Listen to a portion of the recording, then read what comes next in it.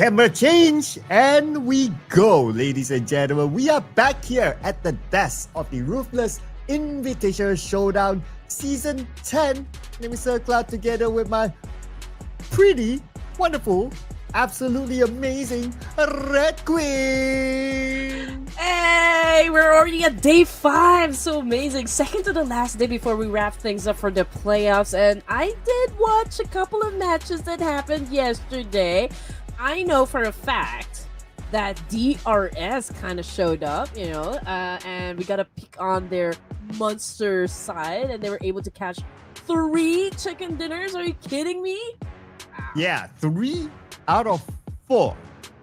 Now, the only way a team that's able to beat that is to score all 4 chicken dinners in the day, because a team will be playing only 4 matches a day during the playoff stages, that is. So let's see if any team will be able to beat that record.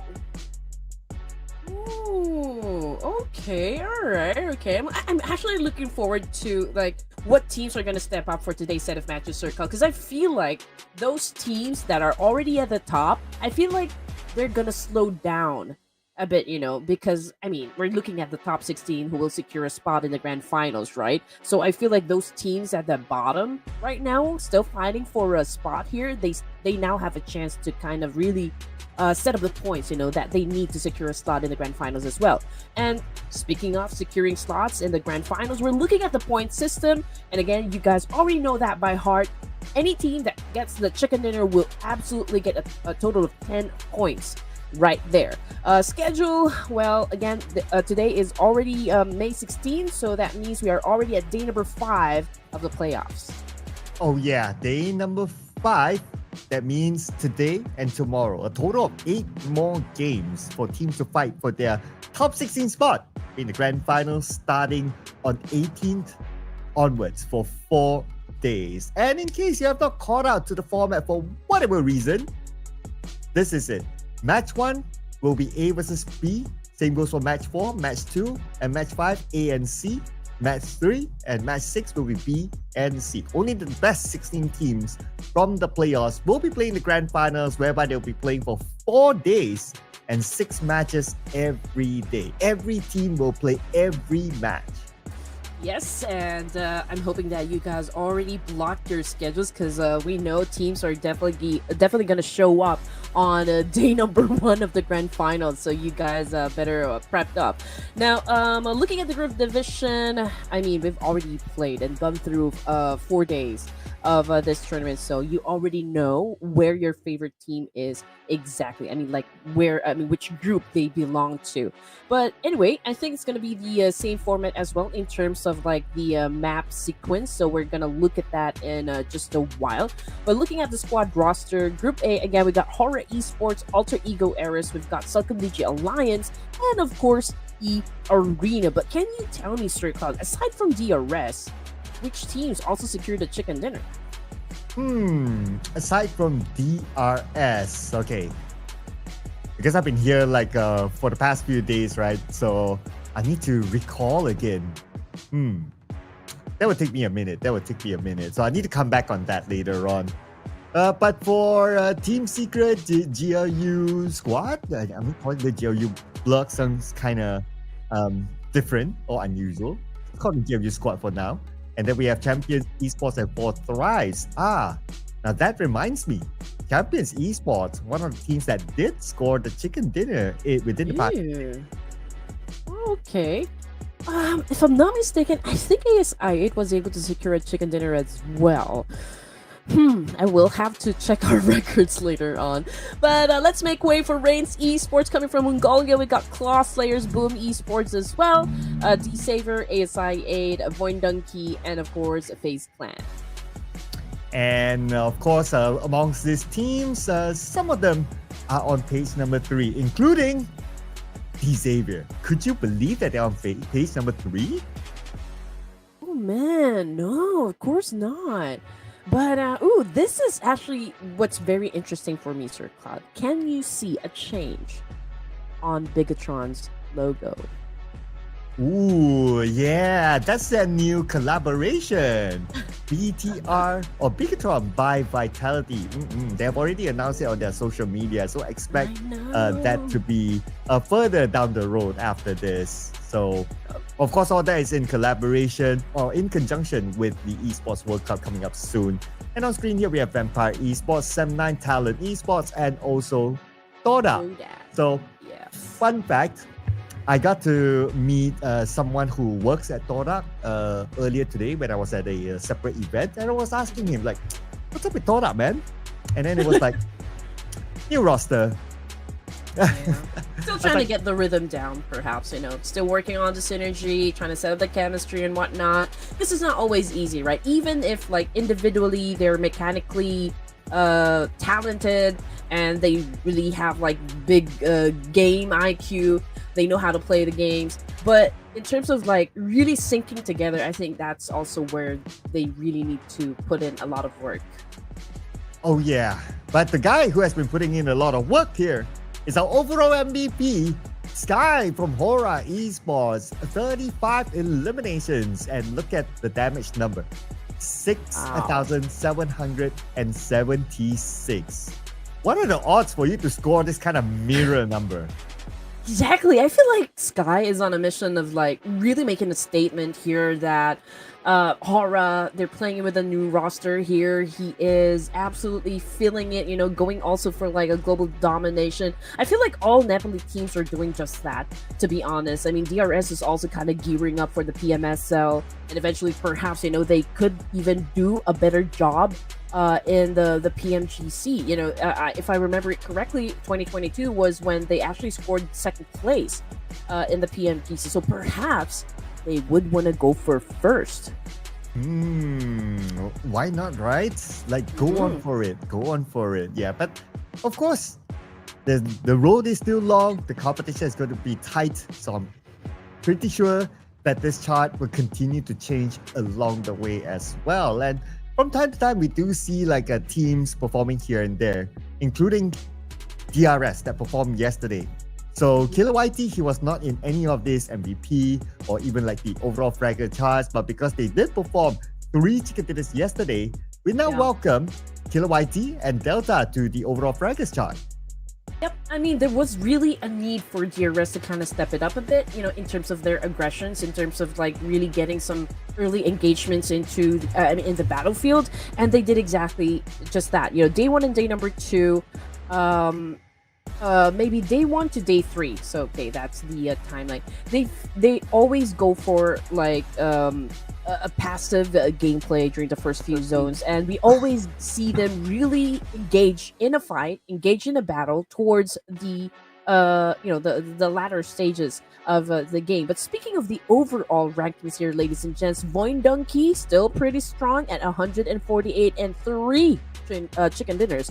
DRS with that massive performance yesterday, they moved up 3 ranks here with a total of 129, also with 3 chicken dinners. We got HORAA with 2, but they did move down 1 rank with 128 here, and then CelcomDigi Alliance with 3 as well, and already at 118. Yeah, and the team that has no chicken dinner but no problem to be on page 1 is for Thrives. Interesting. All of them scored more than 100 points, and with 2 more days to go, I'm pretty sure that we'll get to see them in the grand final. So honestly, since our objective is only to secure the top 16 as of now, I'm not too worried about teams on page 1, but teams on page 2, this is where it will start to be tight. So especially for those teams that still has a double digit, right? Like eArena, Team Secret, VOIN Esports, and so on and so forth. We're about to see how far the gap is between them and also the drop when we switch over to page number 3 next. Exactly. Just like what I said a while ago, I feel like those teams that are already feeling confident, that they're not going to be pushed down, like really at the bottom of the page here, I feel like they're already steady. So I feel like they're going to slow down for the set of matches we have for today, but it's going to be a different gameplay for those teams that are at the bottom. So perhaps we will see a lot of resurgence happen coming from the teams that are still at the bottom here. So that's what kind of gameplay we expect, from them. And looking at like page number 3, the page that nobody wants to be in. The Savior is currently at 17 here, but it's a great improvement because we can see that +1 they moved a rank up with 76 points here. Alter Ego errors dropped. We got REINCE as well, just like what you mentioned a while ago, Sir Cloud. I mean, cannot even believe the fact that REINCE is actually part of the 3rd page, but then this could be part of an even bigger gameplay because again, we don't know. We are at the mercy of the teams here. We don't know exactly if they're gonna show up for this types of tournaments, but perhaps they're just gonna work enough points, get enough momentum just so they can secure a slot in the grand finals. Yeah, maybe it's just that, right? Because it doesn't matter whether you're number 1 or whether you're number 16, you still secure that slot into the grand finals. Well, maybe a little bit in terms of flexing your muscles or walking in with the red carpet with the cameras around you and the crowd shouting. But other than that, yeah, it's still the same ticket into the grand finals. And the grand finals is where they will truly duke it out for sure. But throughout today and tomorrow, it's all about securing that slot. And they will secure that slot along the way by playing these matches. We're going to swap between Erangel and Miramar. And while we do that, we're also going to swap the groups. For the first match, we're going to put focus onto Group A and B.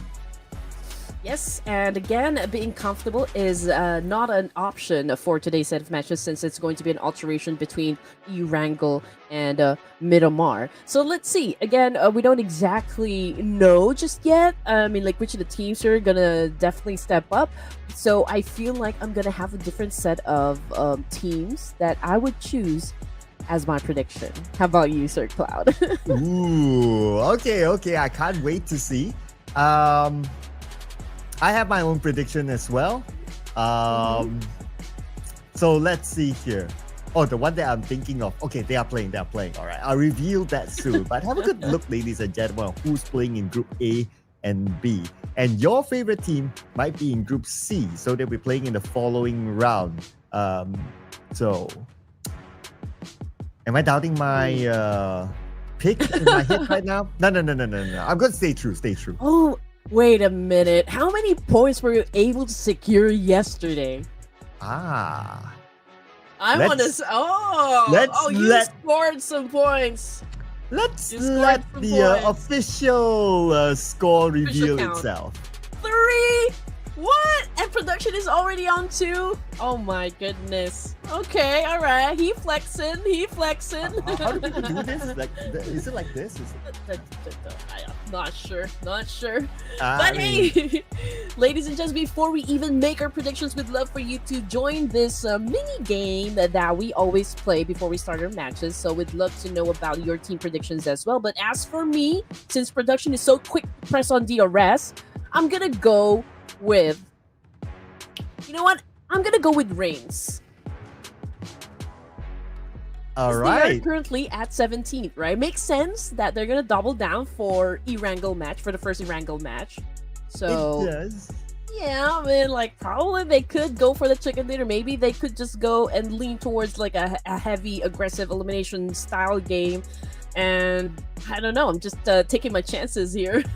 I mean, it does. They did score a chicken dinner in Erangel during the very first game of this tournament, right? So the stats don't lie.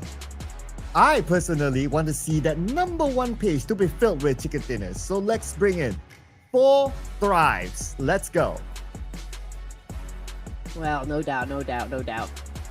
I mean, they started off really strong during day number 1, and again, they're sitting comfortably in the leaderboards as well. So I feel like they're not threatened at all at getting, getting pushed down in the ranks. And whatever happens, for Thrives, definitely they're gonna secure a slot in the grand finals. They're definitely gonna be playing there. So yeah, I don't really feel that there's any pressure for the side of for Thrives, but for REINCE, it's gonna be a different thing. It is gonna be a different thing. Yeah. I mean, like for 4 Thrives, no pressure for them. So not gonna lie there. I just wanted them to feel that spot, that chicken dinner spot, since they're on page number 1. Without it, you don't want them to be lonely up there. Join the club. But yeah, REINCE definitely needs it more. And there are also a good amount of teams at pace number 3 that needs it more as well. So the competition might be really tight, but it's REINCE Esports that we're talking about, right? How can we doubt this team? Yeah, definitely. But of course, if we're just gonna talk about those teams that have really set the numbers onto the leaderboard, from day 1 to day number 4, because I did kind of go through all of the points so far, from across all matches here, and I can say that CelcomDigi Alliance also one of the teams that I can say most stable in terms of getting the eliminations and placement points. They're not so aggressive, I guess, like so much on getting the chicken dinner, but then again, Celcom, I feel like they're more keen on playing the long game instead of the overly aggressive game. I mean, that's just my take. And if we want to talk about like objectively, they're kind of comfortable as well currently when it comes to collecting points, so they can afford to chill. Now, will DRS be chilling or not? Because production obviously picked them. So that's going to be something that we want to see as well, because they had an explosive performance yesterday. So I wonder, are they feeling like it today too? Probably maybe they're in the mood still, because yesterday was probably their best day, in the playoffs, I can say. They really popped off. So maybe they will continue on with that kind of momentum, back into the matches that we're going to play for this evening. But also, you know what? I would love to bring this into the table, because we also have to like shine the spotlight to other teams like GLU and Champions Esports, because these two teams, what they need to do, honestly, in terms of like how they approach all the games here, so Cloud, I feel like they just need to refine their rotations and probably avoid risky engagements, because that's where the problem starts, for these two amazing teams. I mean, they're so good, I can say, in engagements, but then again, something kind of drops, mid-game, and but I can definitely say that these two teams are kind of our dark horses in the playoffs. Yeah, so who knows? We like to always see a Cinderella story, right? Yeah, give us some drama, especially the drama to the very last game of tomorrow. We don't want it to be like, oh, last game tomorrow, it doesn't really matter. Like the top 16 is locked in, the points difference is just too far for anyone else to catch up. No. We don't want any of that. We want as many teams as possible to be quote unquote struggling to survive the top 16. That will make our show really fun. Oh yeah, I mean, I always look at those 1v1s, the clutch plays, because again, we don't always know if teams are really gonna show what they can do in the games, like in the battlefields. So I one of the things that I look forward to in competitions just like this, or in Ruthless basically, are those 1v1s, the clutches, the 1v3 situation, and just the miraculous gameplay, so to speak. So that's actually what keeps us at the edge of the seat. Oh yeah, those moments as well, right? The clutches, or the unexpected, the surprises, the solo chicken dinner. And that was done by Killer YT yesterday in one of the matches. He did a solo run. So there were like two other teams in front of him. It was VOIN Donkey and CelcomDigi Alliance when it was like 3v2. And then he showed up from behind. Basically, long story short, he wiped out two teams, and then he scored the chicken dinner for DRS. So that was crazy. If any one of you missed that moment, it's worth a rewind. Check out yesterday's game, and I believe it was the first game yesterday. That chicken dinner is worth a rewatch. I'm part of those people who missed to see what happened, like with that kind of gameplay. Ooh, Killer YT. Okay, I mean, this guy has been around in the community for quite some time, I can say. I'm seeing a lot of posts about Killer YT, about being one of the pillars, in the Nepali community, being one of the standards when it comes to like who they want to become in the pro scene, And there were a lot of players that have already been compared to Killer YT, but the fact of the matter is he is still here competing, and he is about to go for global domination once again, because they qualified. After that massive gameplay from PMNC, they are headed to PMSL. Yeah, I mean, if you are being compared to Killer YT, there are two ways to look at it, right? Like it's an honor to be compared to Killer YT, and for Killer YT, it's like, oh, it's an honor that people are comparing themselves with me. You know, you gotta think about it. It's like it kind of like solidifies his legendary status. I mean, he did a good job. You know, the fact that he is able to inspire a lot of young PUBG players, and I think it's a great thing. You know, it is kind of an assurance that this industry will continue on, you know, in the future. It's like a bright future for us, not just for the players, but for the casters as well. Yeah, I like it when you say that there's some emphasis on young and upcoming newer players as well, because we're part of that group. The official format this year, there is a lot of opportunity for community teams, younger players to play, especially with the introduction of a PMNC everywhere. Yeah, that allows these teams a chance to get into the pro scene. And who knows, from the pro scene, we get to see them here in the Ruthless Invitational Showdown as well. So really got to give it to Pubg Mobile Esports for listening to the community, hearing the feedback, and allowing this pathway for all these up and coming community teams to try their best. And I'm not saying try their luck, because it's all about skill. Try their best to be a pro. I mean, luck is a factor, but it just like a minimal thing. It'll still be about like talent and of course your skills and your commitment to this whole thing. But you know what? Since you brought it up, Sir Cloud, and I think we are already doing a podcast here. Great to have you guys on our first episode here on Ruthless. No, just kidding. But I mean, it's a great thing to be kind of united, you know, when it comes to our favorite game, PUBG. I mean, this is basically where I met you. Imagine that. We build connections and everything just through a game. Wow. So we can do an episode of not How I Met Your Mother, but How I Met Red Queen. How I Met My Co-Caster. Hey! Wow, hon. Hey! So let's meet back in Erangel as game number 1 with a flight path from the southern side to the north. And yesterday we had like what? 1 meter base circle, and it was pretty fun. And again, we want the circle to go south because we want things to get harder, you know, for the teams, not for the casters. But we're looking at the top players so far from day 1 to day. Let's include. Okay, let's not include for today's set of matches just yet. So day 1 to day 4, we're looking at the player who has the most headshots, most knockouts. So far, I can only see Sky here of HORAA Esports topping the charts, and with the highest damage. Okay, 6,776. That is quite high, but Killer Whitey is just kind of tailing behind Sky of HORAA Esports. You know, Sky, he makes the graphic designer's job easy. Like, they don't need to change his picture. Like, just remain his picture there and just change everyone else. At least part of the job done. No harm there. But okay, so map feed, ladies and gents. So we got one team already dropped in the military base. That would be the boys of Claw. And as for everyone else, they are going to take a spot, take a territory down in the main peninsula. But just look at the main circle here, or the initial circle rather. It had favored the north side of Erangel, and I believe we do have a little water there. Yeah, I'll take that. I'll take anything that has water in it as of now. I'll take this first look.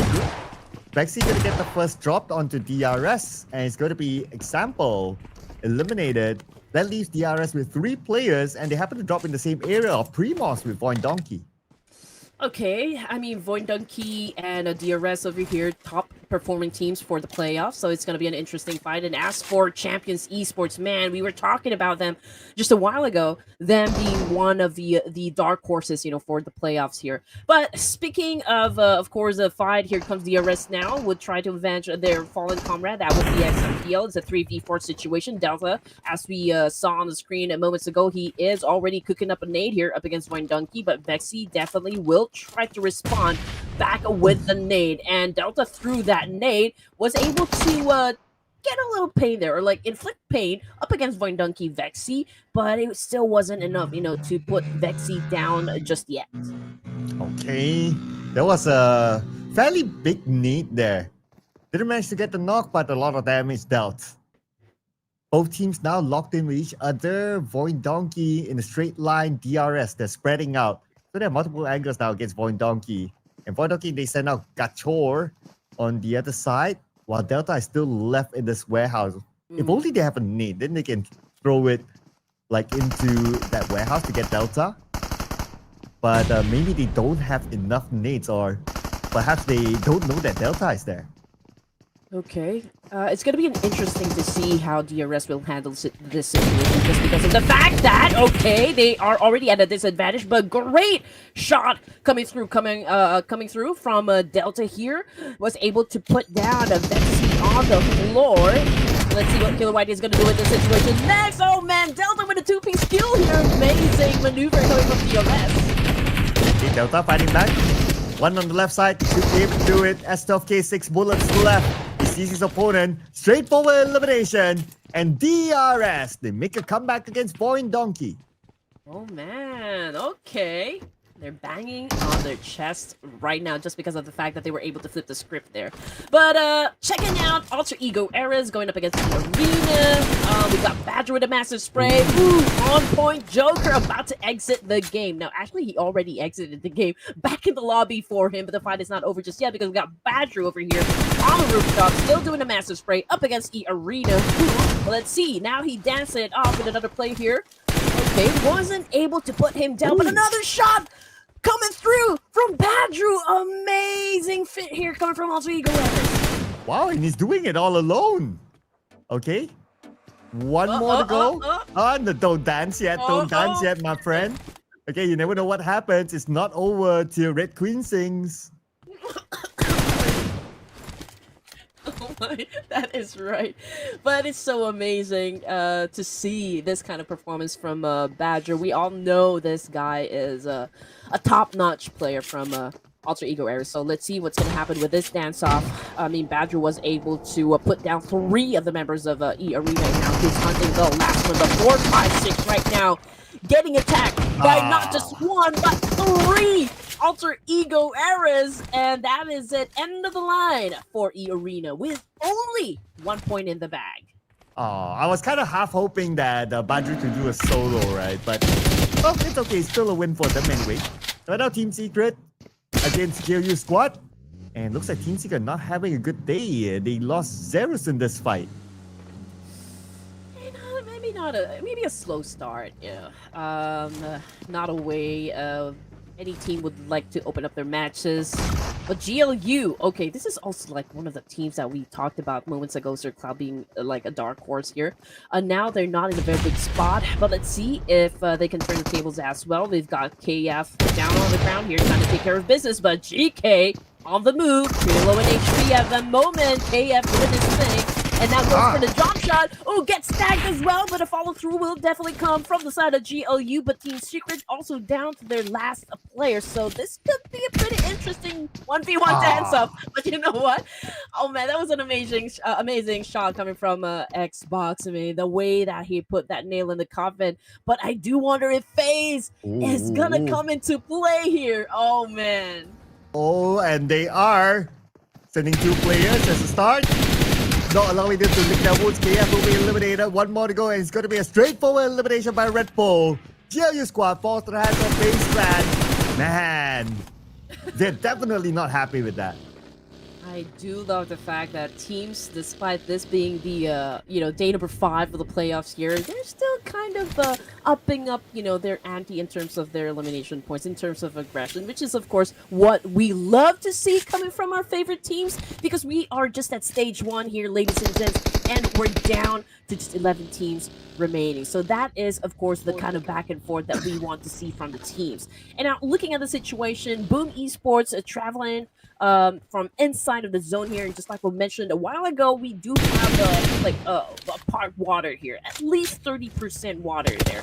So the land space that we have isn't that much, for the teams here. So we do expect the circle to be a little crowded and some fights to definitely happen. And hopefully the circle pulls all the way up. And it will be really interesting for all these teams. And of course, entertaining for us.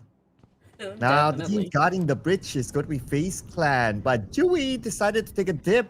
He's cutting across the river. He's going the opposite side.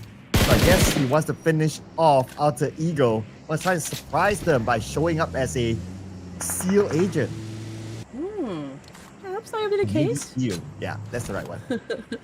But Badger flexing his 4-point kill there all by himself. That all came from, I feel like, eArena.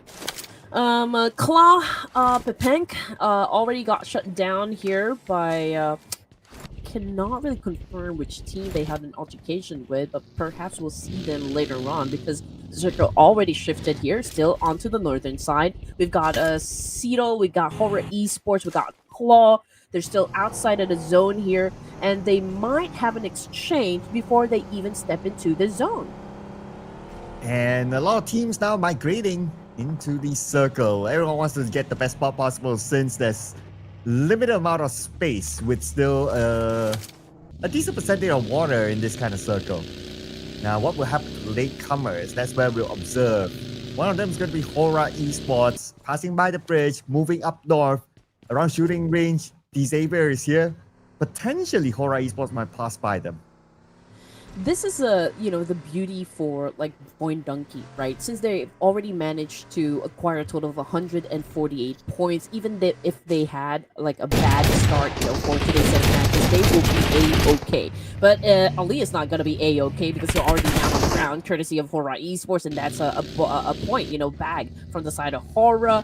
Leo again already out, so 3 more players on the side of Cedo here. Kasim with a massive spray. Wow, from that angle, from that range, he was able to put Sleepy down. Ooh, and do they want to go for it? Okay, Adelu is actually heading that way, and he will charge in. Okay, here comes a Supreme. Oh, Supreme? Does have Iftar though. 1v1 in this building with the DBS in hand. While Iftar, he does have an S12K. So at least it's quite a match of weapons here between the two players. Iftar tries to approach, tries to close the gap, while Supreme lots of short range lead towards the right, but Iftar is not there. Anyway, Ooh. Iftar receives damage from the back and from the front. It's going to be Supreme finishing it off. Supreme! Okay, great third party thing, for this HORAA Esports. It comes, hey look!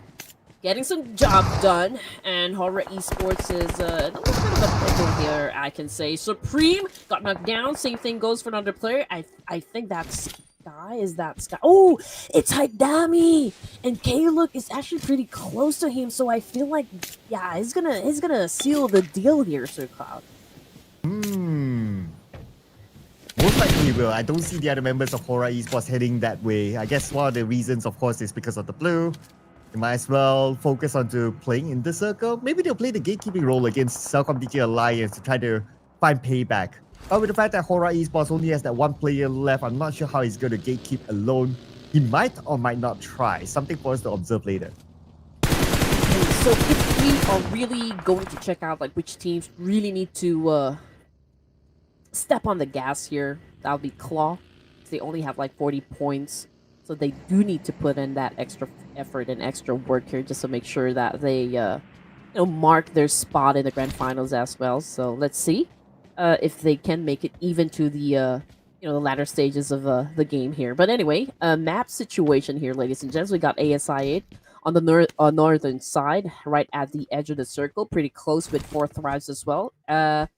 Perhaps those two teams that we just mentioned could probably engage later on. I mean, considering the proximity that they have between one another, a cleanup definitely might happen between those two teams that we just mentioned. And as for also Ecowares, man, they are pretty strong, pretty confident.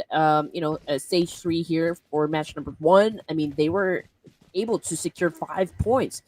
And I feel like they are not really feeling the pressure just yet to move forward. So I think they're going to take their time for now. And circle centered around the high ground of shooting range. That's going to be a very interesting spot. VOIN Esports, they are here. They are in the middle of the circle. It's a matter of defending their ground. And the shooting range high ground is all about who gets the high ground. They will have the advantage. But of course, we're only at stage 3, so the circle could still move away. Something for us to observe. We're back onto looking at what Badru is doing right now. This time against FaZe Clan, but without the circle. Yeah. It's so amazing what FaZe did as well. You know, if I remember completely, day number 1, Sir Cloud, they were the only team that wasn't able to score any points. Or like maybe just 1 point after 6 matches. 4 matches, technically. Yeah. That was like earlier this week. And then they slowly rose up. And now they have like 105 points. So they're showing the adaptability, perhaps in the lobby. It is also a pretty new roster for them as well. They've been swapping in and out of players. So probably they're also adapting not only to themselves, but also this lobby. And they somehow have found their rhythm. They found their groove. And even in this first match, 2 points collected so far is not too bad. 105, yeah, that is actually big.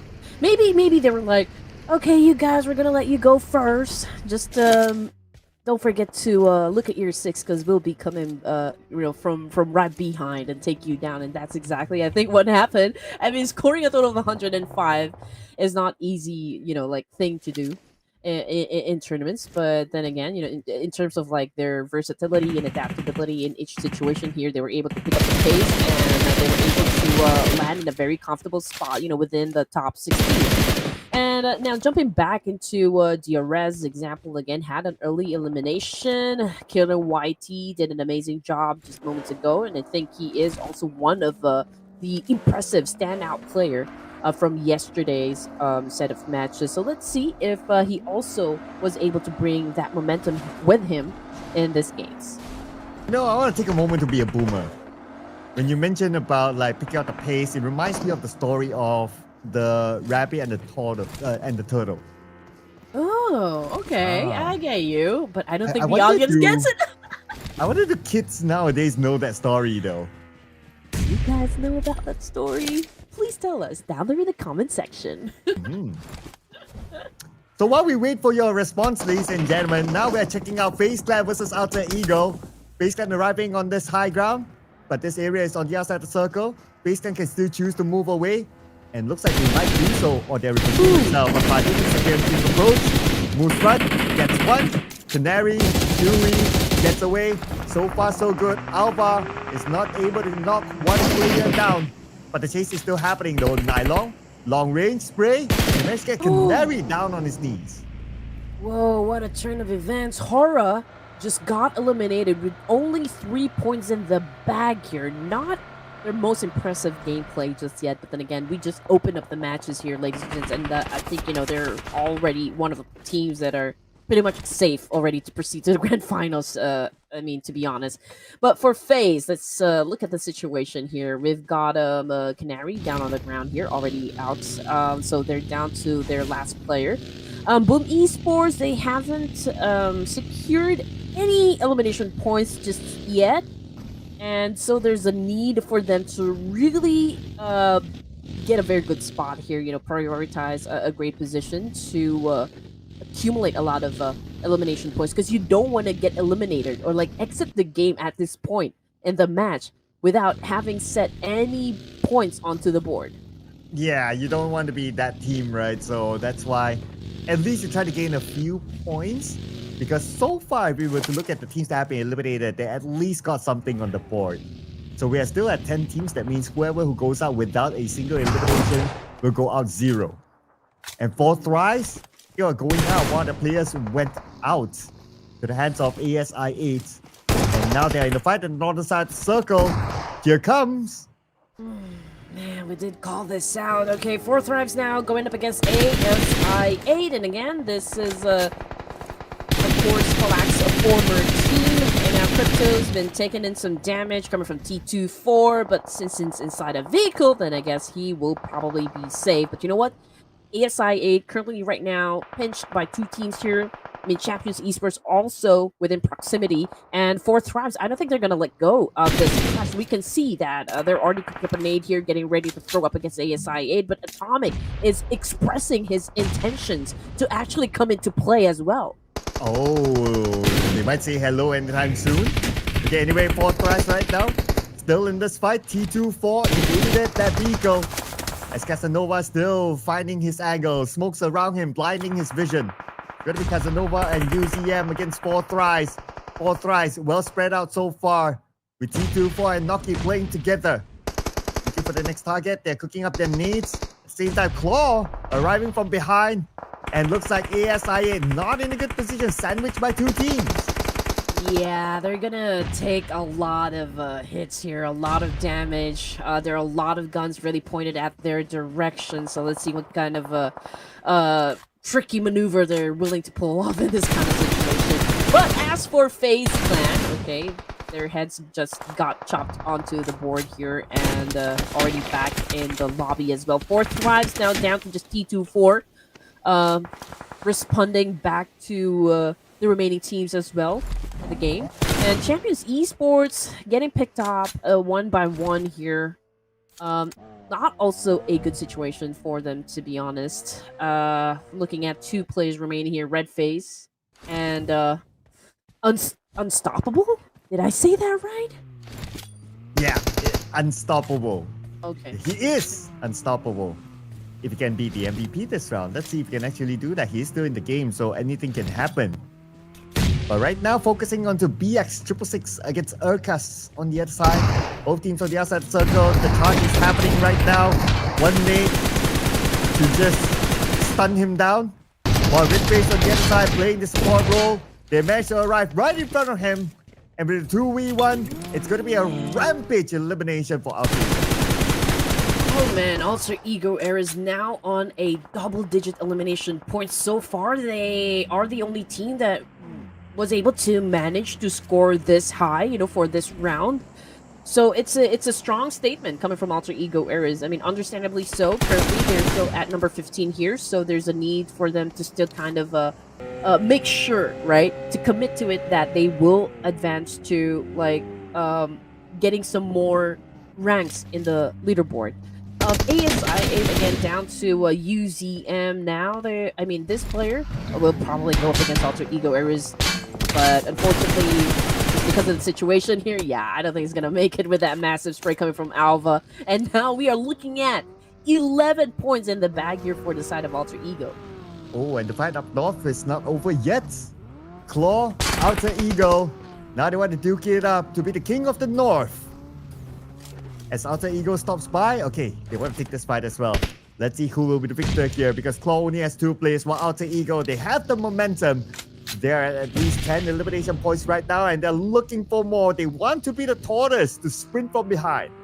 Okay, let's go. Unstoppable Red FaZe. Let's see what you can do in the game here, going up against one of the formidable teams we have in the playoffs. We can see that Nylon is scouting the area. Same thing goes for Badger here, getting some information and really reporting it back to the team here. So X666 knows exactly where to throw the nades here, and Nylon will be joining him in terms of like throwing nades up against Claw. And Red FaZe took a hit. Oh, Red FaZe a little bit low in the HP here, and there you go. Red FaZe now really turns red as he gets shot down to his knees here. Unstoppable. I don't think picking up your team is an option at the moment. And there you go, massive spray. Alter Ego Ares is pretty determined to get the chicken dinner here, obviously with the kind of gameplay that we are seeing from this team today. Wow, but Unstoppable became unstoppable. He managed to slide away. Okay. Let's see how long he can hold on to this. Playing as a single player, now forcing to go out of the zone just to find a spot for him to heal up before maybe coming in later. If he can do so, that is, because Alter Ego is still around the corner. And if he heads straight, it's going to be D Xavier waiting for him next. He's well surrounded by other teams, so even if he's able to heal up, he still needs to fight. And I feel like, okay, so if D Xavier, in that kind of position, they're pretty close in the middle of the zone, so perhaps they are going for zone control, but it could be hard to manage, right? Like if everyone's really surrounding you, I mean, like being in that position is quite risky for the side of a D Xavier. Alter Ego Ares, with this kind of pace, I feel like it's gonna be hard for the other teams to really stop them at this point, just considering the fact that they are on a killing streak as we speak. Nylon obviously needs to heal up a bit before they even get into another fight here. But as for DRS, okay, so formula still works, for DRS. And again, it was an explosive gameplay yesterday, securing a total of 3 chicken dinners out of the 4, just like what Sir Cloud mentioned moments ago. But let's see if they can pull off that kind of gameplay once again back into day number 5.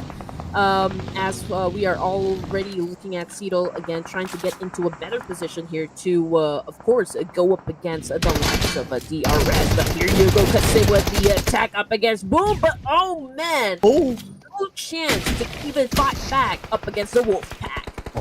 Adilu blinded. If not, he could have rushed in. Anyway, it's now a 3v1 situation. With that amount of HP, he wouldn't be able to tank anymore, and that's going to be an elimination onto him, and also CelcomDigi Alliance out. Yeah. And there goes our music, Sir Cloud!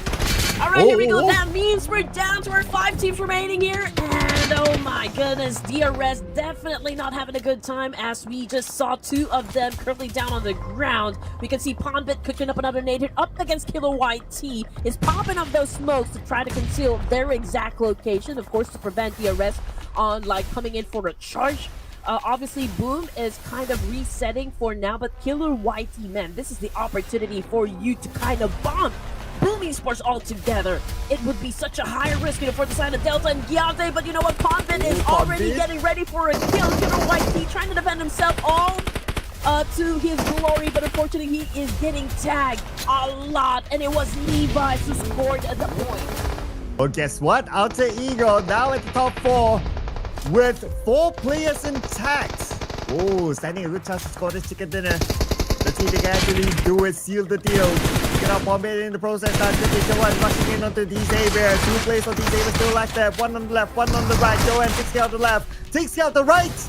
It's 2v1, and he won it against D-Xavier. Man, this is gonna be interesting. Alter Ego Rares being so aggressive right off the bat here, still manages to be a complete squad up until stage 7. So I think, this is going to be a 4v1. Obviously, Unstoppable needs to pray to the PUBG gods that he might be able to at least secure a point before he exits the game. Or perhaps, this could be one of those miraculous gameplay that we do expect to happen inside a battlefield, because, man, you're gonna need all the prayer, in this kind of situation. And looks like his prayers are not answered, unfortunately. And now to Ego. Wow, what a big round this is for them. At some point, they're at page number 3, but now they sprint up to, we don't know, but surely in the top 16. Yeah, they're probably dusting their shoulders, picking themselves up and saying that, even if we are currently at page number 3, it'll still be easy for us to climb up the ranks, even if we only have 2 days left in the playoffs. That's how good we are. Wow, they're carrying the narrative of the rabbit and the tortoise. Now, there are many versions to this, in case some of you are not familiar.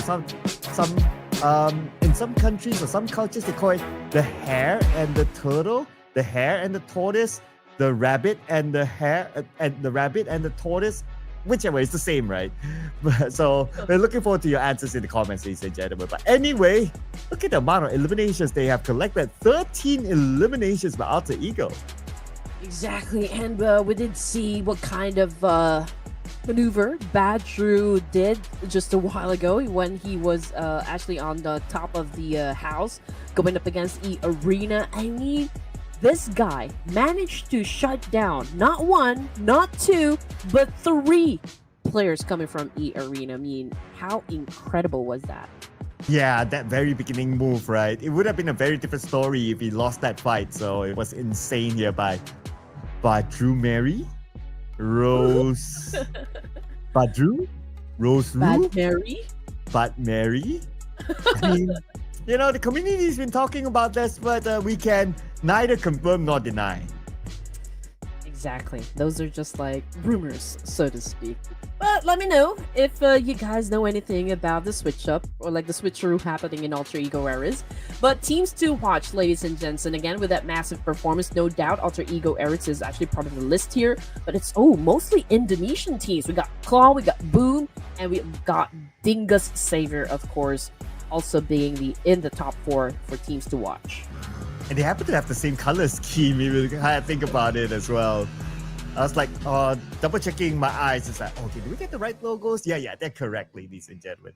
Well, we're going to compare the two Indonesian teams, Alter Ego Aries and Claw Slayers, the number 1 and number 2 team.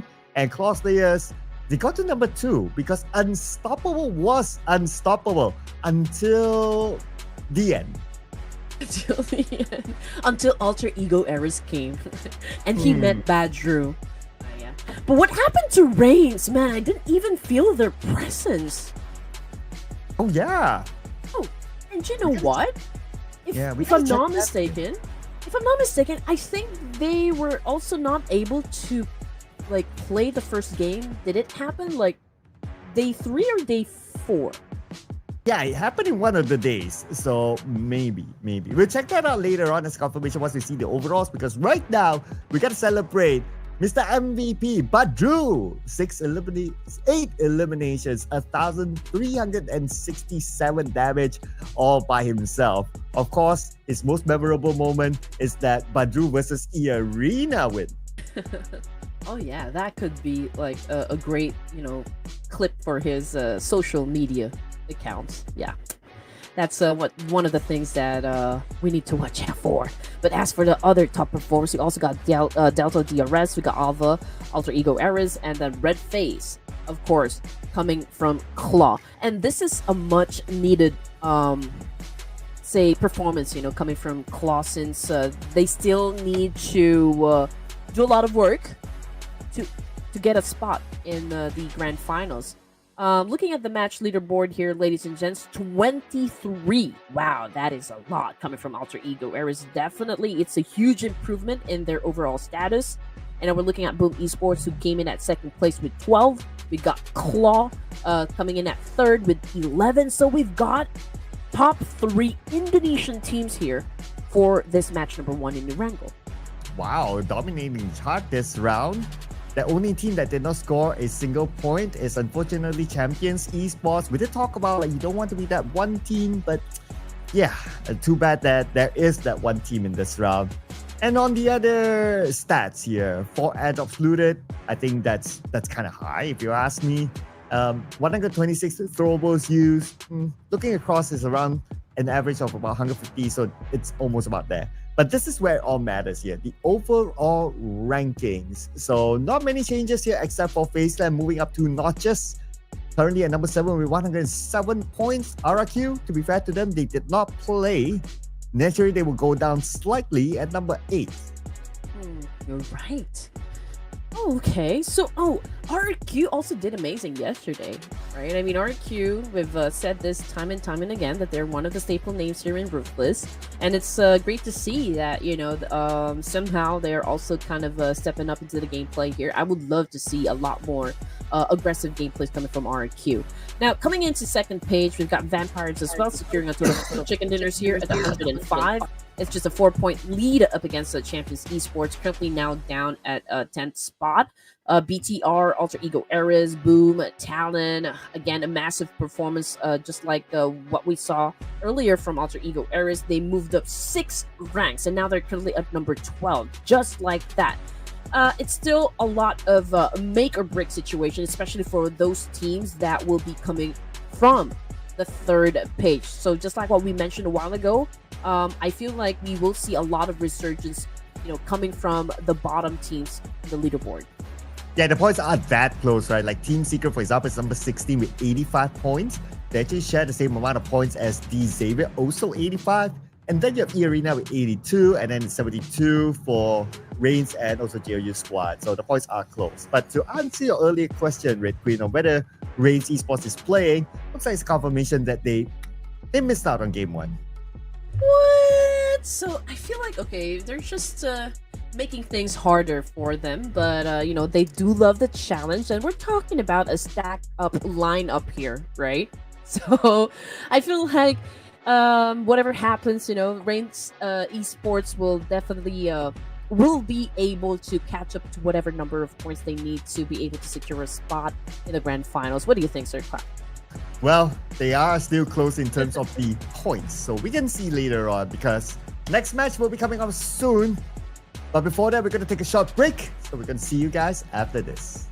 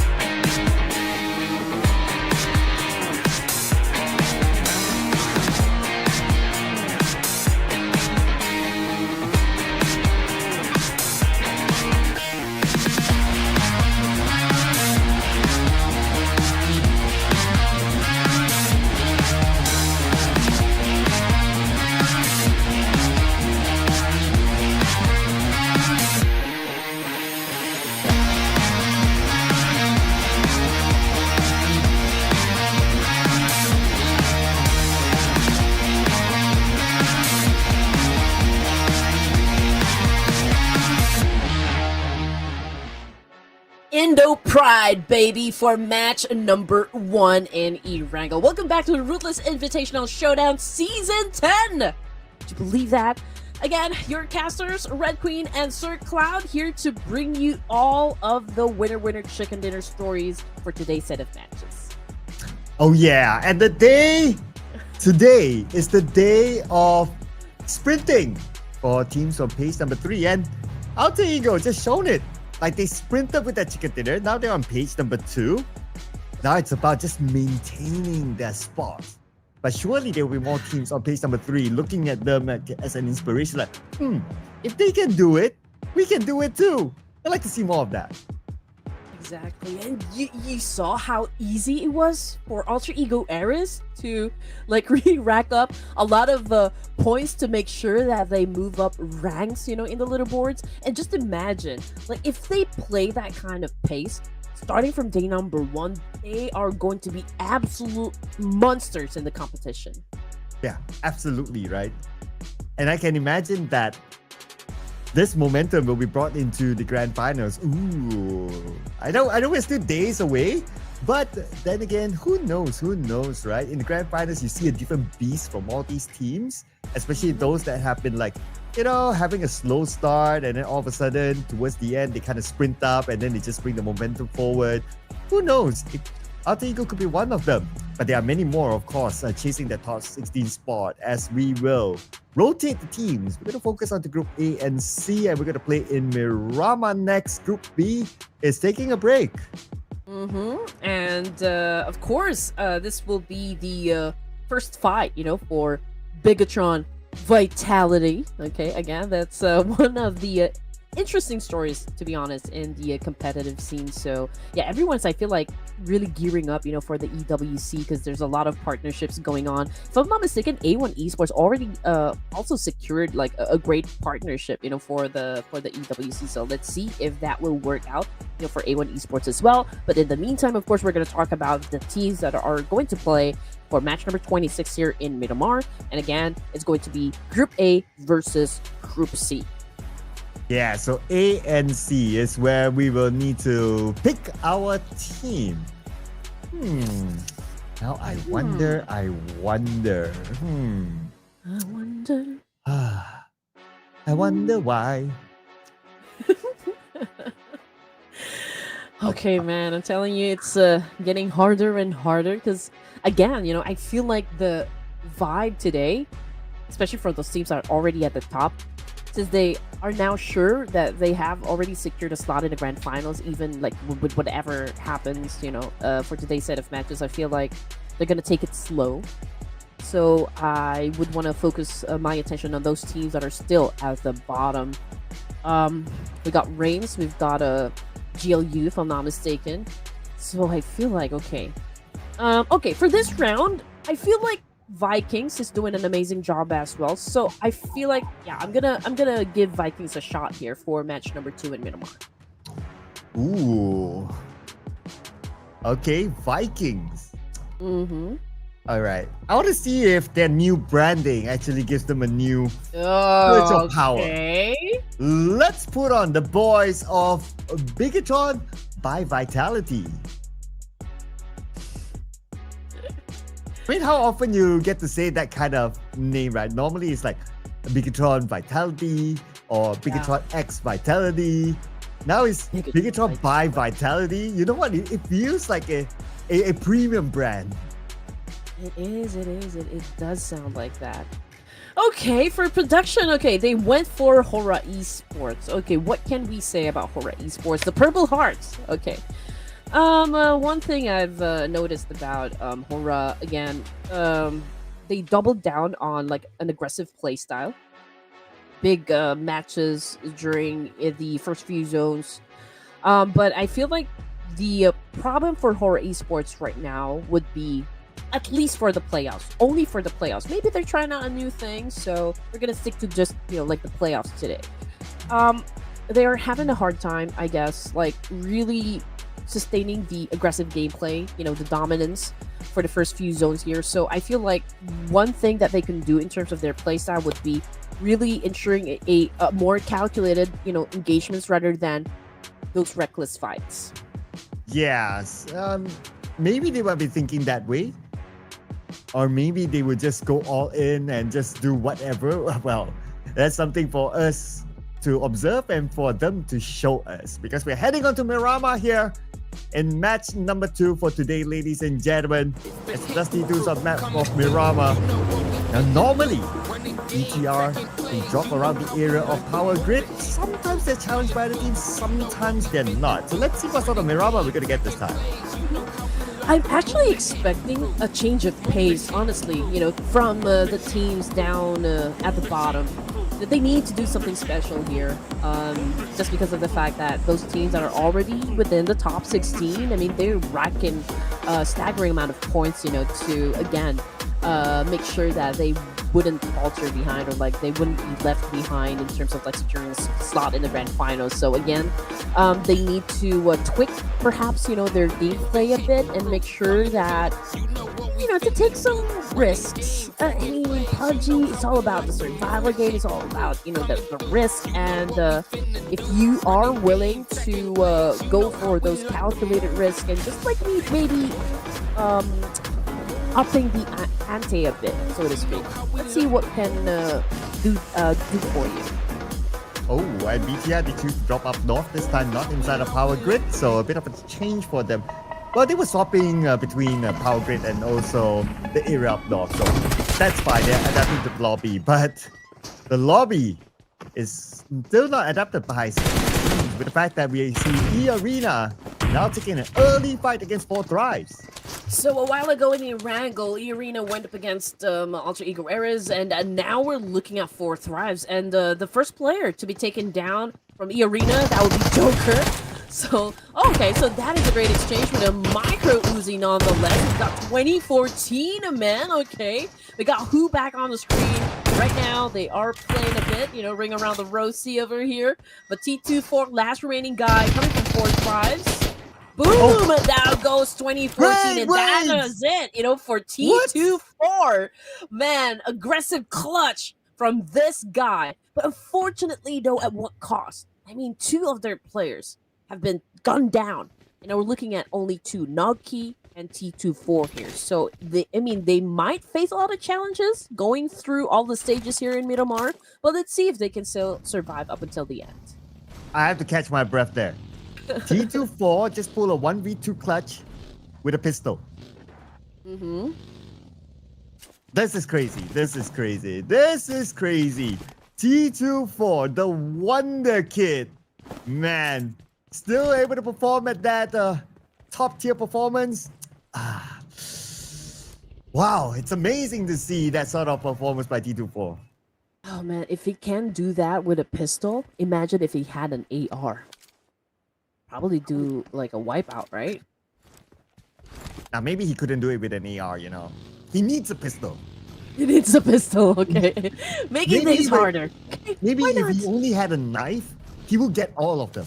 Whoa! Okay, that is some bold statement right there coming from Sir Cloud. But yeah, I mean, I do not doubt you at all. T24 have been really, flexing a lot in the games all throughout the playoff. I mean, he was able to secure the MVP title, with the inside matches. So yeah, I don't doubt it at all. He's such a great addition in 4 Thrives, and I feel like they're going to improve a lot more, as they go through a lot of competitions, a lot of tournaments, and we're looking at a camel here.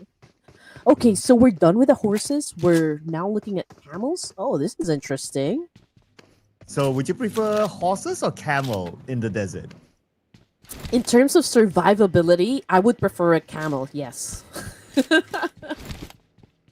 Oh, and there's a fun fact that I've read before about camels in deserts. You can use them to block sandstorm. Let's say if okay, you're in the middle of the desert, you see a sandstorm coming, you sit the camel down, you hide behind the camel. Oh. Yeah. And they're probably that's chill, right? Oh, this is a normal thing here in the desert, human. Okay, stay back. I got you. I gotcha. But don't take my word for it, ladies and gentlemen. It's probably something I read when I was a kid, so it might not be accurate now. So I'm just putting it out there as something I kind of remember. But given the situation, okay, like if you're going for a choice as well, would you go for a horse or a camel in the desert? Ooh. I'll probably go for a horse. Just because I Really? want to get out of there faster. Not like I've Okay. compared before, like who or which animal runs faster, right? So I'm just assuming that horses run faster than a camel. I don't know. Yeah, I mean, do camels even run? I feel like, yeah, I've They seen. do have a camel race, though. Yeah, well, so they do run. And just look at that. You can even dress up your camel here. Look at Trexie. Oh, beautiful. There you go. Very colorful. He stands out in the desert, so hopefully there will be no teams on those mountain ranges because it will be easy for them to take him down at this point. But yeah, I think he's also having a good time here. Yeah, he's just like, went straight, turn back. You know, someone knows that the camera is looking at him. It's like showing off his camel. I mean, that's fine. By now, all these players, they would have like any skin that you can imagine, for sure. Feel free to flex them while we enjoy their skins from whichever era. And I'm pretty sure they do have like some of those borders that are exclusive to pro players as well. Yeah, I guess that's the reason why some of the accounts really is expensive. You know, like whenever I tell it, I tell this certain topic, you know, to friends, they couldn't even believe just how much people spend just to get those exclusive skins, so to speak. Yep, but thanks to that, indirectly, we still have a job. Yeah. Also, thanks to Gamivo, because you can actually purchase discounted UCs, you know, and you might want to check them out. Of course, I feel like the link has already been provided for you down in the description, so just go ahead and click it, and you know, you deserve some shopping to happen. Okay, just go for it. Go crazy. I like the segue though. It was timed perfectly. Did you set it wrong on purpose? Yeah, I set you up. No, I'm just kidding. No, I just remembered. Okay, we need to mention about Gamivo. Yeah. Thank you so much to Gamivo for supporting Ruthless Hype Esports. And by supporting Ruthless Hype Esports, you not only support them, but support all of us within the community for entertainment, for us to enjoy, for the players to train. Thank you again to Gamivo. Without them, we wouldn't be here. Exactly. Just like what you always say, Sir Cloud, support those who support us. Right? And speaking of support, don't forget about your casters, man. We're keeping you guys entertained. We're keeping things hype. And so don't forget to also visit our social media pages. You know, give us a follow, like, and share. As you all know, we've got an author here. Just published a book. So that's Sir Cloud for you. You'll definitely see this guy in a lot of events, pretty sure. And he's even endorsing a lot of brands. The book's been a year old now, so not that new anymore. Yeah, unless I somehow have the time to write a second one, which I don't. So, which I don't. Time is of the essence. Oh man. Okay. Anyway, we've got a lot of teams traveling, okay, from the outskirts inside the circle here. I don't really see any fights that can happen just yet, just because, you know, again, Miramar, everyone's taking their sweet time here. And I mean, who would want to go, you know, for a fight at this, you know, like early in Miramar? So I can see the teams are just really gunning for good positions. Of course, trying to analyze where the circle will land next, and like which teams potentially that they're gonna go up against, you know, in the next few zones. Yeah, a lot of teams managed to make it safely. Since it's a nice circle, right? It's not like one of those tucked at the side circle or all the way down south circle. It's an okay circle. That's why you can see that a lot of teams still have that space to play. Some of them even take like prime positions on top of this hill. And because of that, sometimes teams might want to take that one away. Team Secret, they moved down. Okay, I guess they got bored waiting. They want to clear off all Thrives. Oh no, Zerus with the attack up against Snoke, shutting him down in an escapade. Now they're gunning for T24, man. T24. Yeah, well, that was it for T24 right there. Four Thrives getting eliminated at stage 2. Coming off the kill feed, it's a Tribe Aeromacy going up against HORAA Esports. We've got Sleepy down on the ground, probably already having dreams. Todak as well, players getting picked off by Alter Ego Ares. Oh, man. No elimination yet. There could be a long-range one. Okay, now we have HORAA Esports on screen. Reached by Sky. Here, a lot of damage behind Dami. The moment he arrives, he gets knocked down. As Sky will still be playing the support role from behind. Tribe Aeromacy Rig tries to land his shot. Picking up this one nade, but he's being shot from perhaps behind.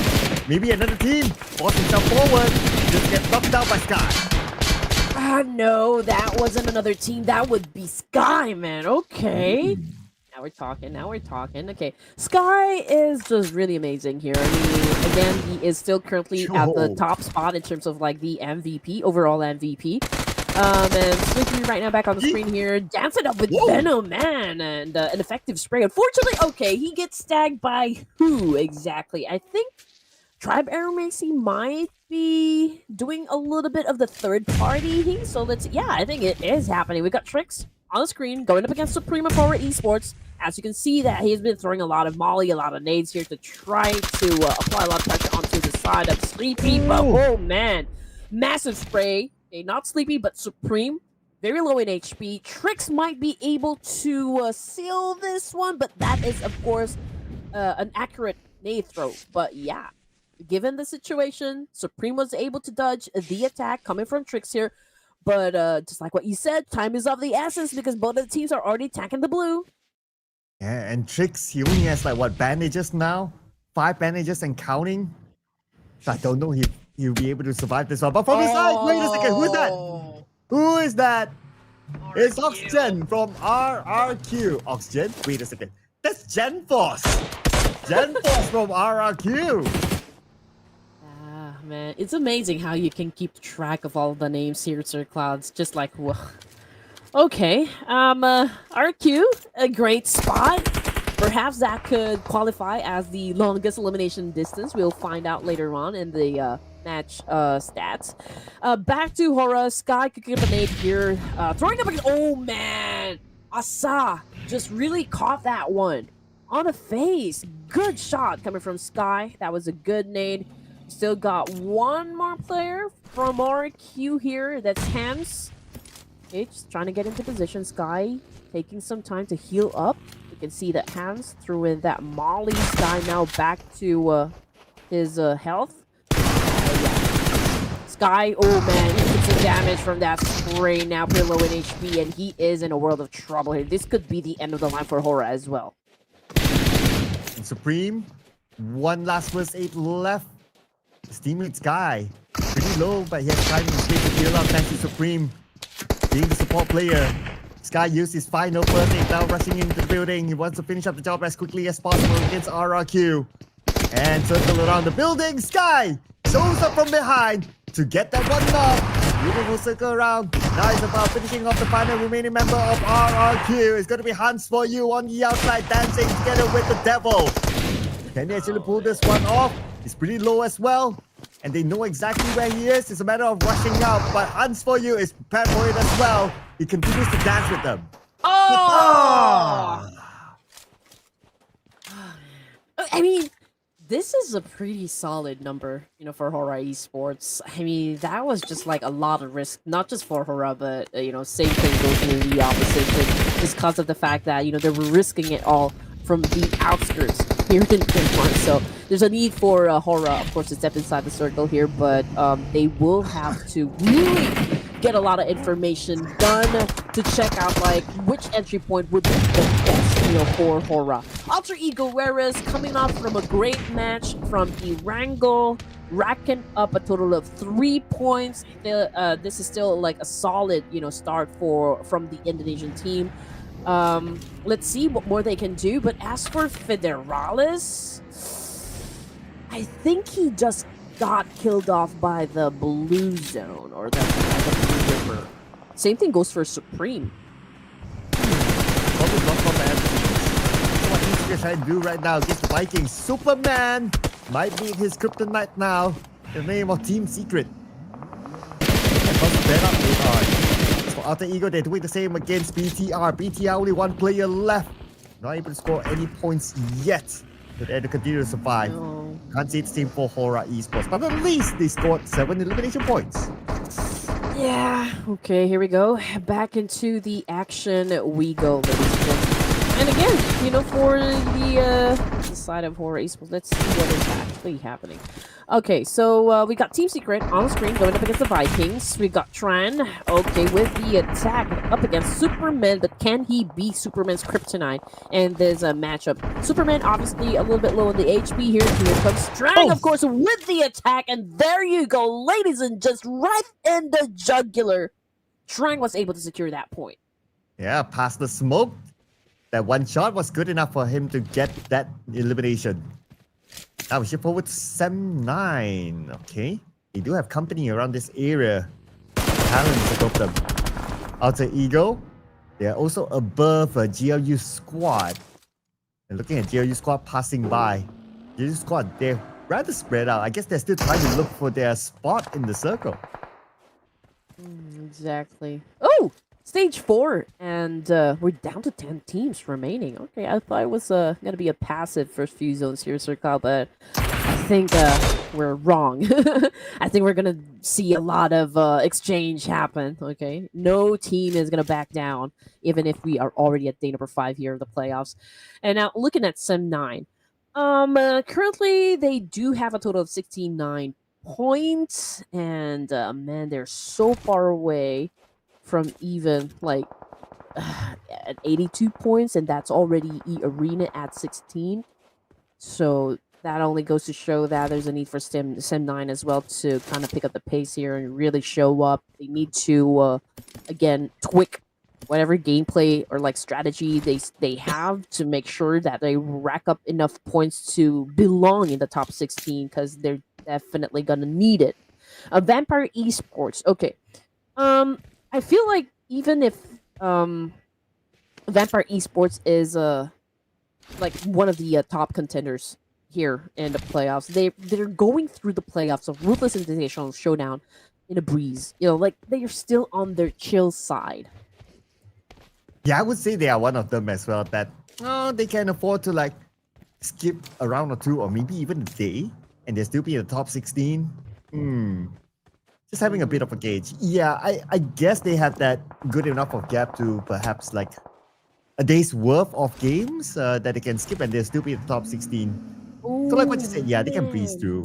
And this circle will also allow them to somewhat breeze through as well, except for the fact that Todak is in front of them. But other than that, you know, they're not far from the circle. They have Tony K inside and not many other teams up there. Okay, as for Cedo, I feel like since they are gonna come from you know, the south part, and they will have to deal with the 2 teams before they can even step into the zone. They will have to go like with the brute force here just to make their way. So it's definitely gonna be hard for them. There's gonna be pressure onto their side to make it through. But of course, you need to do what you need to do. You came here to play, and that's exactly what you need to be able to make sure that you survive up until the end. 10 teams remaining, still at stage 5 here. Vampire Esports, close to the edge of the circle.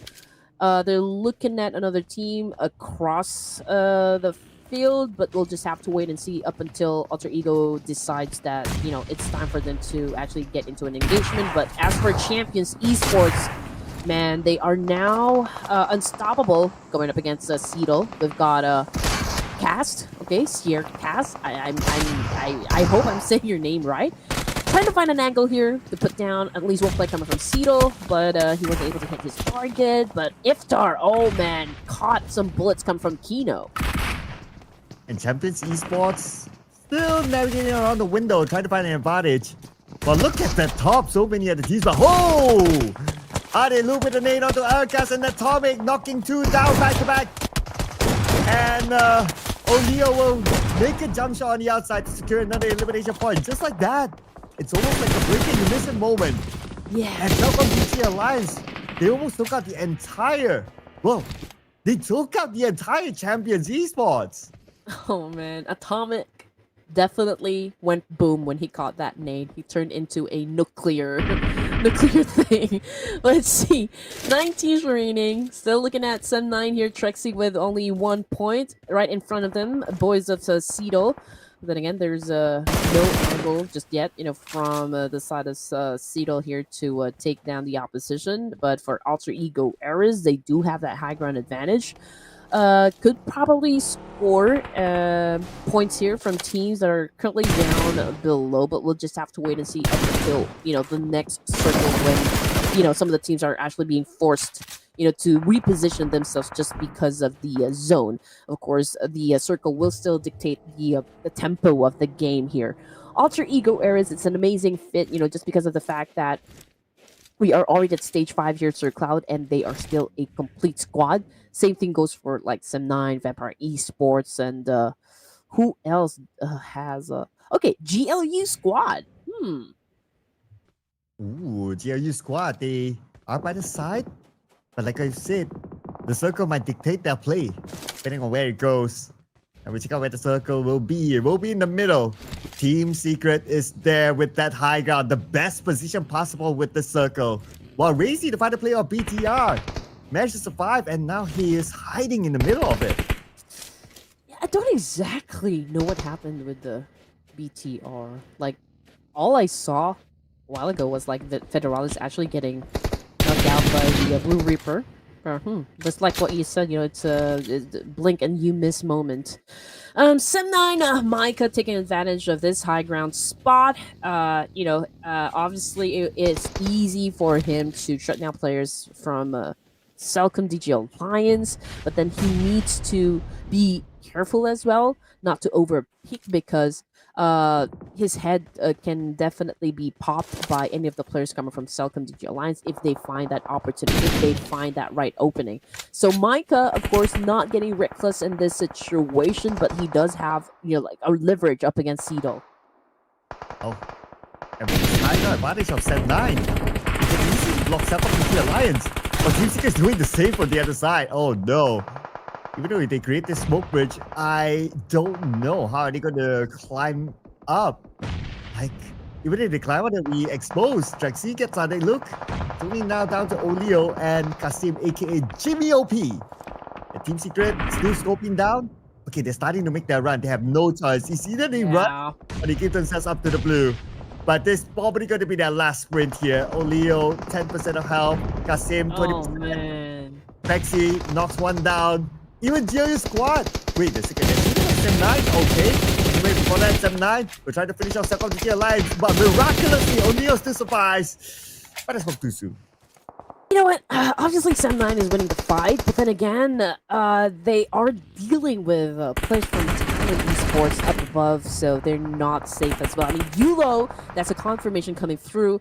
Out of the game from the kill feed, it's zeros as well from Team Secret. They're taking them down, yeah, they're having a fight here, having an altercation up against Vampire Esports. We got Schweppes pulling at that nade. We got Typhoon back on the screen here, and just really unleashing havoc onto the opposition side. The Trexie getting some damage from Newsy. Again, we are seeing a lot of back and forth situation now from the 8 teams remaining for stage 6. Down onto Todak. While Team Secret, they had this hilltop for quite a while now. At last we checked, they were quite spread out. Anyway, Badru, gets a double knockdown with a single nade onto GLU Squad. Okay, could it be on a roll again? Because Alter Ego, they still have a full team. I know! And if Alter Ego Eras really is in the mood to score a lot of points, man, they are unstoppable. I mean, they're really wrecking balls here.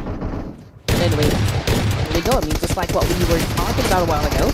Oh, Night Long, man, just took a big hit on the face here, and it's not looking too good for the side of Alter Ego Eras as well. But then again, GLU also down to their last player and just Badru annihilating the remaining players of GLU. Now looking at the 5 elements set up by Alter Ego Eras, but they need to survive that clash up against GLU to make it to the latter stages of the game. And they will have to manage 2 teams here because Team Secret is definitely capitalizing on this situation. But Drew came in like a wrecking ball. And now, Team Secret, they still hold pole position. If you can't think about it, like this high ground is so precious. You can even see Alter Ego from the side, and that's enough bullets from Typhoon. Just enough before he needs to reload to catch by the player Alter Ego. But for Team Secret, Zerus behind, his VC's down. Here comes Vampire Esports. Oh man, it was Todak. He finally, it's been a long time coming, you know, for the side of Todak. They need a lot of points. They need a miracle run going through the matches that we have for tonight. So I'm gonna give it to Todak. They need those points. But as for Vampire, Tony K putting down another player from the kill feed. It's Talon as well, shutting down GLU. But Typhoon, okay, just really making it hard for that team down or like at the foot of the mountain. That would be Talon Esports. But then again, you know, we're looking at a solid 5 elimination points from Talon. Todak coming into play as well. We got Brian cooking up a nade here, and there's a need for Talon Esports to really find a very good spot here because where they will be coming from, it's gonna be an awkward spot. Ooh, I'm wondering if Todak could be that team. Okay, not gonna jinx it. Okay, they do need a lot of points, like what you said. They have to start it off right now. But Trexy will be ending his journey this round, leaving 7-9, number 6, 5 elimination points. We are down to the top 5 teams. We have Vampire Esports, only team with full squad, going up against Todak with 3, Talon with 3, Team Secret 2, VTR 1, SGK with a high ground. We try to stop Vampire Esports, managed to get a knockdown on the Tony K, but he does not have that angle to finish him off. I know, but yeah, Vampire's obviously running out of space here, and it's easy for GK to eliminate 2 players here from Vampire, and he did not let that one go. He did everything he can, of course, to seize that opportunity. Right so, because again, this is a game of survival. Talon Esports going up against, the remaining teams as well. Here's the Team Secret. I mean, he who has the high ground will always have the advantage. And again, coming into stage 8 here, okay, they will have to utilize this spot as much as possible because we don't even know what's going to happen the moment that we step in stage 9 here, since everything will be devoured by the blue zone and it might be hard for them to descend. Yeah, then we'll see how much space do they have at the time. We'll see Vexel is able to survive this one against Todak. Todak 3v1. And Todak with the numbers will overcome Axel, taking him out. Now we have 4 teams left, including Todak, with now the most players in the game. Ooh, okay. Vampire Esports got eliminated with 4, but I think they've managed to acquire an okay number in terms of placement points, so I think they're going to be safe. But as for Todak, okay, this might be their moment to shine. A big chance to score the chicken dinner here just because of the number advantage up against Bigetron and, of course, Team Secret. Again, what we're waiting to happen on the side of Todak Esports is for them to actually play this right, execute the plan right here. Because, well, a lot of things can still happen, even if we are already at stage 8, and even if we are only looking at 3 teams remaining. I mean, we're still talking about REINCE of BTR, and this guy can be a monster in the battlefield if got pushed in the corner. And there you go, ladies and gents, we're down to a 3v1 situation. REINCE, my man, what are you gonna do? Literally, he's in the corner right now. 1v3. This is Todak's best chance of getting this chicken dinner. But like what you said, it's REINCE we're talking about, and they don't know where REINCE is at. Okay, they're still searching for him.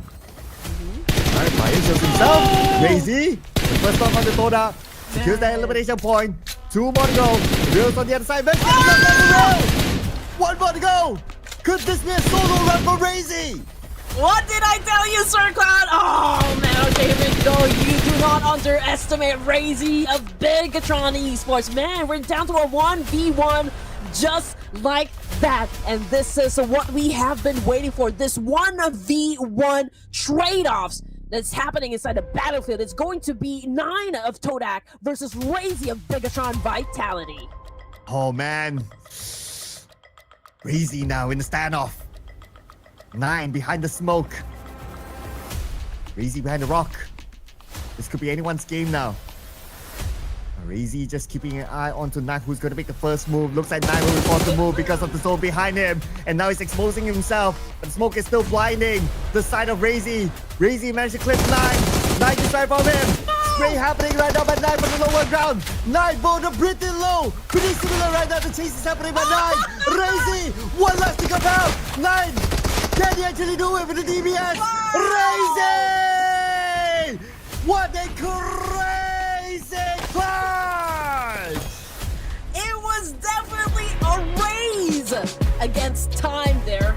But flipping the script, like that up against Todak, man, that was an impeccable gameplay coming from REINCE himself.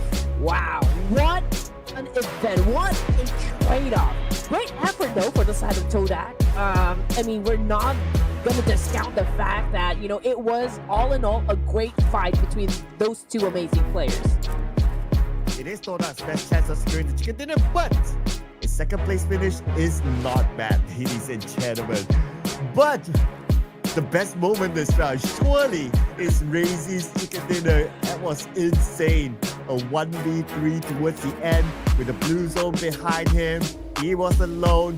He have to move in front, yet take them out one by one. Man. Oh man. And all the eliminations actually came from REINCE. All 3 of them.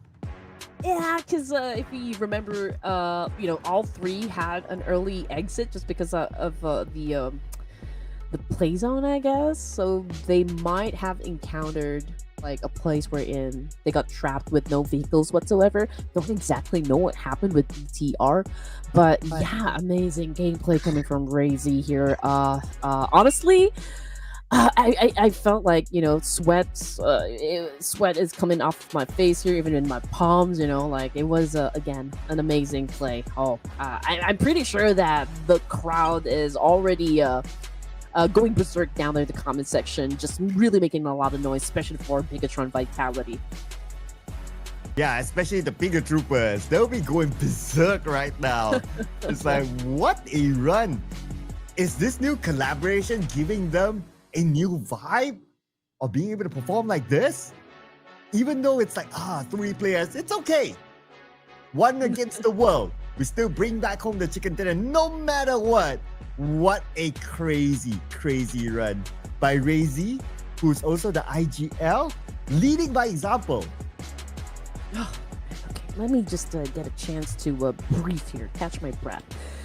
Okay, all right. So for the other teams that did spectacularly well from this match, there's also Team Secret. Of course, there's Todak again, best round ever for Malaysia's Todak, and of course Talon Esports of Indonesia. And again, we got 2 Indonesian teams here in the lineup. So I guess, you know, this is still kind of like hashtag Indo Pride. Oh yeah, and of course the interplay continues here as we compare Badru and REINCE. Oh, more eliminations to REINCE, slightly more damage to Badru, more assists to Badru, but 100% no doubt team contribution to REINCE in this round. He carried the entire BTR by himself. This is BTR by Vitality by REINCE. But our MVP, let's not forget about him. GK from Team Secret, 4 eliminations, 737 damage. I wonder what he must be feeling just a while ago, you know, during that end zone game. It was a 3v1 situation, REINCE of BTR. So I feel like it was like all like pure adrenaline coming off of REINCE there, and he almost like got caught, you know, with bullets coming from a DBS. But we're gonna jump back into that talk because we're gonna shine the spotlight onto the other top performers here. Again, we got Axel of Talon, we got Sky HORAA as well, and then Trexy coming from Sim9. And all from different teams. But the one player that's important for him to maintain his overall MVP is to keep coming up on these sort of charts. Of course, Sky from HORAA Esports still up here, and what differentiates them is not the eliminations. They all scored the same amount of eliminations. It is the damage output. So objectively, if we want to talk about points contributed to the team, then everyone pretty much the same here. So as long as for fans of HORAA Esports, you still see Sky in this top performance, maybe even like MVP, obviously that's an obvious one, then he could still be the overall MVP for today. Could be. I mean, obviously, if they're not gunning for the top spot in the playoffs, perhaps they could snag the overall MVP in the playoffs. Because again, we're probably gonna find out who the tournament MVP at the end of grand finals here. But again, with the match leaderboards here, ladies and gents, BTR 13 points. Okay, Team Secret coming in at second with 12. Todak with 11, so we got 3 teams here scoring a double-digit finish. And as for those teams that needs to pick up the pace, we got RQ and Champions Esports right down there at the bottom. Yeah, and if we were to look at some of these other stats before the overall, one airdrop still looted. Okay, teams still have time. I mean, a lot of these big actions happen towards the second half of the game because everyone's like still playing this very seriously. And I can totally understand that. 169 throwables used, which is pretty much on the average number by now. Now, this is where it all matters. Page 1. So, HORAA Esports, they rise up by 1 placement. Currently at number 2, 138 points, 11 points behind VOIN Donkey. Yeah, okay, alright. This is interesting, again, turn of events. BTR again with just one massive game, and they were able to catapult themselves, moving up 4 ranks here with 112. Vampire with 2, Chicken Dinners moved up 3, and again, this is like the chill side of Vampire Esports. I don't see them getting aggressive just yet. They haven't even turned on their aggression, to be honest, in the playoffs, and they still managed to include themselves in the top 10, so that is just like really pretty amazing to see. And as for the second page, Alter Ego Errors again moved up a rank. Same thing goes for Talon Esports. Team Secret, great performance, coming off of the 16th place. Now they are already at number 14. Ooh, but page 3 people. Okay, these are teams that need to pick it up. So with 7-9 scoring 7 points, they rise up by 2. Okay, edging closer and closer, so that's fine. Some progress is great. Todak with that second place finish, 23, 56 points, still kind of far. So they need to put in a good performance with the remaining games that they have. If not, they might lose out because the gap will obviously be bigger with the fact that teams on top of it can still potentially pick up points. So they themselves will need to pick up more points for them to have a chance to be in the top 16. Yeah, and it's still the same teams that we mentioned earlier that needs to have a better gameplay, a better take on things here. Resurgence, of course, will be coming from the bottom teams. I mean, they need to. They don't have any options. I mean, if they do want to be part of the grand finals, then they will have to do something extraordinary at this point in the competition because we are already the second to the day, last day of the playoffs. But then again, we're going to talk more about what a crazy gameplay that was moments ago, the moment that we come back. So don't go away.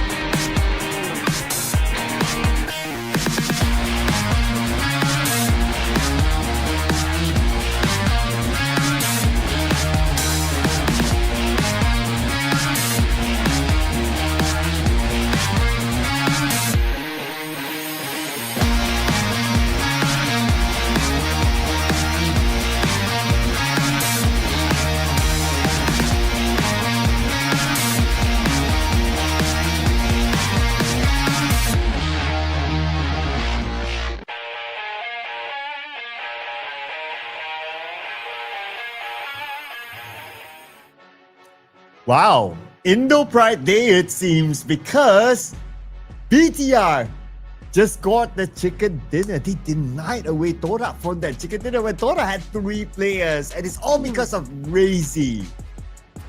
I got something for Razy. Okay. Palms are sweaty. Knees weak, arms are heavy. We got Razy going crazy. Eyes in his veins, baby. Oh, okay. I like that one. I wonder how far were you about to go with that rhyme? I thought you were like going like a whole verse.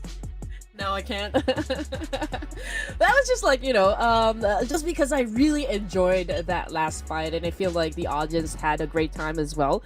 Again, it was a phenomenal performance coming from Razy, and we're looking at the screen here, and just like what you said, it's a Indonesia Day, Indo Pride Day, for the teams that are getting the chicken dinner. So let's see, maybe Indonesia can go for the 3rd chicken dinner for a match number 27 in Erangel. This time is going to be a Group B versus Group C. Ooh, okay.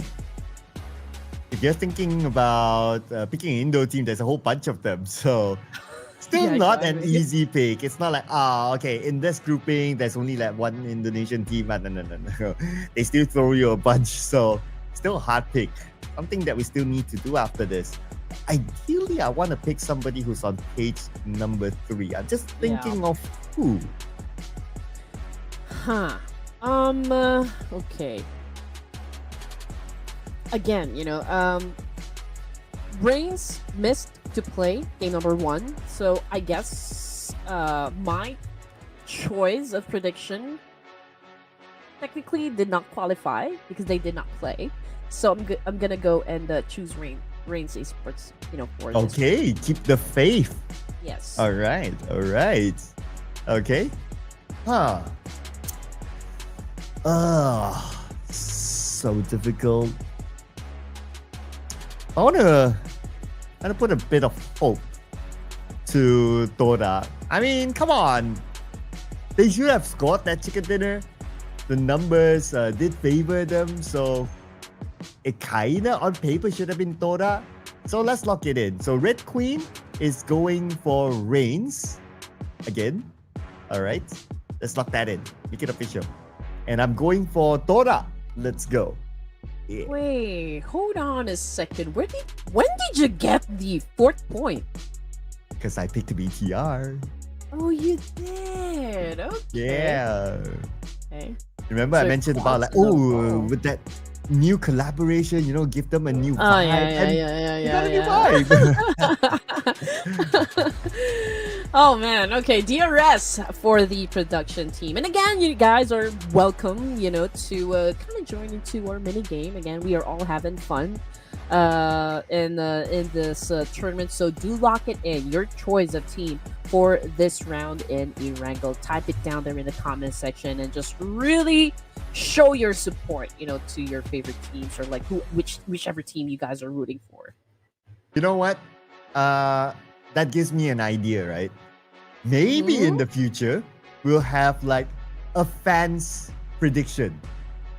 Yeah, we should. And then like somewhere around this time, obviously we are from the future, but somewhere around this time, then the production will go like randomly just point one on whichever name they see that's on the comments.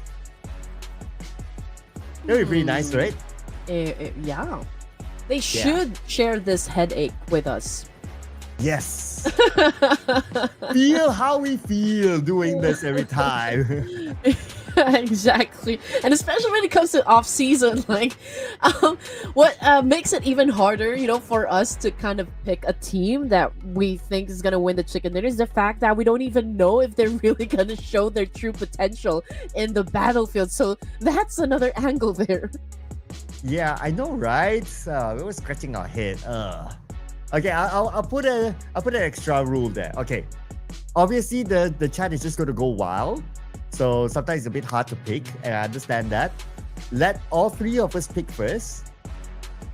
So production picks that name on the chat that we did not pick. Then it'll be a good conversation. Okay, so Ruthless, aside from our biggest request and our biggest suggestion that you guys have a LAN tournament, we are giving you some mechanics to consider for the fans to kind of chime in to the headache that we have picking the teams that we think is gonna win the chicken dinner. So it's time for the fans to actually come into play. That will also help with engagement in the chat. Just saying. Definitely. Do agree with you there, Sir Cloud. And you know what? I feel a little heartbroken here. I haven't gotten any points just yet. Why? Time to pull out your Infinity Gauntlet. Snap So all the far at points the away. back here. Can't even reach it, but yeah. We have those Infinity Stones, so don't get me mad. Don't I get don't me want mad. to see it light My up though. stamina. Okay, like maybe Yeah. request to get the thingy. The thingy. I'm gonna show you guys that it lights up. Hopefully the game doesn't start just yet. Yeah, Here that's we go, here we go, literally here we go. growing a third Here we go. hand. There you go. Okay. I don't know if you guys can see it, but Ooh, okay. there you go. There. All right. It lights up. The thumb. Oh, the yeah. thumb. How about the thumb? Oh, you can actually wear it? Wait, Yeah. can you move your fingers? Yes. Here. Okay. Oh, Be where careful is of which finger you're showing. But I mean, like it's hard to move, but yeah, you can definitely. wow, Hey. it's actually usable. It is, and just look at that, Infinity Stones. Okay, the game started, Oh, and we okay, have to step us jump all in. to the game. Here we go, ladies and gents. We got 15 seconds before we start our Erangel. This is the second Erangel for tonight. Yes, if I'm not mistaken. Yeah, this is the second Erangel. So buckle up. We're about to dive back into Erangel head first, ladies and gents. Here we go. The hit crew coming through. You know what we finna do. Running game, second plays. You know how we like. It's the Hey Crew coming through. I think that's the lyrics. Welcome back to Erangel, people. There's gonna be the last game of the first half before we head on to our second half for today, featuring Group B as well as Group C. And we're gonna see a similar 5 paths as per the first game. Now, whether we're gonna see the same circle or not, who knows? It might or might not happen. But give us a mid to the base circle because Red Queen hasn't got one yet. Yeah, please give me 1 point.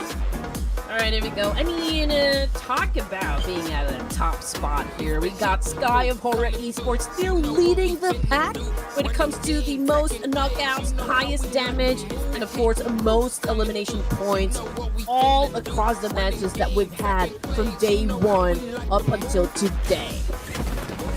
Yeah. Has been always on the charts. But what is also on our screen, I just want to point out that I don't know if REINCE Esports is playing because Claw is taking mid to the base. Because normally REINCE would take melee to the base. I'm just putting it out there as a maybe.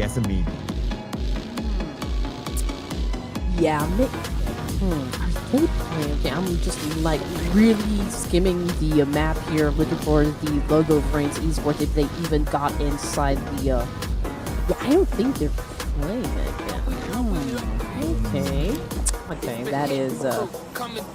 Man, that's a little heartbreaking on my side, but probably for the fans as well. You know, just like really waiting for their appearance and kind of their overall gameplay all throughout the playoffs. I mean, like if they're not gonna play for today, how are they gonna make it in the grand finals? I mean, would the matches be enough for REINCE Esports to catch up tomorrow, perhaps? I mean, that's still tomorrow though. So I don't know. It's hard to tell, right? We need to see like how big of the gap will be by the end of today, assuming that they don't show up for the second half. Or maybe it was because of your Infinity Gauntlet snapped them away. I don't know. I forgot to turn on my light. Okay, here we go. Okay. But anyway, speaking of like snapping some fingers, I do wonder who has, or like which team has Thanos' gauntlet here for this round. I mean, which team will be able to wipe out the whole lobby and secure the chicken dinner? Of course, that's what we are about to find out in just a few more minutes here, ladies and gents. So far, everyone is minding their own business, right? I didn't see any drop clash happen, but we do see Rig and his horse galloping across Erangel, and yeah, maybe he still needs some weapons because I don't see anything in his backpack just yet. So again, it's amazing now that we are at the second of the to the last day of this playoffs. Everybody kind of decided, for this round, maybe we should like take it slow. Yeah, I guess today has been like so far at least the first few moments is like, okay, we take it chill. We might see like 1-2 fights and that's pretty much about it. It's not like some of those days where you see like, oh, just back to back to back to back. Maybe it's the flight path as well, because the flight path has been pretty nice, pretty kind. Like it splits down the middle, everybody can drop into their regular drop spot. And today is like what, day number 5. So everyone would have like been accustomed to each other, like, oh, you're gonna go there anyway, so I choose not to fight with you. I'll switch somewhere else. And that's totally understandable. So maybe all that in together, that's why like the early stages we don't see that early clash that much. Everybody wanted to probably have like a chill first few zones, I mean, everyone's been playing at a high pace here, so at some point you're gonna get exhausted, and I feel like most of the teams here would want to kind of rest up, since fights, it's inevitable. It's gonna happen one way or another, so we'll just have to wait up until perhaps the circle gets really small for the teams to actually get forced to have that fight. But for now, I think we're gonna chill as well, because teams are just killing nothing but time here. So we'll just have to wait up until they decide, okay, maybe it's time to rack up some points. Yeah, like we all have to learn to be patient, people. There's a thing called instant gratification that we need to adapt to as well. It doesn't happen within the first 3 seconds, then you just swipe away. No. We need to learn how to be patient, because these teams will need to be patient themselves. Like drop down, get the best loot, get the best position, and then just go all the way guns blazing. Aha, that's where you get like back-to-back gratification. That's more satisfying. I mean, teams here, they do have their off days. I mean, for HORAA Esports, I can say like for the playoffs, day number 2 wasn't really their best day. They were slow on the points, both placements and eliminations. DRS was kind of steady during the first 3 days of the playoffs, but come day number 4, man, they were able to secure 3 chicken dinners. So talk about really coming out guns blazing, right? And retaliating inside the battlefield in DRS. Again, yesterday, like, that was their best day in the playoffs. So perhaps, there will be teams that would do just that as well. But resting and being comfortable is, again, not an option for those teams that are currently down at the bottom of the leaderboard. Yeah, speaking of off day, right? Because we have been running this show the entire week, maybe sometimes we forgot as well that today is a Friday, and it's a Friday night. So maybe these teams are also like, okay, it's a Friday night, we wanna take a chill, and we just want to enjoy the game and not go out like early every round. One player picked off every round like that. Let's have some fight. And we asked for a fight. We're probably going to get it now, as Todak arrived in the area where VOIN Esports is at. And okay, this is a great vantage point. I mean, it's a tower after all. Then again, it's exposed. You need to be able to have like great reflexes here to be able to sustain that spot. And we got Todak, of course, getting away with the situation here that there is a player hiding in the tower. So they all just rushed inside the house here in this compound. But then again, there's also that possibility that perhaps Todak doesn't know that there is a player actually just waiting for them to make a mistake here. And yeah, let's see what's going to happen. You know, like what my doctor would always say, prevention is better than cure. So you might as well prevent yourselves from a potential person up there to shoot you down rather than trying to cure your teammate when he's not. So that they navigate through that. Thanks, doctor. You're a lifesaver. But the thing is, okay, this is what Boom Esports is doing at the moment. So we got Lembang with a very good vantage point here, potentially shutting down Todak just because of his great position. But the information gathering is what Lembang is doing at the moment. And Boom Esports is slowly getting into position here. Obviously, Boom would like to go in for a pinch here. And they're really working as a wolf pack here, Sir Kyle. But anyway, okay, here is the action. Ladies and gents, again, we've got Talon back on the screen here. I believe they are already flexing their 1 point in the bag. Boysil right now inside his buggy, driving it, and would try to surround the opposition. So perhaps they're going for the right angle here. And this is what we were talking about. Lembang got compromised and now got shut down by Todak. So Todak does know that there's a player up there. Wow, somehow Brian spot him. But that's good game sense though by Todak to like try to kind of check that tower. And now the other members of Boom Esports, they have arrived. They want to try to save their teammate, but before that, they have to clear off the remaining members of Todak with Real still looking down. Yummy cooking up his nade. He will lob it on the second floor. Real takes a lot of damage, but it's only 50%, so he's able to heal up back. So this is the tricky part now for Boom Esports. Pawnbit, man, the choice here is whether or not they're going to take care of business first up against Todak, or are they going to go to save their teammate here? I mean, there's no choice for Lembang but to stay up in the tower because, I mean, he cannot let himself, you know, like fall from that tower. It will result to his demise just because of like how the HP is going really pretty low at this point. Now, Todak popping off those smokes, getting into position as well, ready to challenge up the boys of Boom Esports here. They do have the advantage right now. Bam Bam. Of course, confirmation coming through. We got Real down on the ground courtesy of Pawnbit, but Pawnbit, man, got knocked down as well, but not by Todak, by Vikings. Oh, okay. More teams interested in this area, perhaps. But Todak, now 2 active players. Maybe there are 3 active players in this compound. Pops up that smoke, tries to get into the building where Yummy is at. Yummy and Johan are separated. Yummy will be gunned down, leaving Johan alone on the other building.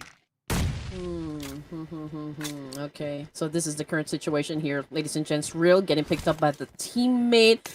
There's a need for them to do this as quickly as possible just because of the fact that there are other interested parties to actually get into the mix here.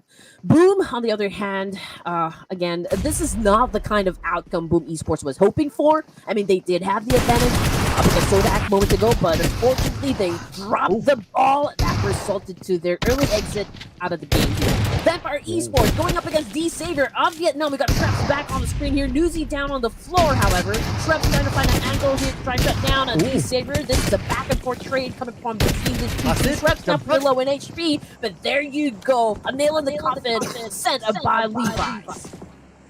And that was his last ditch there towards the end, but D-Savior had the numbers, so that's how Vampire Esports kind of fell. Now we will look at the next circle. It should be an okay kind circle this time on the main peninsula, but still giving a little bit of water in this circle. Not too much, but it could be either school or also. We ship over to FaZe Clan while the team's shifting into the circle. Canary taking a lot of damage from behind. It is a long range by Gen Force playing the support role. Trying to stop FaZe Clan at their tracks, and now it's his turn to come in. Okay, so it was a strong gameplay yesterday for our Q, but that is not the gameplay that we are seeing coming from them, maybe at least for this round. But Claw really down at the bottom of the barrel here. Something needs to change, but oh man, what a shot coming from Shopper. Red Face again, knocked down on the ground here, not looking too good. Julie coming into play with a great shutdown as well. Claw might be the one on the losing end of the stick here, and there you go, just like that. FaZe Clan took the victory up against the opposition, which is of course Claw. Oh, but DRS might come by to stop them from licking their wounds. Say hello to DRS. It's a 4v3. At the same time, the elimination feed shows that Razy, Mr.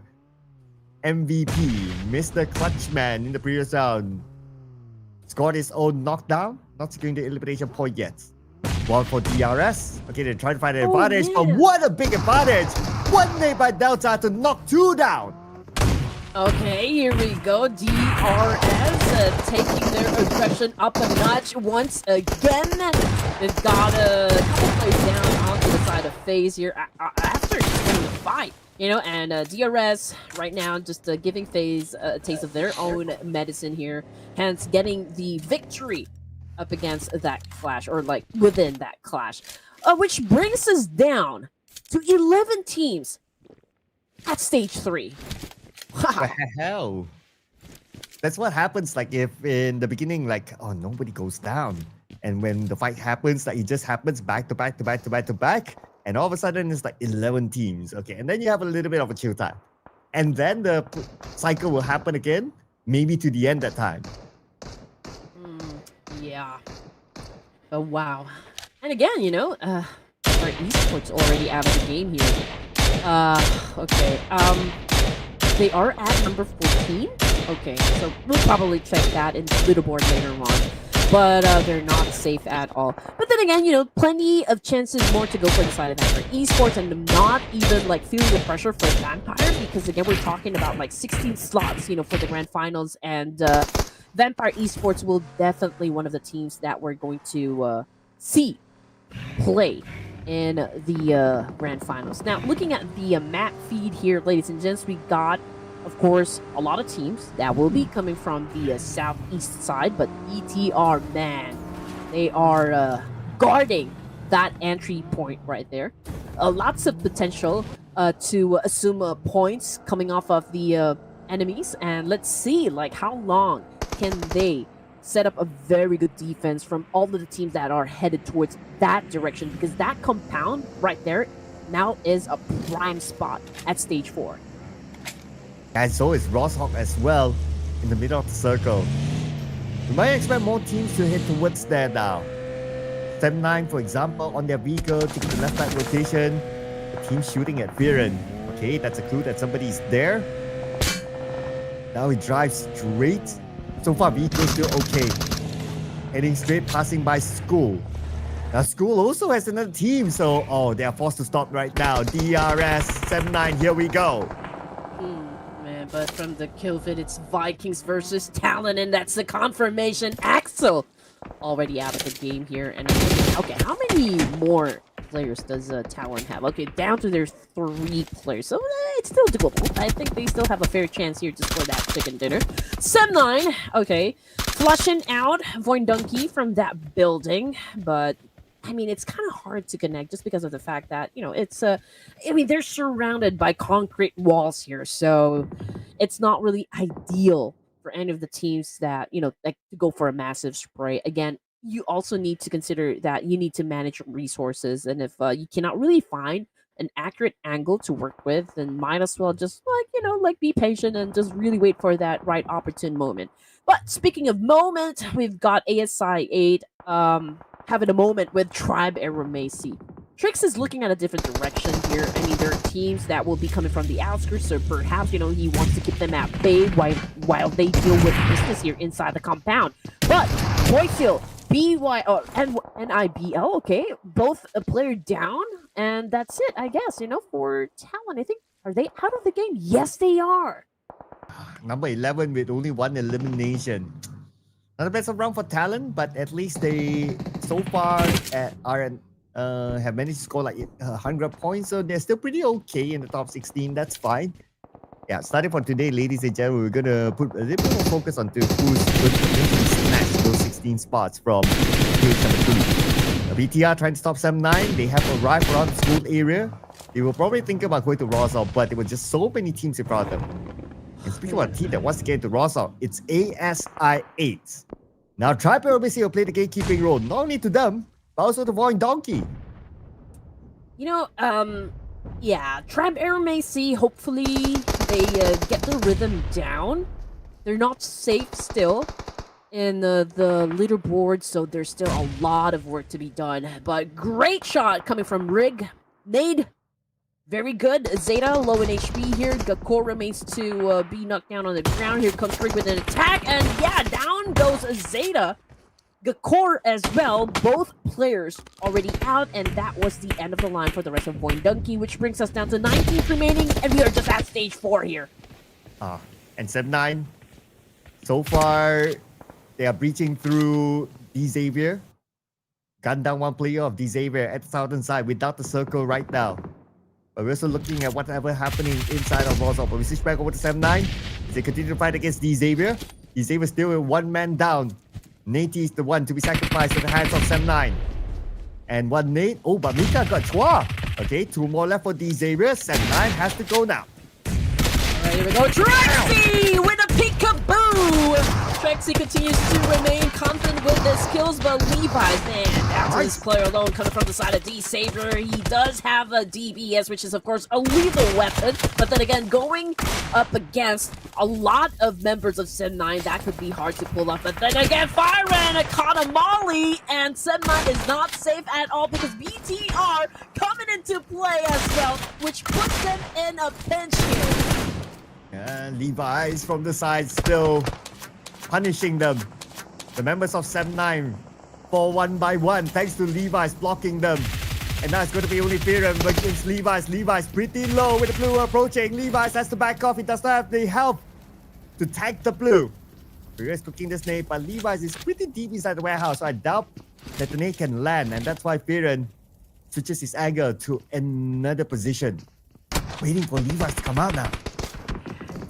Didn't have that much option. I mean, even if he does make it out alive, he needs to deal with DRS right in front of him. ASI8 getting picked off as well, and that's it. The confirmation, D Xavier already out of the game. But as for DRS, man, they already bagged 5 points.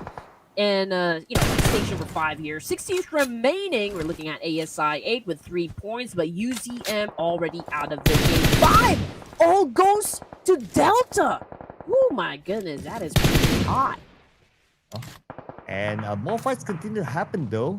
Aeromacy. I'm getting one. Okay, they're still playing kind of the gatekeeping role against ASI8. And they're moving slowly into the circle. Compound after compound. Now, this is the advantage if you have the earlier piece of the circle in an urban area. You can move from house to house. You just back off little by little and still remain to be the gatekeeper. And ASI is going to find it very, very difficult to come in. Bigetron in a split defense here. Okay, everyone is, of course, trying to carry their own weight. We've got Malak Big on the screen here. Bullseye up against ASI, and there goes the spring up against Crypto, and Crypto will not make it down on the ground. Can he still get picked up at this point? That is a big question right there, but it's going to be hard though because Aeromacy, of course, is inside that house, and it's also making them, difficult to even survive for stage 5. And trap Aeromacy. Oh! Okay, Trix dealt with Casanova. And Trix will jump down to secure that elimination point. One more to go. It's the mysterious member of ASI8. I wonder who he is. This is actually the first time that I'm actually seeing this name and the mysterious DP, so don't know who this guy is, but he can pull off clutcher. He will be remembered. Yep. I mean, that's a nice indication that he can probably deliver, what the team needs in any competition. But here comes the attack now coming from Trix. And managed to inflict a lot of pain there, but he chooses this time to pick up his teammate. Of course, focusing on longevity here. I mean, he is considering the fact that, hey, he's still got a long way to go for this round. But here comes Delta now back on the screen here, ladies and gents, taking care of business up against Bigetron, but failed to actually put down Malak Big. But it's a different story for Malak Big because he was able to tag XMP out from an exchange. And Todak, still a full squad. Okay. Not gonna jinx them. Anyway, we're gonna look at what BTR is gonna do right now against DRS. Delta on one side, Killer YT coming in, and Delta rushing in towards a player of BTR, Malabik. Okay, not too sure who that is. Oh man, all these pseudo names. Come on, guys. If the not using a pseudo name, Kilo IT tries to get him down from afar. Malabik just blocks his view. Just in time for Federalis to survive. Oh, this is a great exchange from BTR and DRS. Delta down on the ground here, and that is confirmation coming from ZMJJKK taking out Delta and the equation. Now 14th remaining, we got Todak, BTR, Vikings, and Tribe Aeromacy. DRS with 5 elimination points in the bag before they got totally and completely eliminated from this round. Looking at the situation here, Todak again manages to get into stage 6, manages to get another chance for that chicken dinner. Can they be successful this time around? Who knows, right? They're in the middle of the circle, so far so good. But BTR is on the roll at the same time. This is scary. But of course, let's not rule out Vikings and Tribe Aeromacy potentially score it as well. As long as they're still in the game, anything can happen. Everyone managed to tuck their way into the circle. So it's probably a matter of time now. We need to wait until stage number 7 before we see the next eruption. Oh man, I feel like this might be like a back-to-back winner chicken dinner for the Bigetron Vitality here. I mean, they still have the numbers. Same thing goes for Todak. So this might be like round 2 in the end zone. Ooh, it's a big potential because not only they have a full squad, but they have this Rosal high ground, which is a very sweet spot. Like even if the circle goes away, like going down is easier than needing to hike up. So they still have this advantage. But the one thing that they probably don't know is that Todak is below them. And they're scouting out different angles now, just gather as much information as possible, preparing themselves for the next shift of the circle in about 5 more seconds from now. Todak pretty much doing the same, but because they're in the middle of the circle, they don't need to worry that much. Circle surely still favors Todak. Yeah, but given the situation here, Circle, I feel like, the one who still holds like the best spot for the zone would be BTR. I mean, just look at the zone control. I mean, they're doing right now, almost half of the circle is actually theirs. It means, yes, Todak, they are at the foot of the hill over here, but they are in between. So, I mean, there's a chance for those teams across the road to actually gun them down. Not just Bigetron Esports. I mean, Bigetron, all they need to do is really play their cards right, be patient, gather as much information as they can as we progress into the latter stages of the game here. So it's going to be an interesting trade-off, that is for sure, coming from all of the 4 teams remaining. What kind of maneuver, what kind of tricks will we see for Stage 7? Ooh. Stage 7 and everyone's still pretty much in the zone, I believe. Probably we will need to wait for Stage 8 before everyone will be forced, or most of these players will be forced to come out of the shell. But Tins is looking at Rig. Rig doesn't know that he's being spied on. But Tins is not in a hurry to pull the trigger yet. He doesn't want to overexpose himself as well. While Scam, he senses that somebody's on top of this hill. Okay, here we go. It's a 4-way battle, obviously. Everyone's taking their time. You have to be accurate, like with how you extract your intel, right? It's gonna be chaotic, the moment that, the zone gets smaller, because everyone will then have to defend themselves. I mean, at some point, they will have to leave the compound, especially for the side of Tribe Aeromacy. I think that's... yeah, it's a very crucial part of the zone there. As for Vikings, they still have like some space to work with, but again, the moment that they step out of this compound circle, I feel like Todak will definitely will be like really unleashing havoc up against these 2 teams. Yeah, very likely they will be the first one to pull the trigger then. Because they have the circle! Todak has the circle entirely. BTR can still somewhat hold on to the high ground, but no choice for Vikings and Tribe Aeromacy. Time for them to move forward. Oh man, the road will definitely get bloody here. I mean, as much as possible, Vikings, Tribe Aeromacy is really taking their time here. Oh, but unfortunately, good spot from Tins. putting down Rig. And there's the pressure kicking in onto the side of Tribe, Aeromacy, and as for Vikings Esports, man, they already know that they are at a disadvantage here. Probably not like the best of spot and to even win this round, so they might as well take as much points as they can while they are still alive. But of course, given the situation, given the circumstances here, Trix will not be able to pick up his teammate. Again, Todak is just really waiting for them to step out of the compound here to retaliate. And as for, okay, some Bigetron players, they are also doing some massive spray here. Just really kind of getting lucky with the shots. Great tactical play coming from Trix, popping up those smokes, completely defending himself well. But we have now come to stage 8 here, so the pressure definitely is intense. Ooh, this is crazy now. And BTR's making their move. Okay. Definitely going to crash into the nearest compound that they can see just right below them. Oh, okay, not yet, not yet. Okay, playing the patience game. Might as well wait for stage 9. They're not in a hurry for sure. Look at the spread of BTR versus the spread of Todak.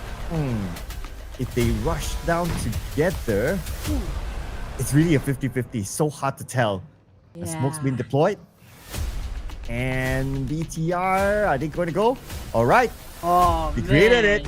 Here they're going to go. Starting from the left side.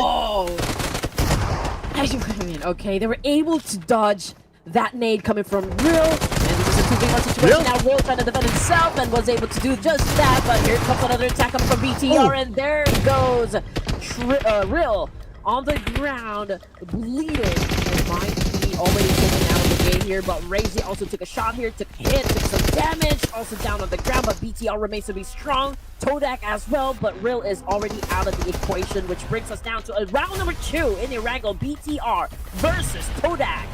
Oh, again. Todak will want this revenge. But they only have 3 active players. BTR, I don't think they'll be able to recover that one player because he's on top of the hill. Unless if they're willing to go for it, I don't think it's going to be worth it because the blue is closing right now. So it's a 50-50. 3v3. It's Razy out. So now it could be anyone's game, Rayquin. Yeah, both teams definitely have an equal chance of winning this round. But let's see who's going to be making the first mistake. Okay, Malakbik hooking up a nade here. Let the boy cook. Oh, okay, first attack coming from Todak, but it was Brian who caught the nade, so this will pave the way for BTR to step in and go for the trade-off, being very aggressive here up against Todak. Todak running out of space, but Malakbik also took some damage and now down on the ground, which pushes us to a 2v2, but they are running out of space. And BTR successful in getting a back-to-back winner-winner chicken dinner, carrying the energy from the previous round down to Erangel. Remember this name, ladies and gentlemen. Bigetron by Vitality for the professional league later on.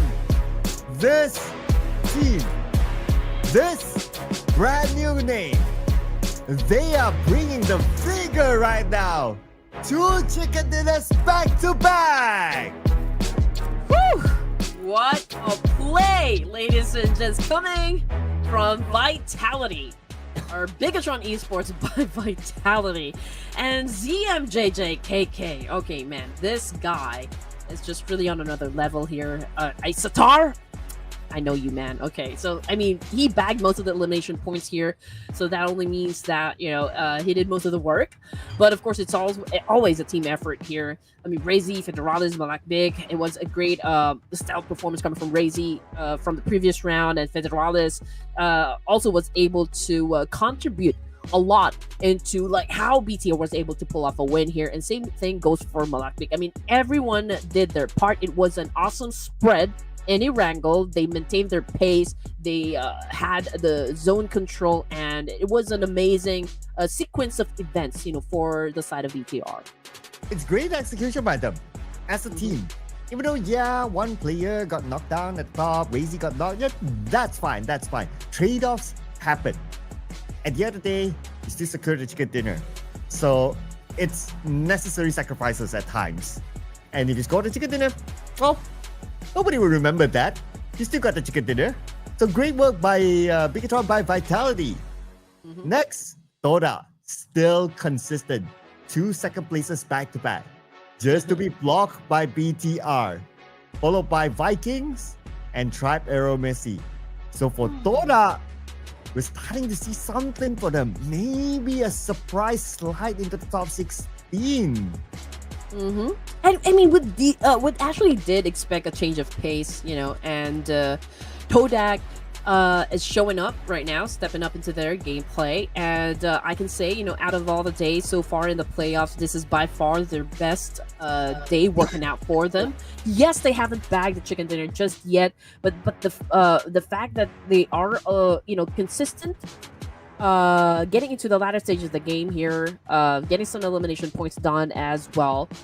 If they can just really sustain this kind of pace, I mean, Todak definitely will secure a slot in the grand finals. But then again, it could be a little challenging for the side of Todak, just because I don't want to say it's already late for them, but there will be high pressure to get the much needed points for Todak to maintain their position in the leaderboard.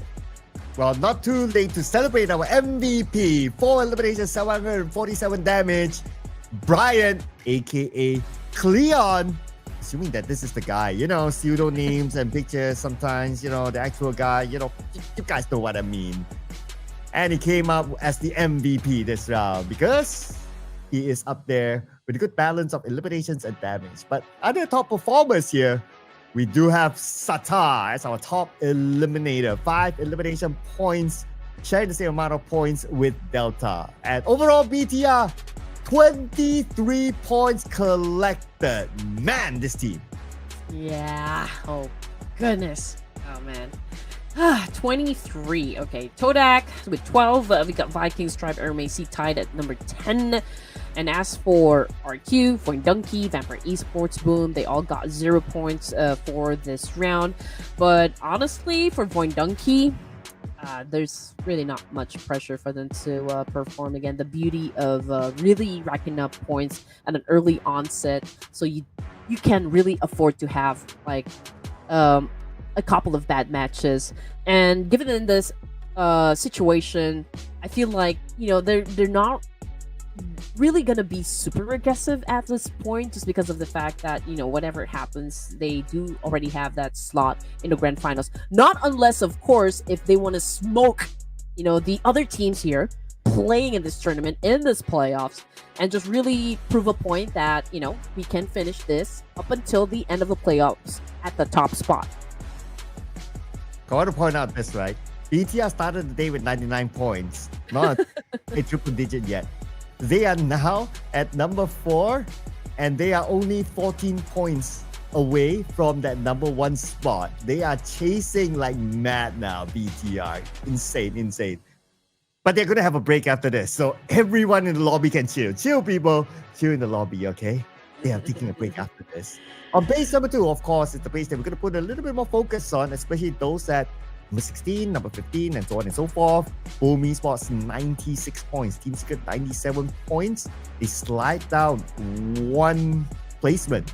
So they're getting closer to that dreaded number 17. And it's still 92 points for the Xavier. So the points are still close enough for teams on phase 3 to catch up. Yeah, exactly. Especially for those teams that are maybe placing at 13 down to 24. Well, obviously we're going to see a lot of reshuffle still happen, right? I mean, there will be teams from the bottom that still would have a great match at some point in the competition. ASI8 moved up 1 rank, so perhaps we can see kind of a shift in terms of their momentum later on in the remaining matches. But of course, we're going to find that out if that's going to happen. We'll just have to wait, because we're going to take a short break, ladies and gents, so please don't go away.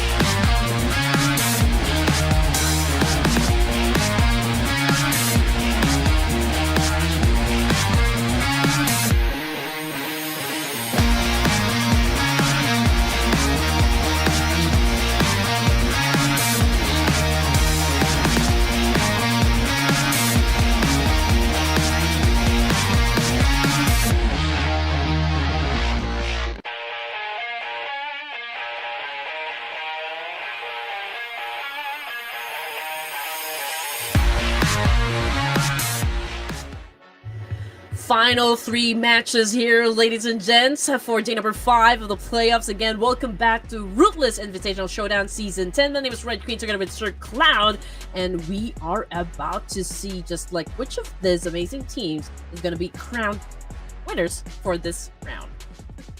I'm sorry, I'm still giggling. You know what? your last reaction before we transitioned to a break was just perfect. Perfect timing. Oh man. But now we're raining red and white hearts in the chat, ladies and gentlemen, because it's Indo Pride Day here. Oh, but okay. I guess the teams are glad that BTR is taking a break this round because they have been on a rampage. So I kind of give these teams a break, guys. We're back to A and B. Exactly. Yeah, I mean, we have to give it to the Indonesian teams, right? I mean, it was a massive performance, you know, coming from BTR. A back-to-back winner-winner chicken dinner. Aggressive all throughout, you know, those, 2 matches that they've had. So, yeah, the team deserves to be, like, really celebrated, right? So if you're a fan of BTR, just like make it rain a lot of red hearts, you know, down there in the comment section. And as for me and Sir Cloud and the production as well, we have to choose like which team here is gonna win next.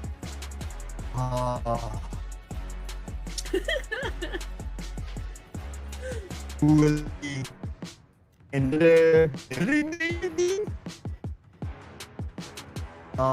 it's hard. Okay, I'm trying to think. Don't, guys. No, hold on, Sir. Okay. I'm not looking into the light. Don't worry. I'm with sunglasses. Okay, I think I'm gonna go first with my prediction since we're still trying to deal with maybe like perhaps a signal connection on the side of Sir Cloud, but you know I haven't picked up HORAA just yet. So okay, here we go. Up against the red hearts. This time we're gonna go with the purple hearts. HORAA, Sky, I'm looking at you. Give me a chicken dinner.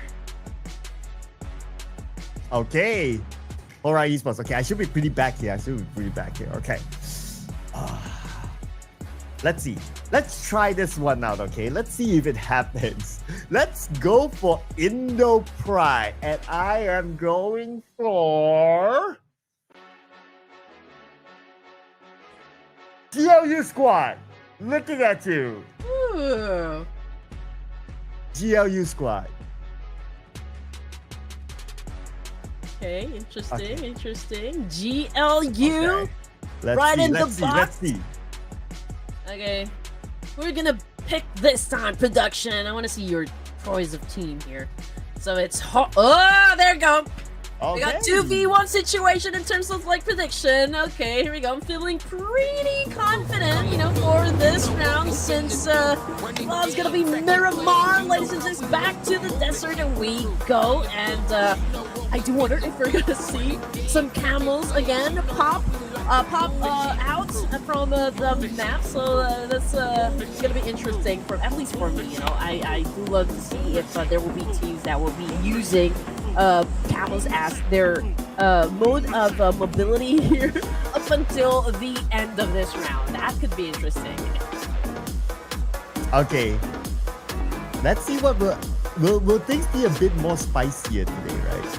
So just to let everyone know, in case you missed out on one of yesterday's Miramar, we were very close to getting the Oasis circle.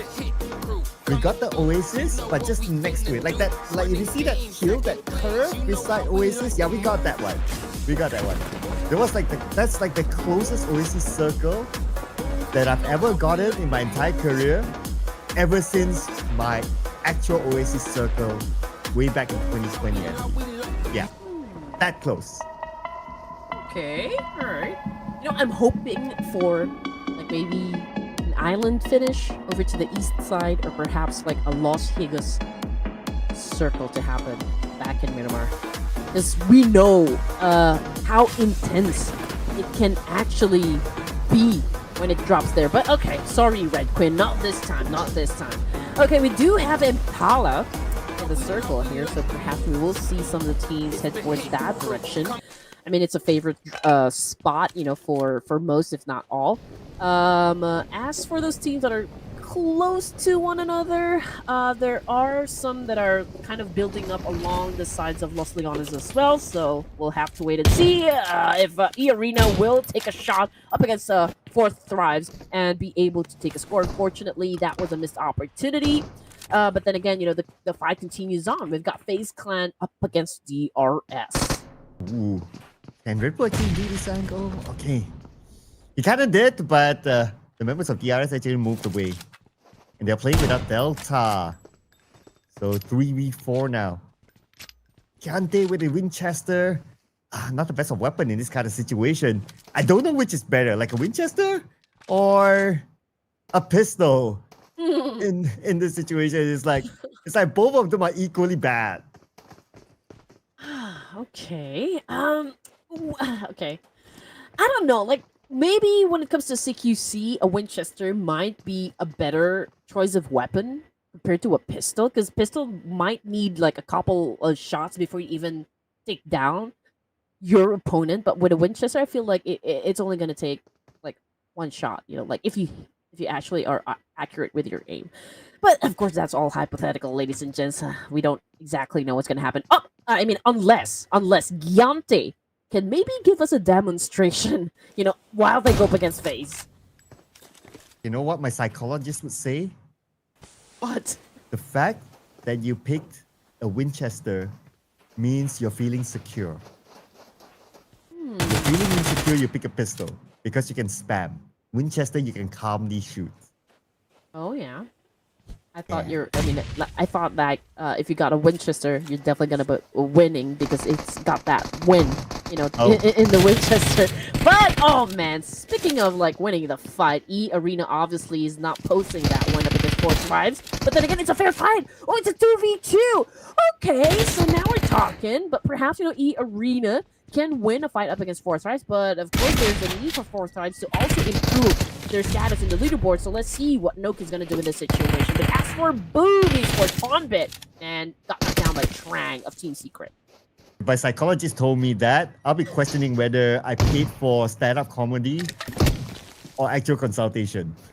But anyway, now eArena swiftly. Unfortunately, they lost this fight against four Thrives. Four Thrives won it.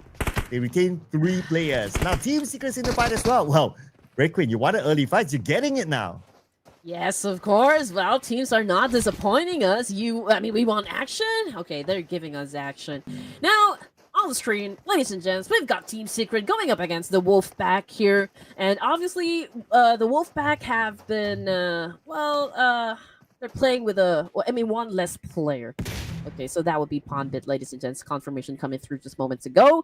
And now that they are at a deficit here, how they're going to go through, of course, the rest of the Team Secret. Are they going to back out? Because they are stepping away from this engagement. But perhaps, they're just trying to get into a better position here. They don't have vehicles. So, not sure VOIN Esports, what their plan will be. As Team Secret still at this high ground. If they just cross that hill, they will be able to see them. We'll check on them later on. Now we're checking on CelcomDigi Alliance. Needed down UZM. And that should be an easy pickup for them. Unless the other members of ASI8 can arrive in time, but I don't know about that.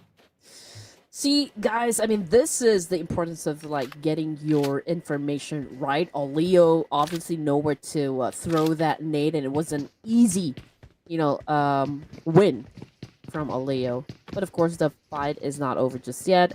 So let's see if ASI8 can, of course, reset. And maybe flip the script here. Here comes Casanova! Oh, man, not being a lover in this situation, but a fighter.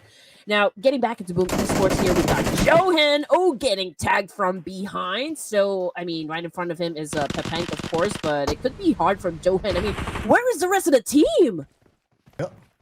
Yeah, they are very spread out. Okay, not sure they were on foot the last we checked. Okay, they're behind. They're on their way. But because they're on foot, they don't have vehicles, so it's going to take them some time. But Claw Slayers will still be around the corner. Okay, we have Unstoppable here, the man who delivered them a second place finish earlier today. Now cooking up his nade.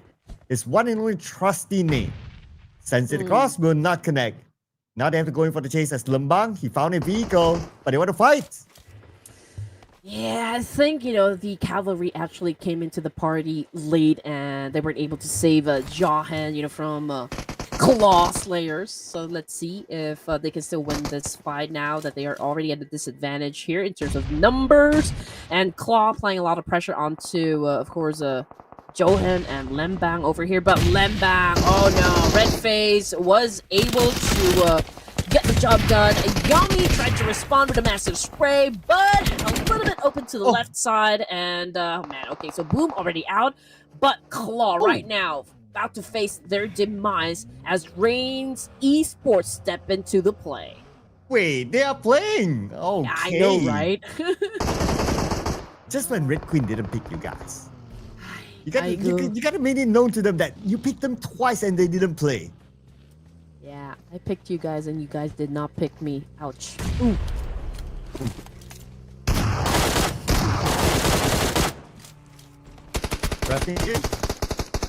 Here we go. Oh, it's a three-way war. We gotta think about it. REINCE Esports got Bobo who? Now they have to go with the Xavier. Oh, top to get a lot of damage. Robin knocked out by Chua. From the side. Support player. Damage back.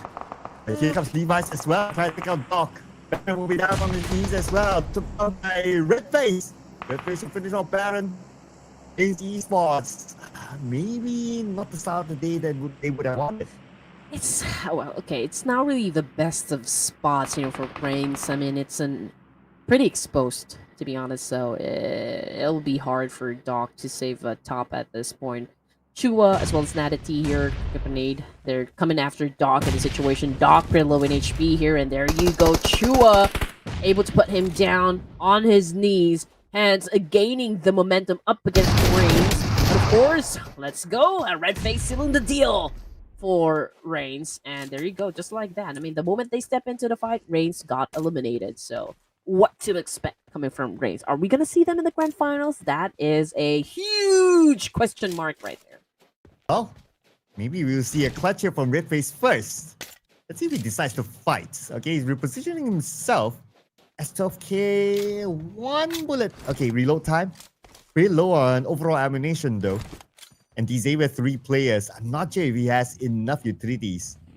And is he looting right now? Hopefully he is. And he found the necessary weapons and utilities. Okay, he's healing up. He's ready to fight right now. Here comes Nate with the buggy. Scouting Red FaZe's position. Chua is going to follow through from behind. Okay, they're still playing this very carefully. Even though it's only one player.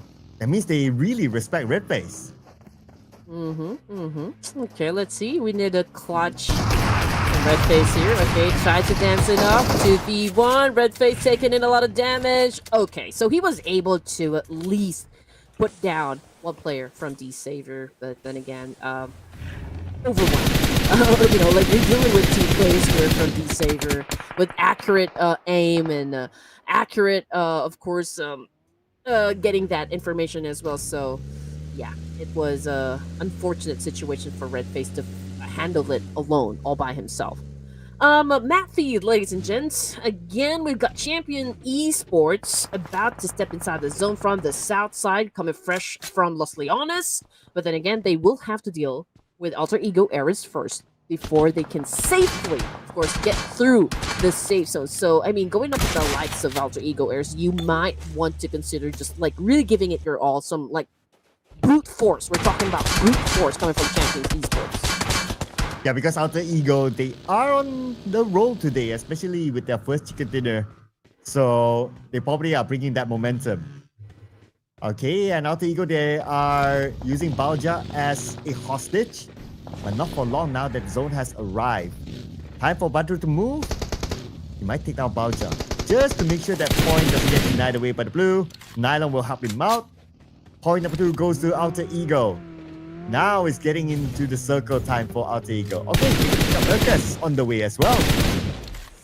Ooh, coming off the minimap here, there will be a lot of cleanup that's definitely going to happen around La Bendita, perhaps, you know, like right at the edge of the circle here. For Thrives, okay, this is like a shift when it comes to like power positions. I mean, for Thrives, obviously holding on to a compound here, they might be able to assume points from teams that will head towards that direction, you know, like as their entry point. But we still have to wait if ever that happens. But GLU, okay, this is your choice of squad here. Sir Kyle putting 2 in the bag. And stage 3, down to 10 teams remaining. It's pretty fast, but oh, Stickley, man, what are you doing? Okay, that's a close one, D-Saver, again, one of the strong contenders that we have in this playoff. Let's see if GLU can actually get the victory here up against this strong, confident Vietnamese team. They totally didn't expect that Nati was there. Nati, one solo player blocking them, forcing them to take a different route. Perhaps they're still deciding on what to do right now. But Nati has decided to maybe move away. No, not yet. Let's not forget about the fact that Iftar is in front. Okay, Stickley managed to find a way through. Xavier has to move too. Wow, the elimination feed. Champions Esports, unfortunately, out at number 10. No points collected this round by Champions Esports. Nevertheless, they have already collected 102 points, so they're still pretty comfortable in the overall charts. But yeah, Miramar, again, fast-paced, I can say, because we are just at stage 3, and we only have 9 teams remaining over here, so everyone's just really eager to put a lot of elimination points in their bag as well. But FaZe, okay, they are holding on to a compound here, and D-Savior seems to be winning the fight. Up against GLU. GLU obviously tanking the blue here. Chua continues his massive trade, unfortunately wasn't able to put anyone down for the side of GLU. But he is not giving up at all, ladies and gents. I mean, Chua obviously continues to apply a lot of pressure on the side of GLU, understandably so. I mean, they are really preventing GLU to step into the circle here. I don't know exactly what GLU is going to do in the situation, but if they want to actually push through and penetrate the circle, he will have to deal with Chua being aggressive. But that is it, ladies and gents. So no is nowhere to be found. Wow, Chua with the renewed contract has been showing a decent amount of performance throughout the past few days. And now scoring 3 eliminations for himself. Overall 6 for D-Savior now. And they're still spending some time in the blue, really taking their time. Maybe they're just waiting for Iftar to show himself.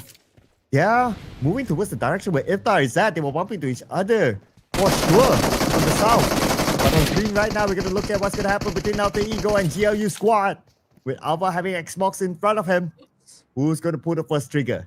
But we'll come back to that later, as now we'll be looking at Sky and how he's going to cross this road.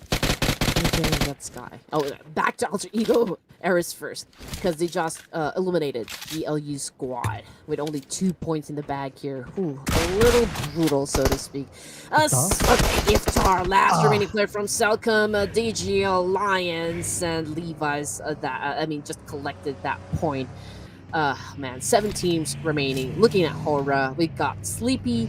Also was able to pocket a point for himself, but the fight is about to happen up against FaZe. Dewey cooking up that nade really good. Supreme is cooking up in his kitchen as well. Haidami getting into position with a DBS, and Sleepy is holding on to a smoke here, but FaZe, they retain their composure here, just letting HORAA Esports step into their trap. Let's see if they could actually flush them out. Oh, managed to get Canary. And now HORAA Esports, they have the man advantage against FaZe Clan, Dewey and Red Bull taking 2 different ends now. Dewey with the shotgun, and it's got L on the other hand, but he takes a lot of damage, moves to the other building. He has the time. Red Bull has to buy him that time. But Red Bull himself now 50% of health left. That's okay. They managed to buy enough time for Dewey to heal up. Man, and we got FaZe outnumbered, outgunned by HORAA Esports. Man, down to the last remaining player. Haidami already making a move here, but man, Supreme was able to get the job done, hence saving the rest of the team here. Haidami needs to get picked up, and HORAA will continue on standing guard, standing tall on the northern side of the circle here. And look who's in the middle of the circle. It's Team Secret. Nicely positioned in it. Coming on stage 5 in about a minute, 10 seconds. It's VOIN Donkey. They might be fighting with the Xavier. Now sharing the same area together with them. The unwanted neighbors. Looking at Team Secret's position. They are pretty secure in the middle of the circle. I wouldn't be too worried about them. Now it looks like all these teams, they're already in the circle. Oh, but hang that thought. Xavier. Now trying to stop Alter Ego from coming in further. Okay, here we go. Cleanup is happening down south. Xavier, Alter Ego Airs. Interesting fight. Okay, Lamborghini won't be joining his team going up against Alter Ego in this round because he's back in the lobby, but definitely cheering for the remaining teams inside the game. As for Force Thrives, Pyro has already been taken out. T24, Noki, and I couldn't possibly read that name. But yeah, Noki doing a little bit of the tap and fire, putting a Zeta down, coming from VOIN Donkey. Again for VOIN Donkey, no pressure at all to perform, for the remaining matches here. So I feel like they're just really taking the time, just maybe picking up some information as well on how teams really go about their rotations and aggression in this tournament, or at least in the playoffs again. Team Secret, okay, so big chance here to go up against HORAA Esports. They do have the compound, so yeah, they will definitely capitalize on this one and make it hard, for HORAA Esports to step in to stage 6. And I wonder if HORAA Esports will be interested in Team Secret's position. Because if they are able to take over the area where Team Secret is at, they will automatically have that high ground advantage against the teams on the other side. As Team Secret, they realize that HORAA Esports is around the corner. Looks like they might choose to take this fight. Okay, let's see what kind of advantage can they get. Idami lobs a nade, but then again, this warehouse is huge. Yeah. It's not easy for that nade to land. It's a huge space for the side of Team Secret here, but there's also a need for them to be very effective in terms of their defense. The defense needs to be impenetrable here. But as for the side of HORAA Esports, they know they don't have an option here but to actually take over this compound where Team Secret is staying currently. And to pull off a win up against Team Secret, since they are already in a very good spot here, in a very good position. They know from which direction their enemies will be coming from, so it could be a little hard, for HORAA Esports to even maybe take the advantage up against Team Secret. But then again, a lot of things can happen in a blink of an eye. And HORAA Esports, they decided not to pursue Team Secret, it seems. Well, they do have the circle, so they can kind of hold it, not really needing to force it. It depends on where stage 6 will go. Then they'll kind of decide, unless they can get an advantage. But Nati gets Badru. Oh, a key man for Alter Ego that they managed to gun down. I believe the fight is happening on the southern side. Nylon gets Nati. Xavier. Now 2 players. While Badru, he's bleeding out on the other side. Alter Ego, before they can save him, they have to finish off Levi's and Chua. Here we go. Xavier and Alter Ego Eras settling their conflict. Right at this moment, Chua popping up some smoke and some nades, of course, defend himself here. Alter Ego Eras remains to be aggressive up against Xavier. Nay Long needs to obviously heal up a bit. He needs to be at 100% here going up against Vietnamese #1 team here. Alter Ego X 666 cooking up the nade, possibly gonna throw up against Chua. Chua with an S12K here on prone, not moving, not making his presence felt. So yeah, I do understand the hesitation, from X 666 here of Alter Ego Airs to throw that nade. I mean, you don't want to waste resources in Miramar. And 10 more seconds, stage 6 will be upon us. But the fight between Alter Ego and Xavier will continue. Levi's knocked down, and he's on the other building. Twice alone. Circle will still favor them, or will it go up towards where Team Secret is at? Goes to the middle, and look who's in the middle right now. VOIN Donkey. Wow. Now the pressure will definitely kick in on the side of HORAA Esports just because of the fact the zone did not favor them. So there's a need for them to really snatch that compound where Team Secret is currently staying at. Or perhaps, you know, they could deal with 4 Thrives from the west side and take over that compound as well. I mean, it does have that little portion right there inside the zone, because it's too risky to challenge up the boys of Team Secret because they are in a very good position. Like, they already know where they will be coming from, so they don't really have that element of surprise anymore. So Sky is of course scouting the area, checking out the west side of the circle here. So let's see if they're going to be taking up that space, you know, up against 4 Thrives.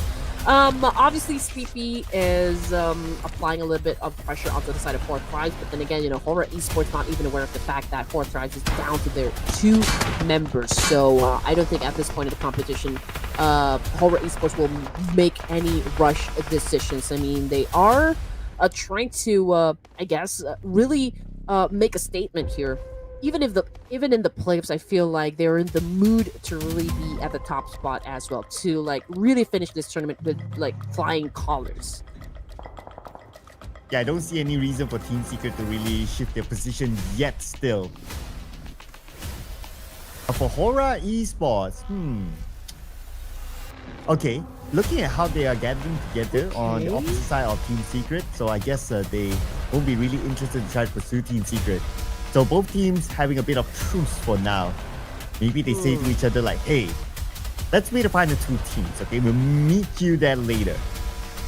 And with the position that these 2 teams have, those are the 2 best positions so far. Besides the fact that VOIN Donkey, they were last seen in the middle of the circle. With this elevation, this high ground, they can gather information and take their time to make that decision on what to do next. Okay, everyone is already taking heat over here for stage 6. Yeah, VOIN Donkey's still in the middle here. Probably also would gun for Team Secret, but Team Secret is evenly spread out here. I can definitely say they do have the best position compared to the other remaining teams in the game. They also have the number advantage. HORAA, yes, they do have the number advantage as well. Alter Ego errors will be coming from south part area, so I feel like they will have to deal with VOIN Donkey first before they even get to Team Secret. But so far, HORAA, they do have that high ground advantage. But the circle will definitely shift in a while, and there's a need for them to utilize this spot as much as they can before it goes away. I mean, before the circle goes away. Ooh, 16 teams now in this circle. Okay, 1 second. We see a shift.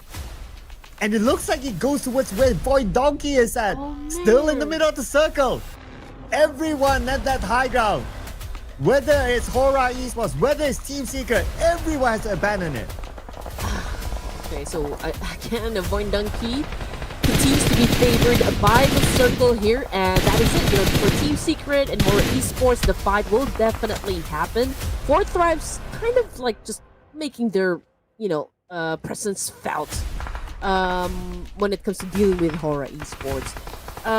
It's gonna be an interesting end game here in Miramar, that is for sure, just because of like how tricky the team's position, like overall position here for stage number 7. VOIN Donkey, we got the core up top and this building. Okay, he doesn't have that much visual per se, but of course he's got that building protecting him from all of the bullets being sent to his direction. Now HORAA Esports already repositioning themselves, and 4 Thrives is doing an acid spray and high damage. Took a big hit right there from 4T, and now in an instant, high damage was taken out of the equation, which brings us down to only 3 players for HORAA. And now, still with the 5 teams, everyone's just holding their breath. But HORAA Esports, they can't hold it. They have to breathe and move forward, have to stay calm. At the same time, Sky being pressured from the side. Rory steps up. He receives a lot of damage. Enough for him to be knocked down. I don't think there will be enough time for his teammates to save him. But from behind, Sleepy actually got one back. Yeah. A great shot, to avenge his teammate and also buy a little time, to pick up his comrades as well. But yeah, I mean, T24 was able to answer. Great response, also paved the way for them to pick up their teammates. But that's it. I mean, obviously, HORAA Esports just run out of space here, run out of luck. And that was the end of the line for HORAA Esports, not making it to stage 8 here. But we got 8 seconds remaining. Before we see the circle shift again, we've got Noki for Thrives applying pressure onto Alter Ego Eris. And it's so amazing how Alter Ego Eris managed to even get into stage 8, considering the fact that, their other members got already picked off. Yeah, I know, right? Han, this is insane. And you mentioned about stage 8. Guess who still has the circle? VOIN Donkey, still in the middle. And it seems like nobody's paying attention to them at all. Everyone's just focusing on clearing off the sides. Team Secret clearing off their side as well. Knocking out a member of 4 Thrives. While T24 waiting on the outside. Team Secret going to step out. But they know that it's risky for them. They might as well focus forward. And plus, if they just move slightly forward, they should be in the circle. Until for T24. Alter Ego, we have Nylock here. Together with his teammate BX666, also not in circle yet, but they do have this vehicle that they can quickly rush in when the time comes. Okay. The fight is, of course, pretty intense at this point.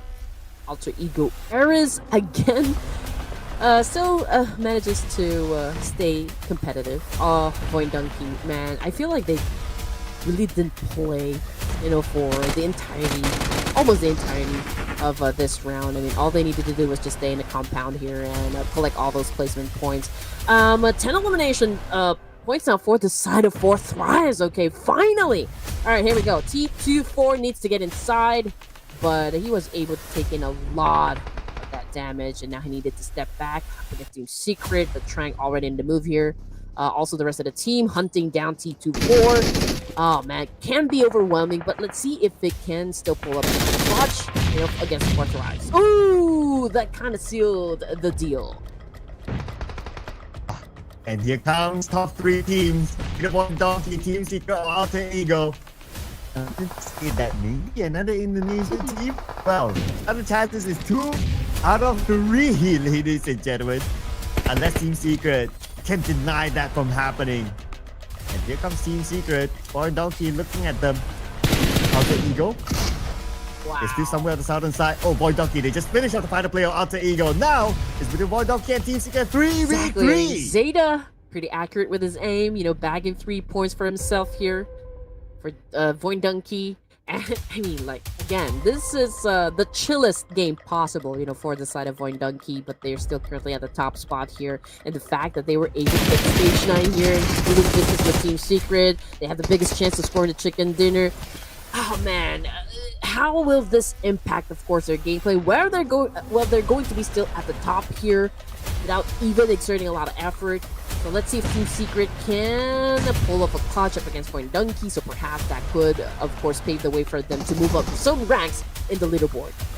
Okay, here comes, rushing in. They actually breeze through. Potato will stop GK. 2 more to go. Time to go down as well. Now it's down to only Trunks in. Against the entire VOIN Donkey. He gets Gacho. Zeta rushing in. Trunks in 1v1 against Zeta. And who will win this? Who got it at the end?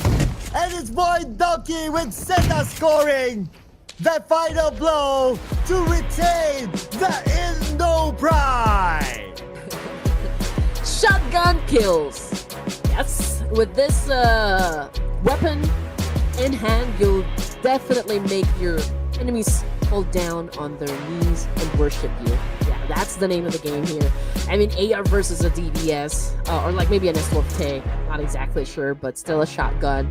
Again, an impressive play from VOIN Donkey. The chillest one so far. Again, they did not even lift a finger here to take down those opponents. I mean, they just really waited. And like, got into the middle of the circle here, Sir Cloud, and just like really waited for the other teams to head towards their direction, hence getting a chicken dinner here. Again, massive gameplay, I can say. They will be able to defend their top spot in the leaderboard. Yeah, it feels like right now, for like the teams from the Indonesian region, their objective is to like, okay, today seems to be a good day for Indo Pride. We want to retain it. And that's exactly what they did early on. And that's their motivation. Even though they didn't score that many eliminations, but it doesn't matter. They still scored the chicken dinner. And like what you said, Red Queen, there is a chance that they are still at number 1. Were they still at number 1 before this? Well, frankly speaking, because like that number 1 spot is just a shiny diamond at the top there. What's going to matter is like who's going to be the top 16. But we're not going to take it for VOIN Donkey. Beside them, Alter Ego, followed by 4 Thrives and Team Secret. I mean, for VOIN Donkey, this is not just about winning the fights here. It's about making a statement, you know, like, okay, we got 16 slots in the grand finals, but then again, you know, like, we kind of feel like we're going to finish this playoffs segment in the tournament with, like, being the top dogs in the yard, so to speak, and they are really barking loud right now. VOIN Donkey just really flexing their muscle here. Going head to head, we got Alter Ego Eras X666. The damage output, man, Alter Ego Eras, I think they have that in the bag. But in terms of like the gap, I don't think it's that much. So I think it's just like a fair number of stats here. But not, of course, with the MVP of this round. That would be T244 Thrives 5 utilities, 4 elimination points, and a whopping 26 minutes of survival time. Yeah, for 4 Thrives. And this guy, I mean, he has always been putting up a good performance for 4 Thrives, right? And that's why 4 Thrives is up there, even though without the chicken dinner. Besides T24, we also have to give it to Zeta from VOIN Donkey, also another young player, by the way.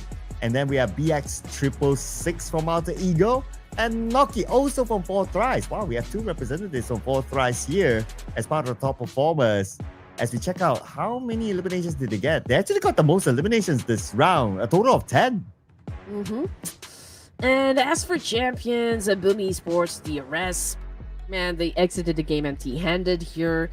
And again, you know, I'm honestly looking at Champions Esports.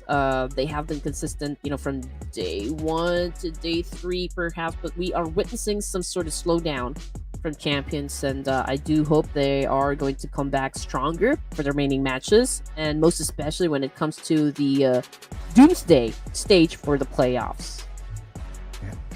Oh, Doomsday stage for the playoffs. Okay, I like that. That's going to be the theme for tomorrow. So we're going to look at the scores later on. Oh, make that right now. Okay, first page. Everyone here is pretty comfy. Whatever happens, I believe that we will definitely still see them. But what's interesting again is still that 4 Thrives still up here. Page 1, make that top 5 without a single chicken dinner. No chicken dinner, no problem for them. And on page number 2, welcome back D Xavier to the top 16 after that performance. 101 points. Now, makes me wonder, number 17, what's the number like? Oh man, we got 3 teams tied with 101, and I'm telling you, you know, Thrive Aeromacy, the chance of securing this a slot in the grand final is kind of slipping, you know, from their hands, and there is an obvious need for them, you know, to try and pick up the pace here. It's going to be hard since a lot of teams from down below are actually exerting a lot of effort to make sure that they get a spot in the top 16. So it's going to be like now or never for the side of Tribe Aeromacy. And I do hope I see them in the grand finals as well. But yeah, we're going to take a short break, ladies and just from all of the action that happened from that round, we deserve to take a break. So don't go away. We'll be right back after this.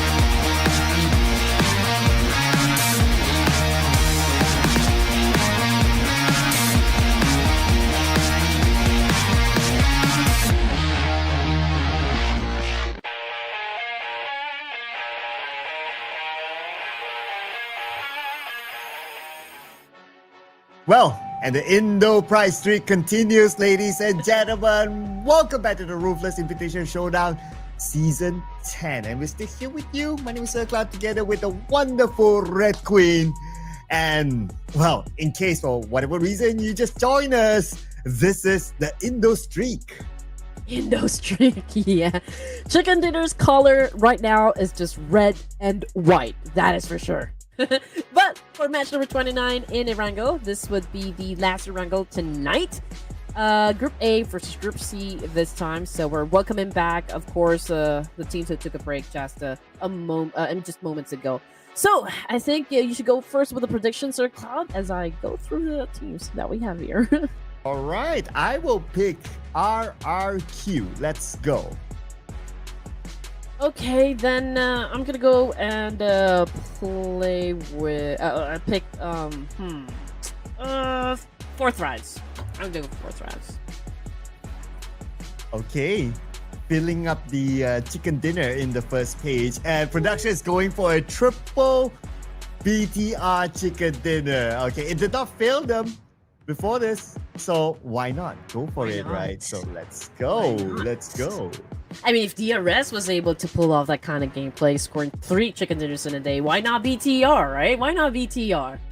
But, okay, I do have a question here, Sir Cloud.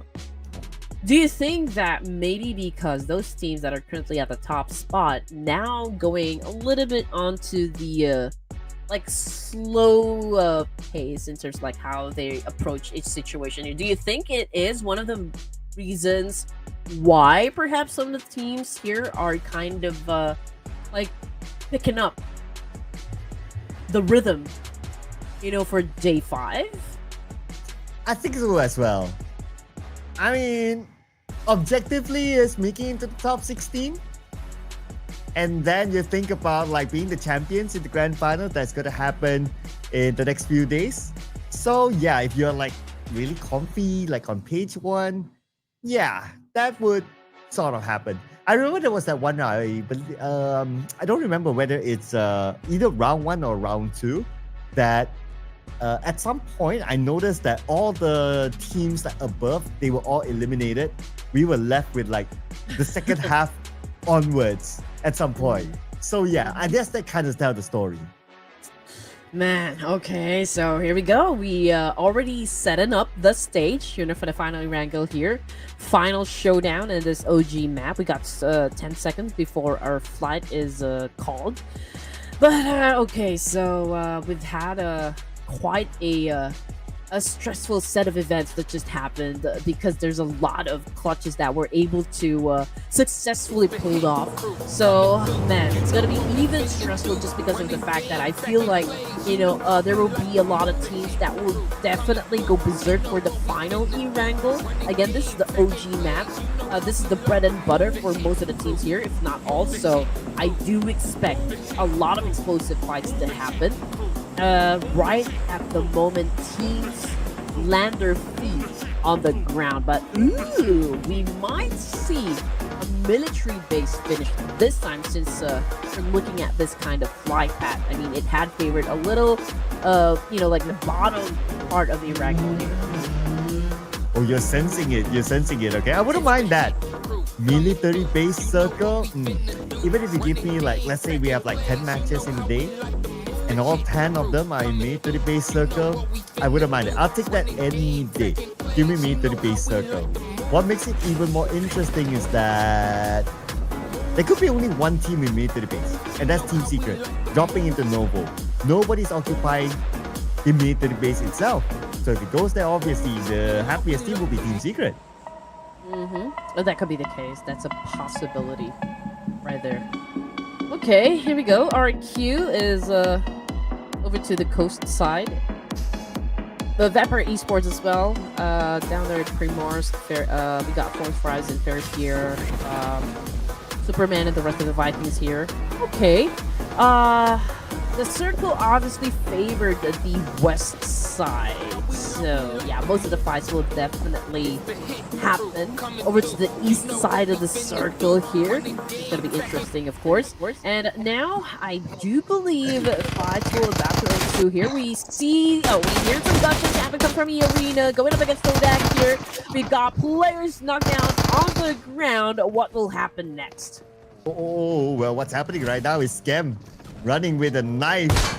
And here comes the rest of eArena. Okay, he managed to find a shotgun. And we'll help him to take down 2014.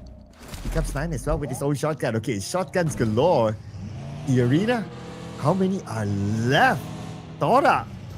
They look like they're winning this. Okay, one more to go. Oh! And that is clear on the game. Brian, to finish off the final player of eArena. Todak, 4 points as a start. Okay, alright. Still, for the side of Todak, they still have that momentum. So let's see if HORAA Esports has the same story here.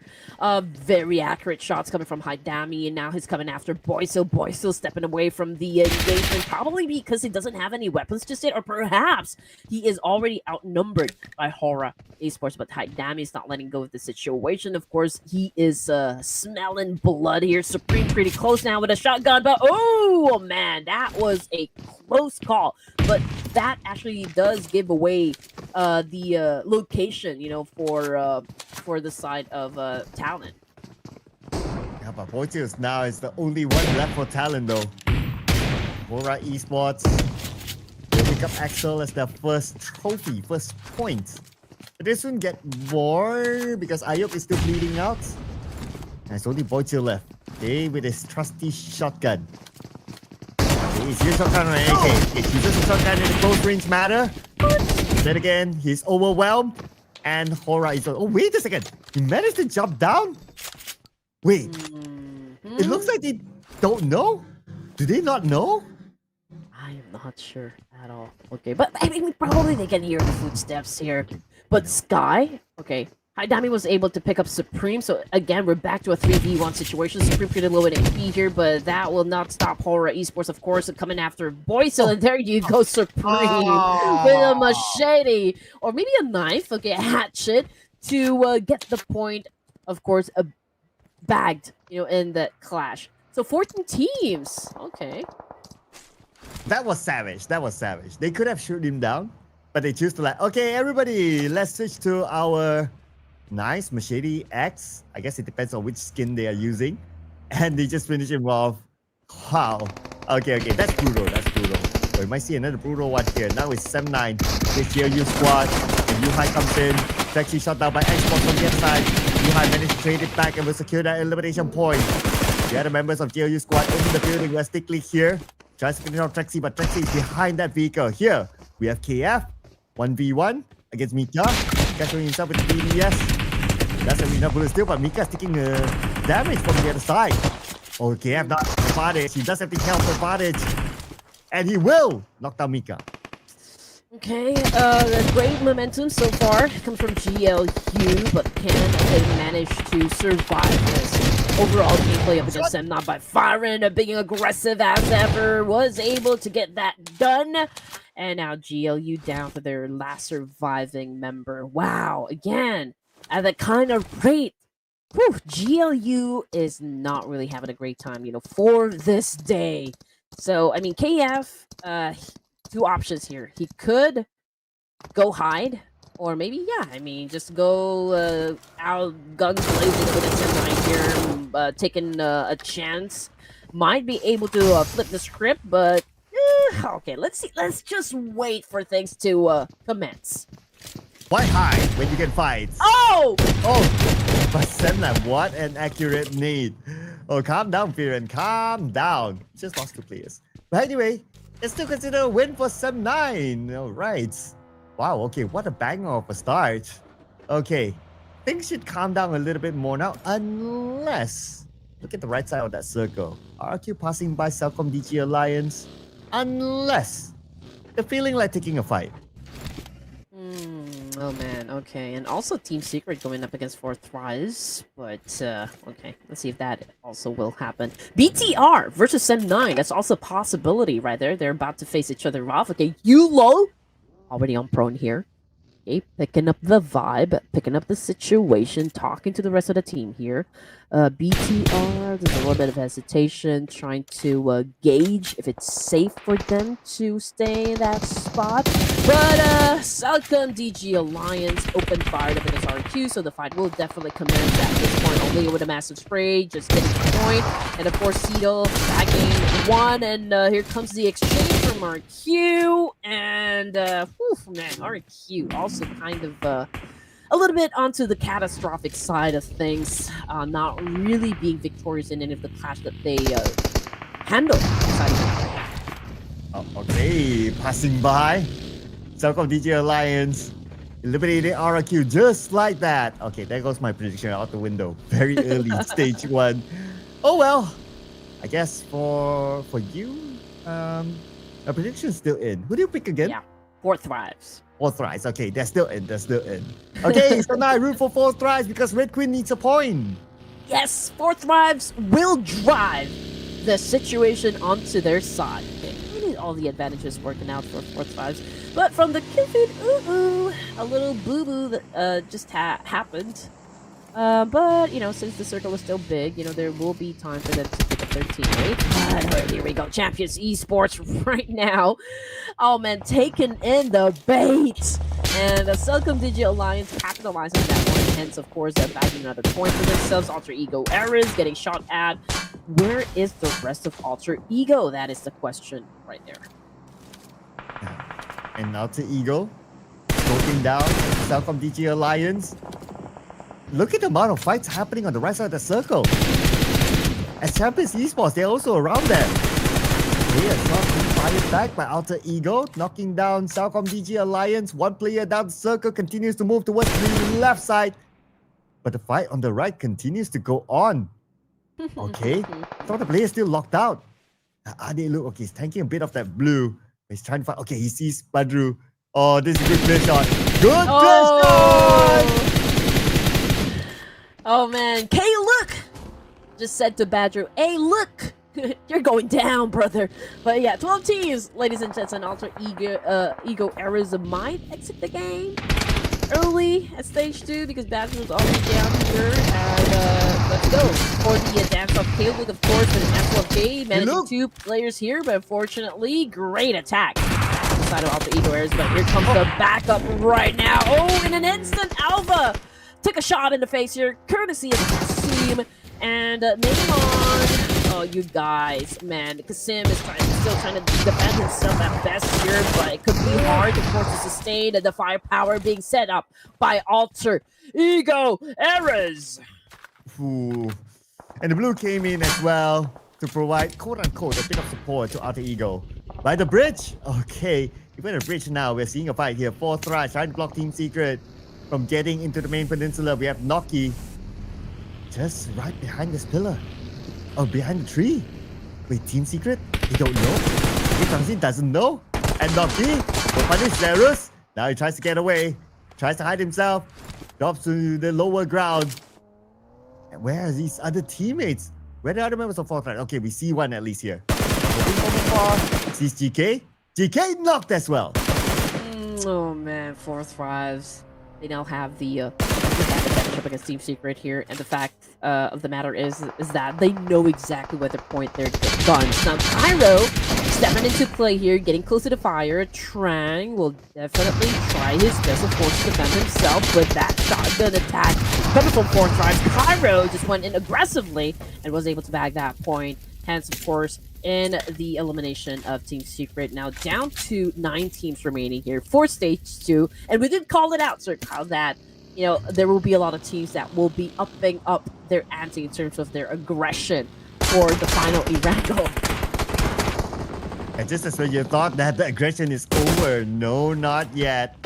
Now it's the Vikings and Tribe Aeromacy. You know, wants to get that spot where the Vikings are at. Maybe Aeromacy told themselves that, okay, maybe not. We have other spots anyway. So we'll leave that one to you. Might as well, since the next stage of the circle is coming soon. So we can stay away from that fight and watch where the circle will shift. While we still have other teams traveling into the circle. Okay, they should be fine. We don't see any gatekeepers left. Circle shifts up to the north. Wow. Favoring HORAA Esports to enter safely.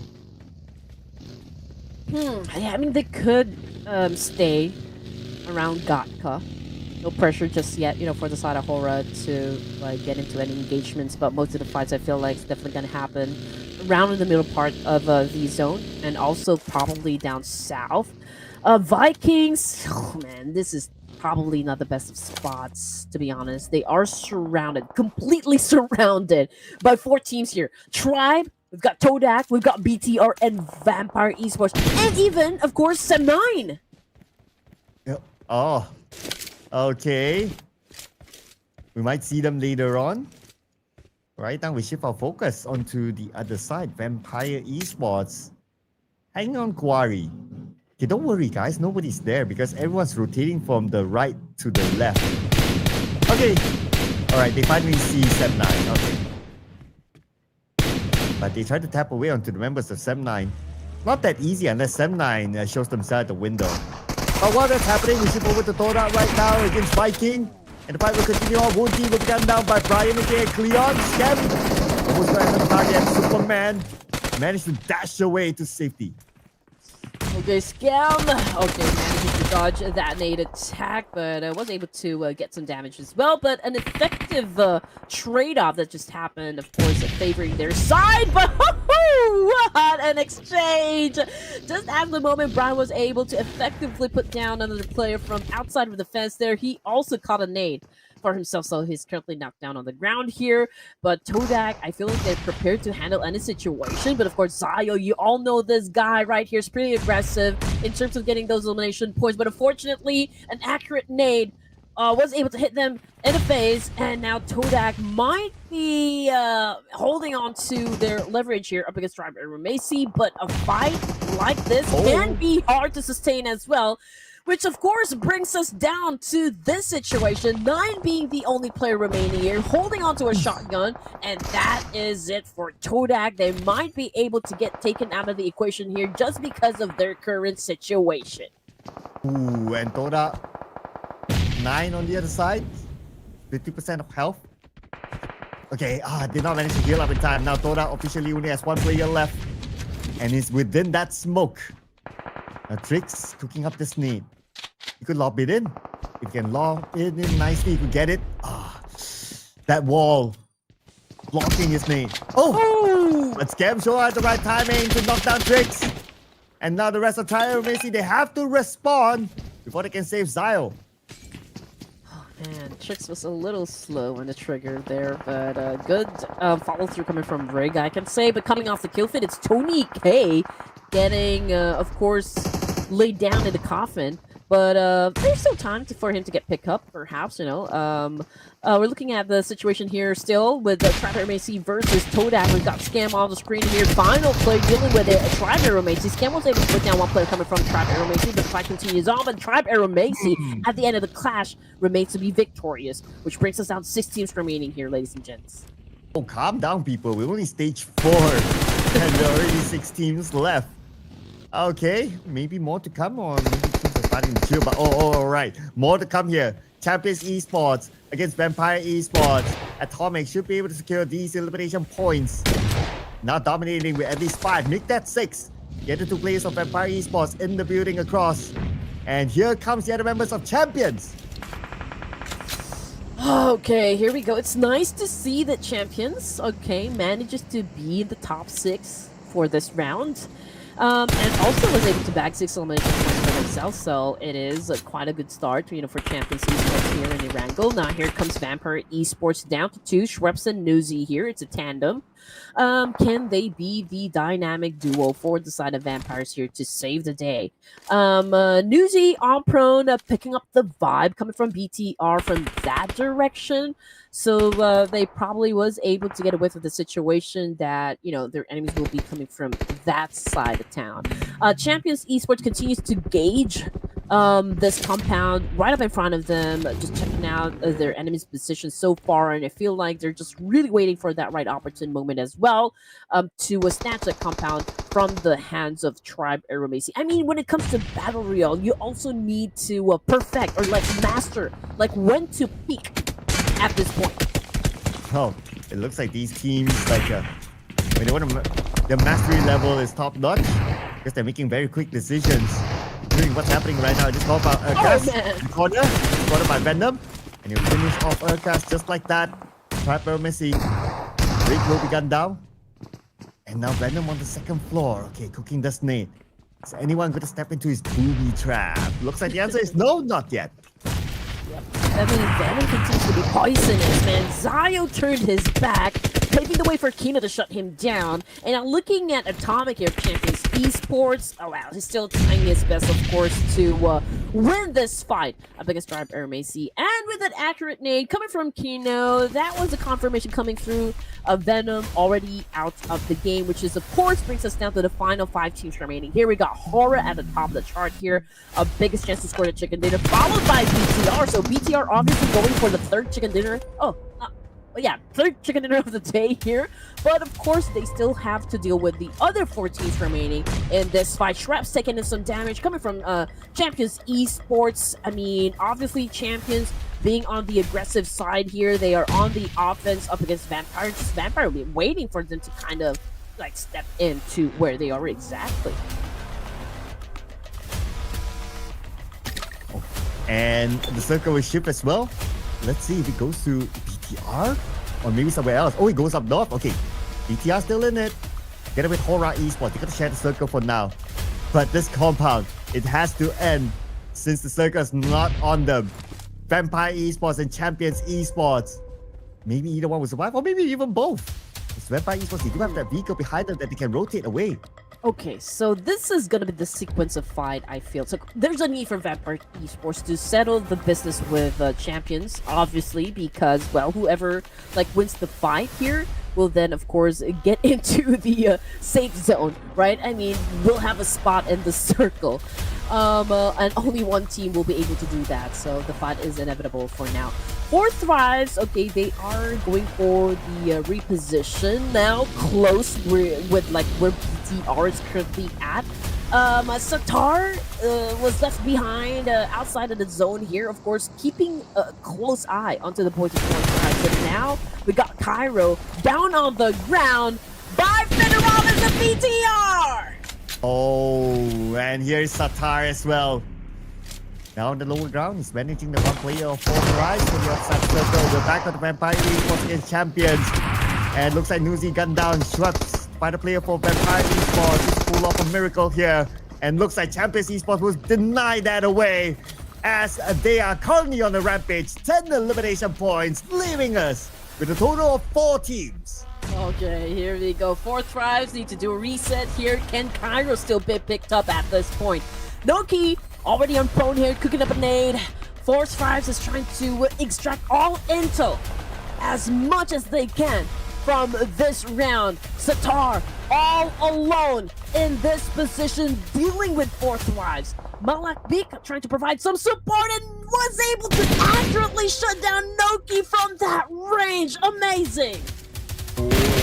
Oh, BTR, they are gunning for their 3rd chicken dinner, but one player gunned down. Like, he's quite far away from the competition. I wonder if his teammates can actually reach him in time. Anyway, right now, finally has to play for 4 Thrives in the shack.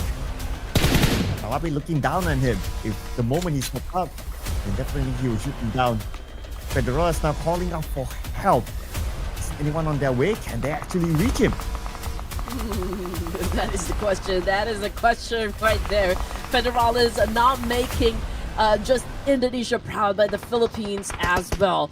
HORAA Esports continues to dominate with 5 elimination points, also belonging in the top 3 for this round, because 4 Thrives just got eliminated with 4 points in the bag. Pretty decent number. Also will be added to the placement point that they were able to acquire from this round. Now let's see what's going to happen as Champions Esports tries to get into position. But, ooh, man, what a brutal shot there coming from Kino, eliminating Bigetron Vitality. Oh, Kino himself, 11 eliminations. Wow. And that elimination will deny away the Indonesian streak. That's between HORAA Esports and Champions Esports. 3v2 as Sky stands up, shows himself, takes up Kino. One more to go. They're looking for the final player of Champions Esports. Where is he? It's going to be Atomic here. Okay, are they going to play Chase now? Are they going to play Chase? Anyway, Atomic is ready to fight back. And now, it's going to be the final showdown. Atomic taking in some hits coming from Supreme here. Supreme, of course, wouldn't let go of this advantage up against Atomic. Now he has the time, of course, and the energy to focus on him. Oh, but unfortunately, Atomic, okay, was able to pull off a kill, but of course, he's not out of the woods just yet. Yes, he was able to shut down Supreme, but he still needs to take care of a few players coming from HORAA Esports. Tried to go in for a vehicle attack, but Atomic was able to defend himself once again. It's a good thing that Sky. Oh my God! He did it! Oh my God! Atomic was able to pull off one of the massive clutches here in the playoffs, eliminating HORAA Esports. Oh my goodness! What a turn of events! What? I need a slow-mo replay of that. Like how? That was crazy. Like it was so messy. The buggy's coming. Two players on that buggy. One of them shooting Atomic at the same time. He has to dodge the buggy. He has to turn around. He has to shoot. He has to aim. He has to do everything. But yet still coming up on top. 1v3. Man, today's the day of surprises. I know. It was, I mean, like, great to see Atomic turning into a nuclear power, eliminating HORAA Esports, especially at that kind of momentum. I mean, we're talking about 3 members getting shut down by 1 player coming from Champions Esports. I think, you know, the ripple effect actually happened when they tried to go for that hit and run gameplay, because when Atomic actually fired his DBS, he was able to inflict a lot of pain, not to just like 1 player of HORAA Esports, but with 2. And I really thought Sky was able to like be the knight in shining armor for the side of HORAA Esports. But again, it's a night full of surprises for us, and Atomic again bagging the chicken dinner for the team. Oh man, they are definitely celebrating right now with that massive victory. Well, that is insane. That is absolutely insane. And they did a lot of work. Look at this. It's not only about the eliminations, but also the travel distance. They've been traveling around the map. The circle was all the way on the left side. And yet they're still able to come out on top after all those fights. And that finale, that was phenomenal. Well, other than that, we're going to compare Atomic with the guy with the closest stats with him, Scam. Eliminations, obviously Atomic. Damage, slightly towards Atomic. Assist, Atomic. Team contribution, well, towards Scam at the end of the day. But of course, to be fair, overall, Champions Esports, they scored a lot of eliminations. Okay, here we go. Kino taking in the MVP title here. 11 elimination. I think this is by far the biggest number a player was able to put on the board in terms of eliminations. So perhaps we can see him being a part of the roster in terms of like gunning for that MVP title in the entirety of this tournament. I mean, that is still a big question mark, of course, because this is also by far the best game for Kino here and the rest of Champions Esports. Top performers here, ladies and gents. Atomic, Brian, and Scam. Both players here, or like all the players here, coming from 2 teams only, Todak and Champions Esports. Oof, yeah, we don't always get to see that. Only 2 teams representing. Well, a big haul here for Champions Esports. 17 eliminations, bringing them 27 points, followed by HORAA Esports 12 points, Todak 10 points. 2 teams not able to get a single point this round, RRQ and eArena, as they got eliminated early. 0 points for them. Now, looking at Todak, again, it's also a decent round for them in collecting points. 10 points. Now, I wonder how close they are to be in the top 16. Yeah, it makes me curious as well. But again, you know, for Todak, being at the bottom of the leaderboard might be putting in a lot of pressure onto the team, but it's a great thing, you know. Pressure is what makes diamonds, and right now they are turning into like a diamond here just because of the fact that they are doing really great. I mean, not being able to secure the chicken dinner, yes, I do agree with you, but in terms of like consistency in both placement and elimination points, I think they are on point for this day. Well, even though it's such a fast round, teams still have time to loot 3 airdrops and still use a good amount of nades or throwables. About the average point, 135 for that fast of a round. Yeah, that's still a good number there. Okay, so of course we're really curious to know like the overalls, right? Page 1. Okay, this also the other question. With HORAA Esports, that second place, have they took back their throne?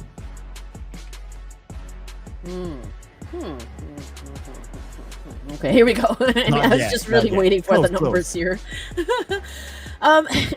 VOIN Donkey is of course enjoying the perks of like setting up a huge gap point here up against the rest of the teams. HORAA, even if they weren't able to secure the chicken with that massive performance, still they were able to move up 1 rank closer than ever to like with VOIN Donkeys here. They are really tailing them from behind, and DRS coming in at 3rd place. So we already have 2 teams from Nepal being included in the top 3. So if we're just gonna look at the top 8, it's Indonesia and Nepal. I mean, currently, you know, like really dominating the overall rankings. Yeah, that's right. Okay. Yeah. And especially with today being a mostly Indonesian day, most of them would have moved up. Okay, so this is page number 2. So remember this number, the Xavier 101. Now that is the minimum benchmark right now for whoever who wants to be in the top 16. As of now, that is, as of now. But of course, numbers will still change because some of these teams did not play the previous round. So 101, VOIN Esports 96, so it's 5 points difference between themselves and also the Xavier. Where is Todak? 78 points. All right. They put themselves in contention right now, I would say, with the remaining amount of games to be in the top 16. Yes. And judging at this point here, Sir Cloud, REINCE continues to drop, you know, from the leaderboard ranking. And I guess, you know, for the remaining matches that we have in the playoffs, man, I don't think we're going to see them play in the grand finals. And as for ASI8, I feel like they are climbing the ranks slowly but surely. And of course, when we come back, we are going to dive into the final round for today's set of matches. So don't go away, ladies and gents. We'll be right back after a short break.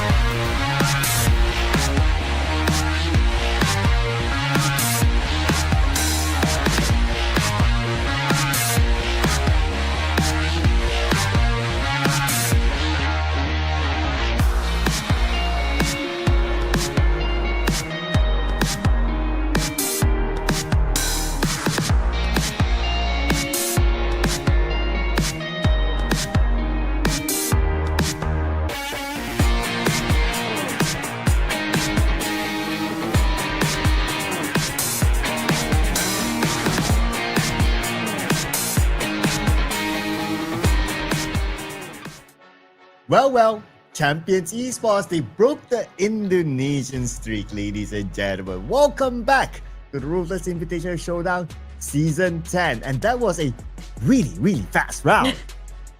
It was. But coming into Miramar, okay, are they going to play in this round, Champions Esports?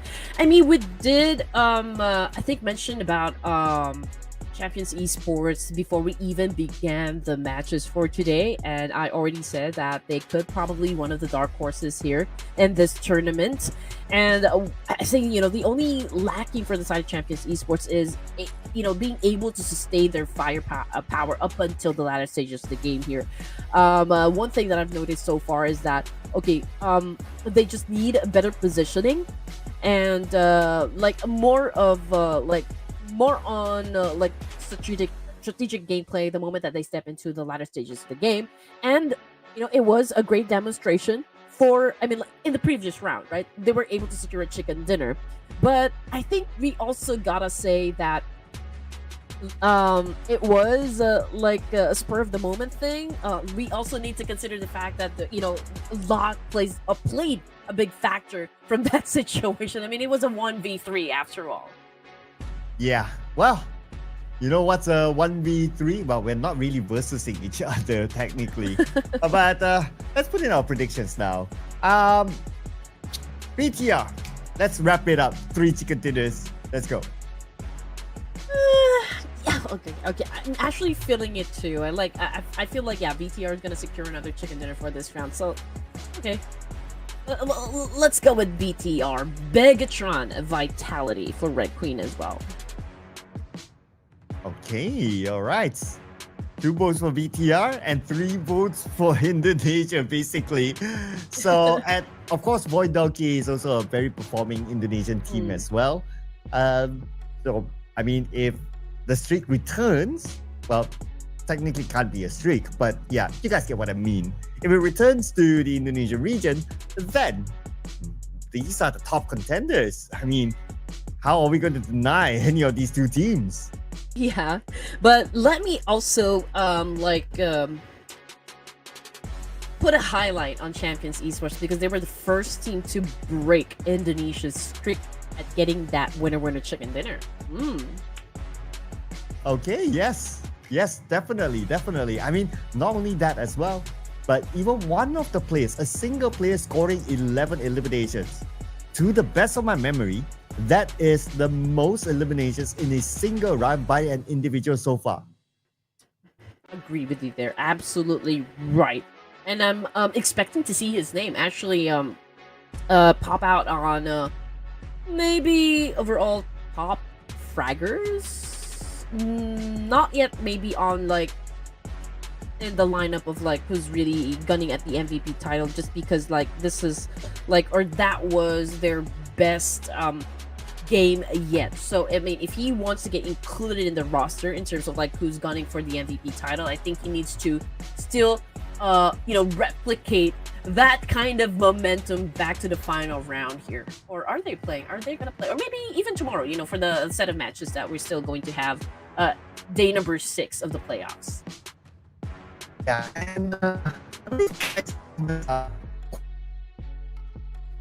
so it might take a bit for any other individual to actually catch him, unless a surprise happens. HORAA Esports, well, they had a second place, which is not too bad. So it could be the case where Sky is also maybe still number 1. Oh, HORAA Esports, they're not playing the last game because they're in Group A. We're going to focus on Group B and C.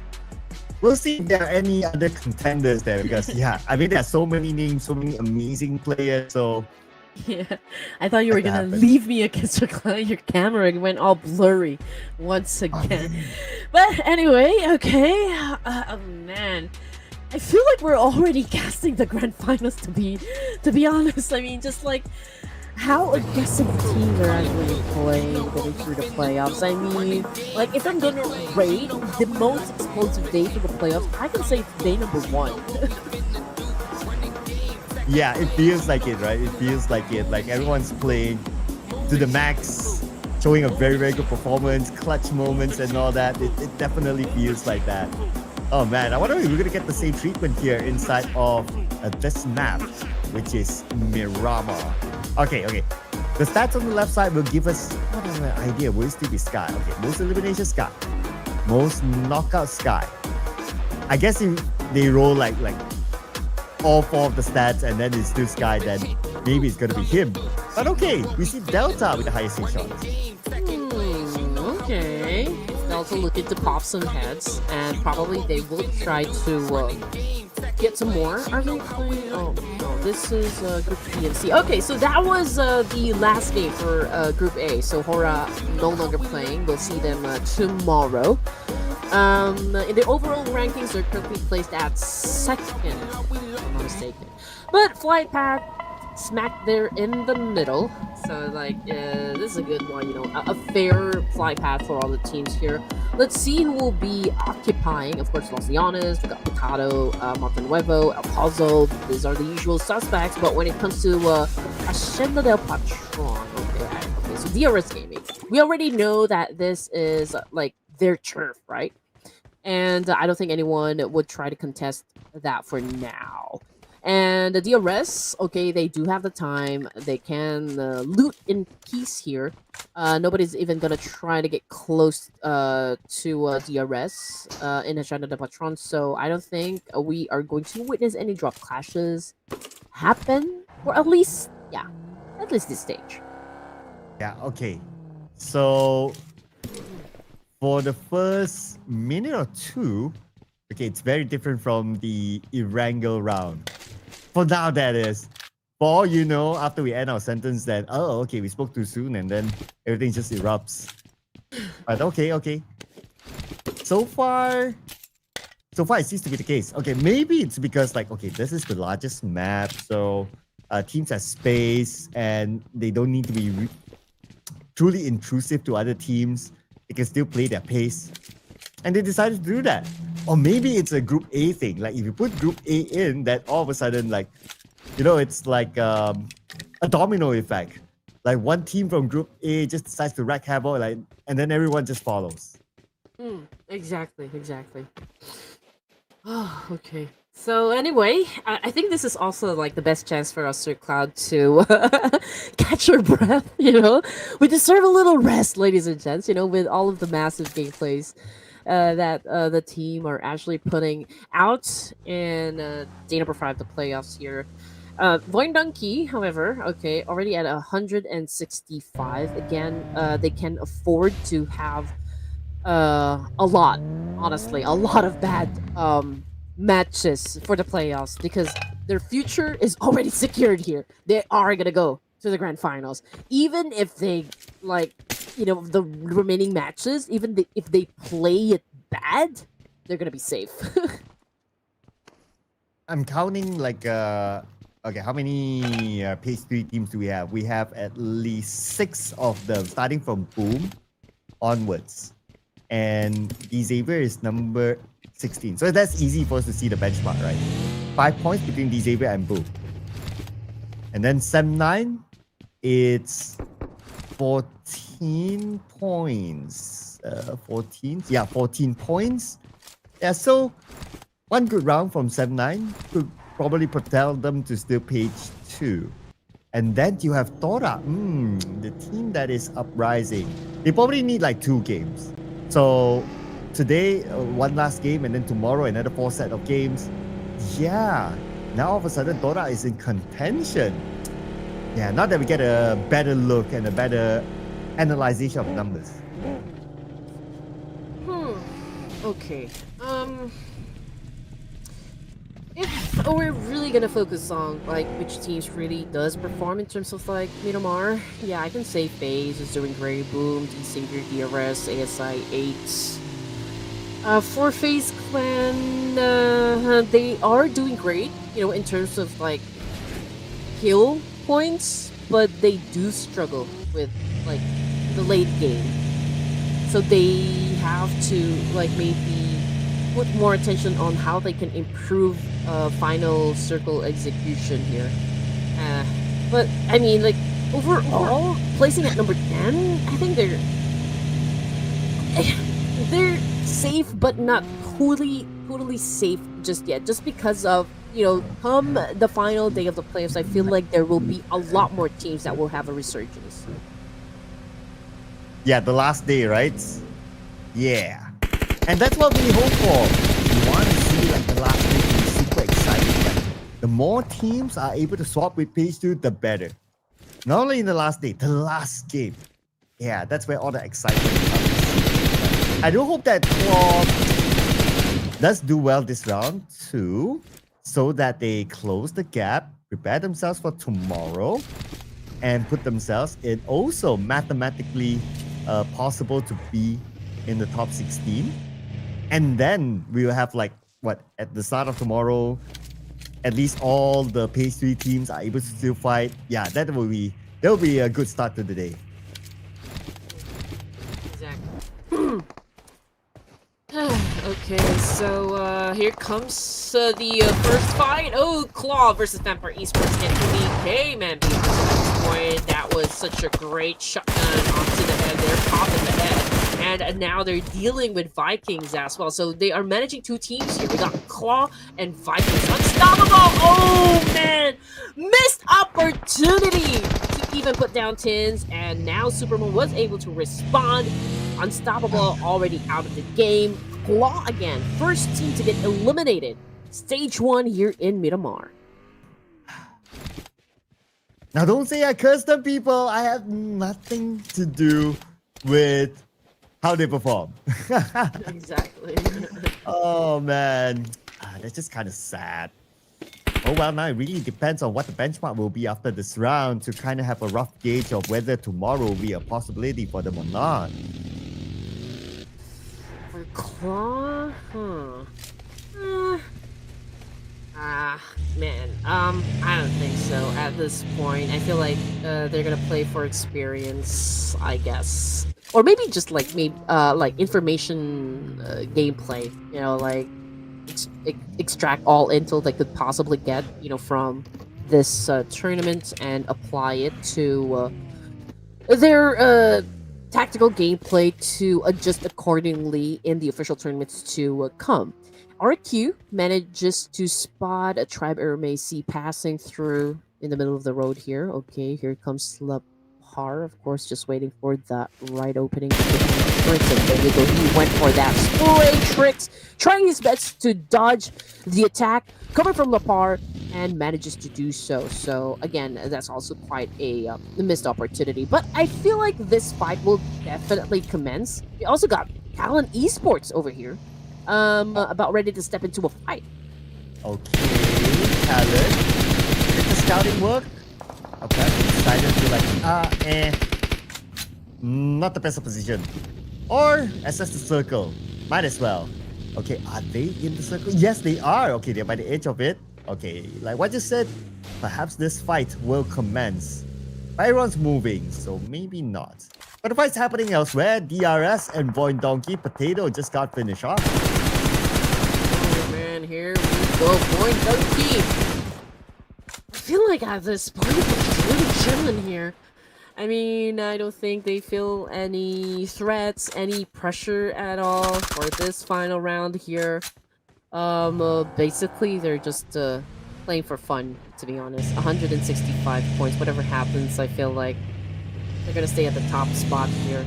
Not unless, of course, HORAA or like maybe DRS and team in the final, like in the top 5 could make a difference, in tomorrow's set of games. Then perhaps they could dethrone a VOIN Donkey.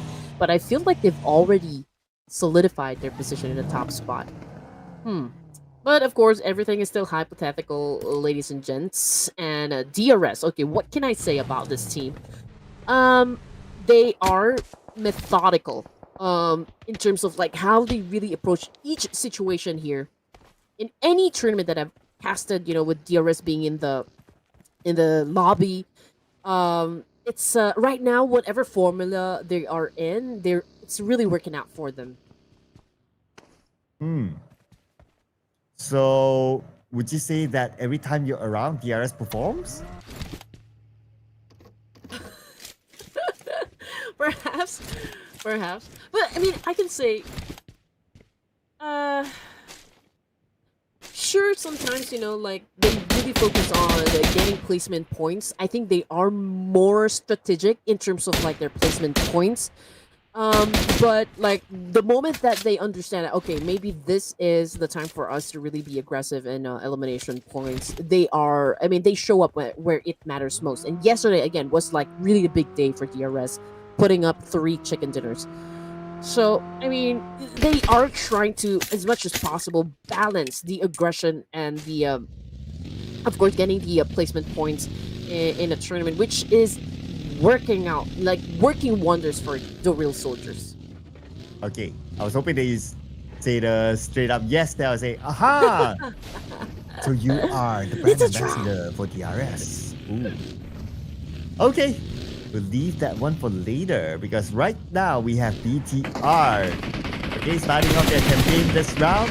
We see Aeromacy, 1 player down.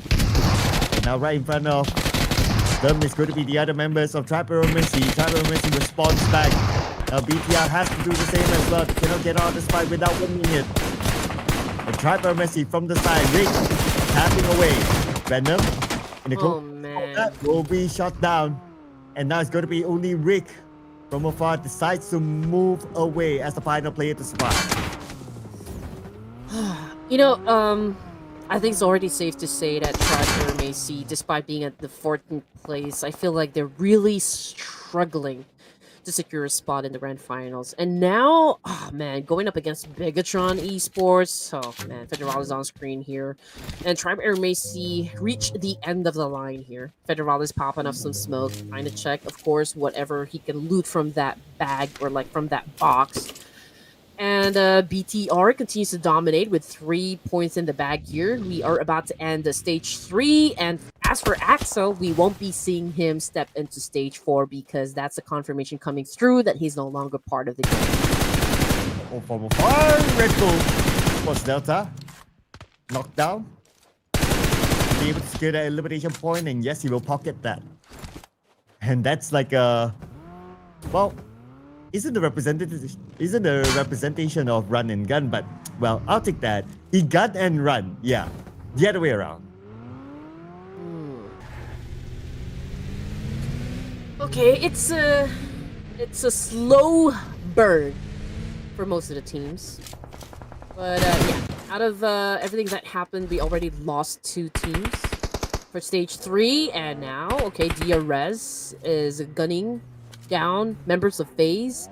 So let's see, he's gonna be winning the fight here. But in the meantime, Blue River's trying to join into the mix here, so let's see who's gonna win. Giante with a massive spray up against Chopper right from behind. Oh man, they did not see this one coming, that is for sure. They don't have that much cover, and they are like really surrounded by DRS here. I mean, Giante is just really taking his time here with, of course, with his M416, but FaZe, they don't really have that much option now. They're looking for payback. Let's see where will Chopper go. Okay, he's heading actually into the blue. And Talon, Ayuk is here. Spray upon Chopper. Chopper finish off. And that's going to be end of FaZe Clan number 14. 3 elimination points collected this time. As Talon now collects 2. While the elimination feed, D Xavier and 7-9. Viren just got eliminated by Levi's. Now we have them on screen. And this is where Chua will start to rush in on the 7-9 with the kill advantage. Oh man, okay, so VOIN Donkey in another part of town also having an engagement here. REINCE top, shutting down Trexie, followed by Mika. Top is definitely on a roll here, but hey, let's check out what is happening with D Saver, 7-9 and REINCE, because D Saver joined into the mix here. Oh man, okay, so they do have that opportunity in putting down players coming from REINCE. Top now being aggressive moments ago. Might face his demise later on as he is currently down on the ground here on the floor. Doc picking up that nade. Woo, man. So Top, despite being down, also caught another nade. Yulo as well. 7-9 continues, of course, to respond, but DRS, man, going up against BTR and Killer Whitey getting pick off. And now the hilltop, helped by Chua. While they try to manage REINCE Esports. Yuhai fires, and Yuhai gets Levi's. Okay, still defending his ground. The final player for M9 on the lower ground right now against the other two members of Team Xavier. Speaker, he cannot hide too long. If not, it might blow up. He's got his face. A molly to flush him out. But it's going to be Top actually stealing that point away. Here is REINCE Esports. Now, they want to claim the other lives of D Xavier, but D Xavier will not go down without a fight, especially Nate. The lower ground. 1v1 against Top right now. Top takes a lot of damage. He gets Top. One more to go, but he has to reload. Oh man, too bad that Nate had to reload at the wrong time. Okay, so this is the first time I'm seeing Baron play. Okay, it's a good thing. Great follow through, I can say. You know, he was the one to actually was able to seal the deal, you know, for REINCE. And as for BTR, okay, they just come off from a victorious win, fighting off DRS. Now they were able to bag 5 points in the pocket here. Okay, BTR getting some shots from Wunti of Vikings Esports. We've got a Starford trying to dance it off up against Wunti here. Wunti continues to do that spray, but couldn't find his target just yet. I mean, it's not connecting at all. Maybe BTR can help to connect that, okay, as they have the geographical advantage. Okay, they are surrounding Wunti, but Wunti has backup. Yeah, in the building maybe. Okay, we get a view of them later. Because right now, we can get a view of VOIN Donkey with Vexy, high ground. Okay, but he won't stay here too long because he's taking damage from the zone. Back onto BTR versus Viking. Okay, the rest of Vikings, they are in the building. You need to find an angle to be able to spot Wunti and Tins. He could be that angle guy. For now, you know, the situation, obviously Vikings has the advantage up against BTR because BTR will be coming from the outskirts and there is a need for them to take over this compound. So, of course, it's all gonna boil down on how the execution is going to be for the side of BTR. But as for Vikings, they're doing an impressive job so far, putting up a great defense here. Tins picking up a nade throwing up against Miramar, but I think it was an overshot. Oh, okay, so Gakor from VOIN Donkey was the one who took down one of the players from the opposition, from BTR, and now we got Wunti responding as well, and this is not a great spot for BTR. Again, we've got a third party coming in to this play. It was so hard, right? Like, you have Vikings to focus on, you have to cross the road at the same time. VOIN Donkey from the side, that really didn't help that charge to move into the next piece of the circle. Eliminated like that at number 11. Anyway, now that the circle has shifted, it seems like it favored slightly towards the top. Yeah. Oh, man. And we have VOIN Donkey there, not too far away from the circle. Same goes for RRQ.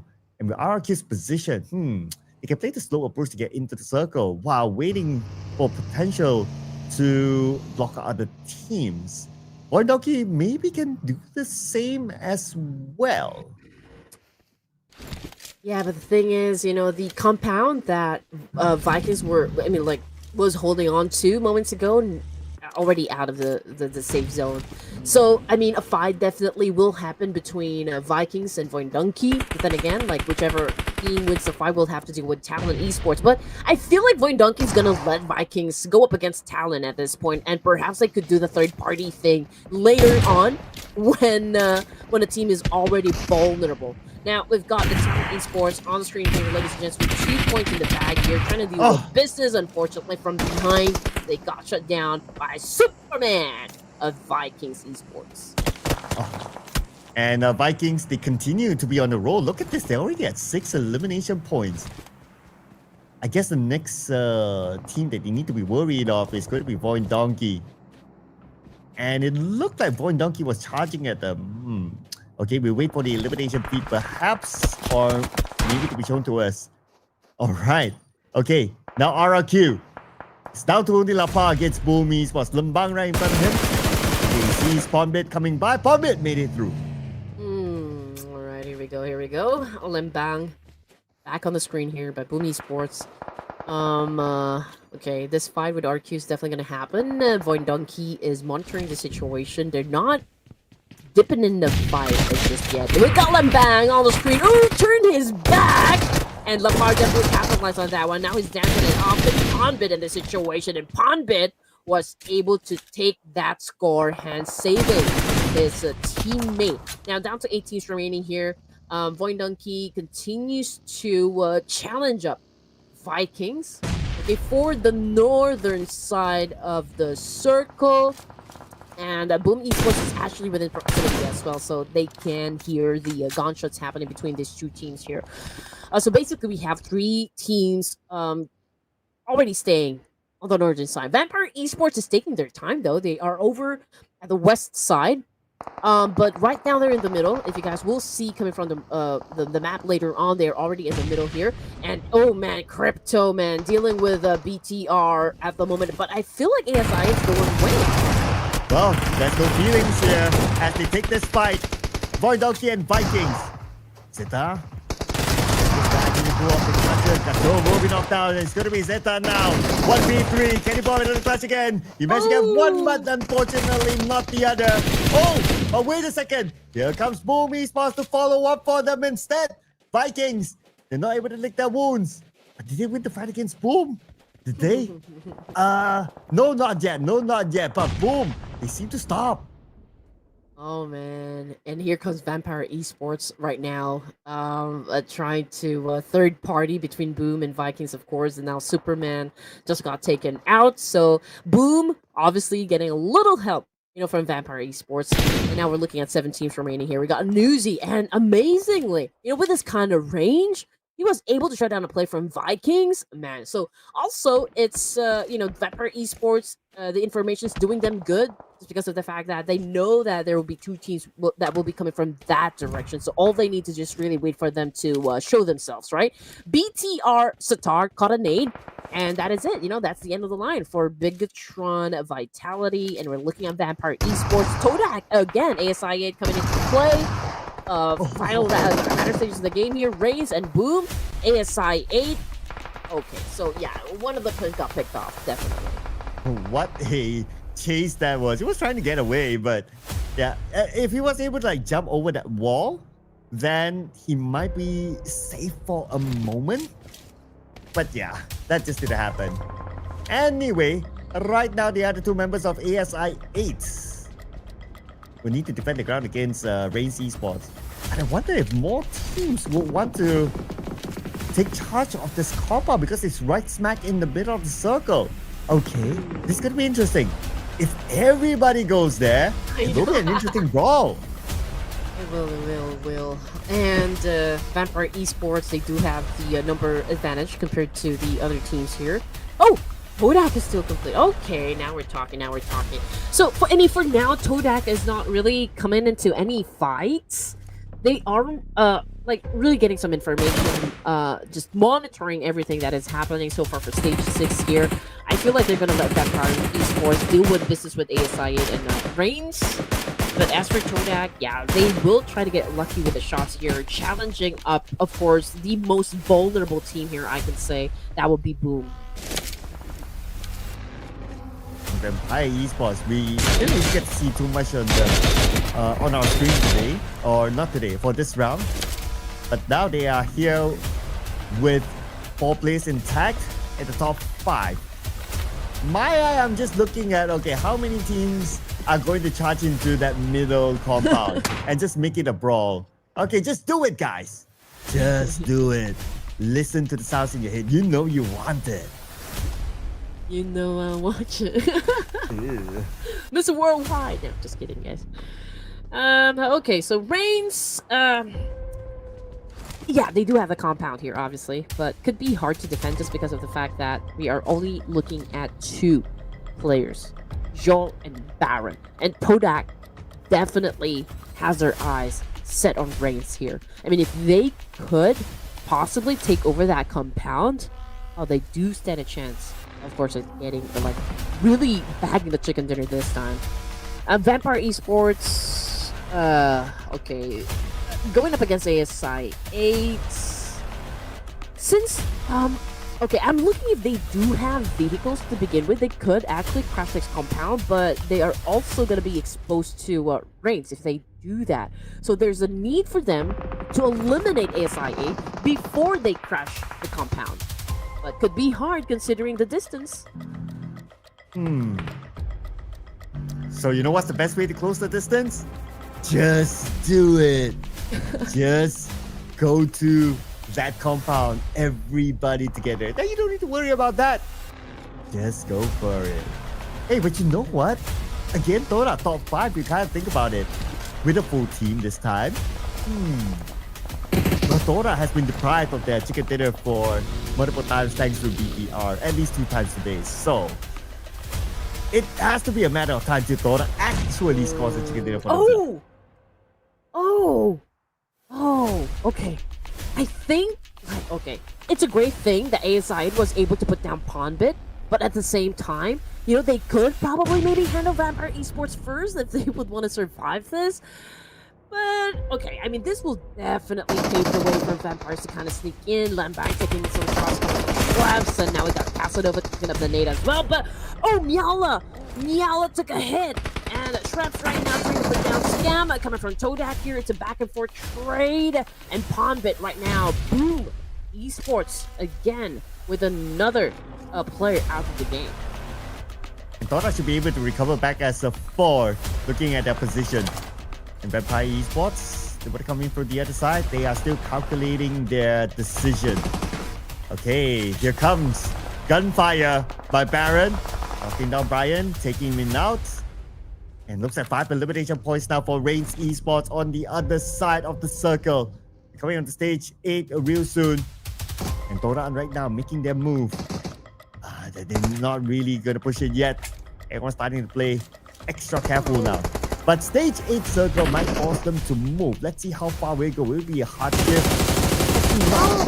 I think it was on the other side. And 9 spots are the member of REINCE Esports. We'll put focus onto REINCE now.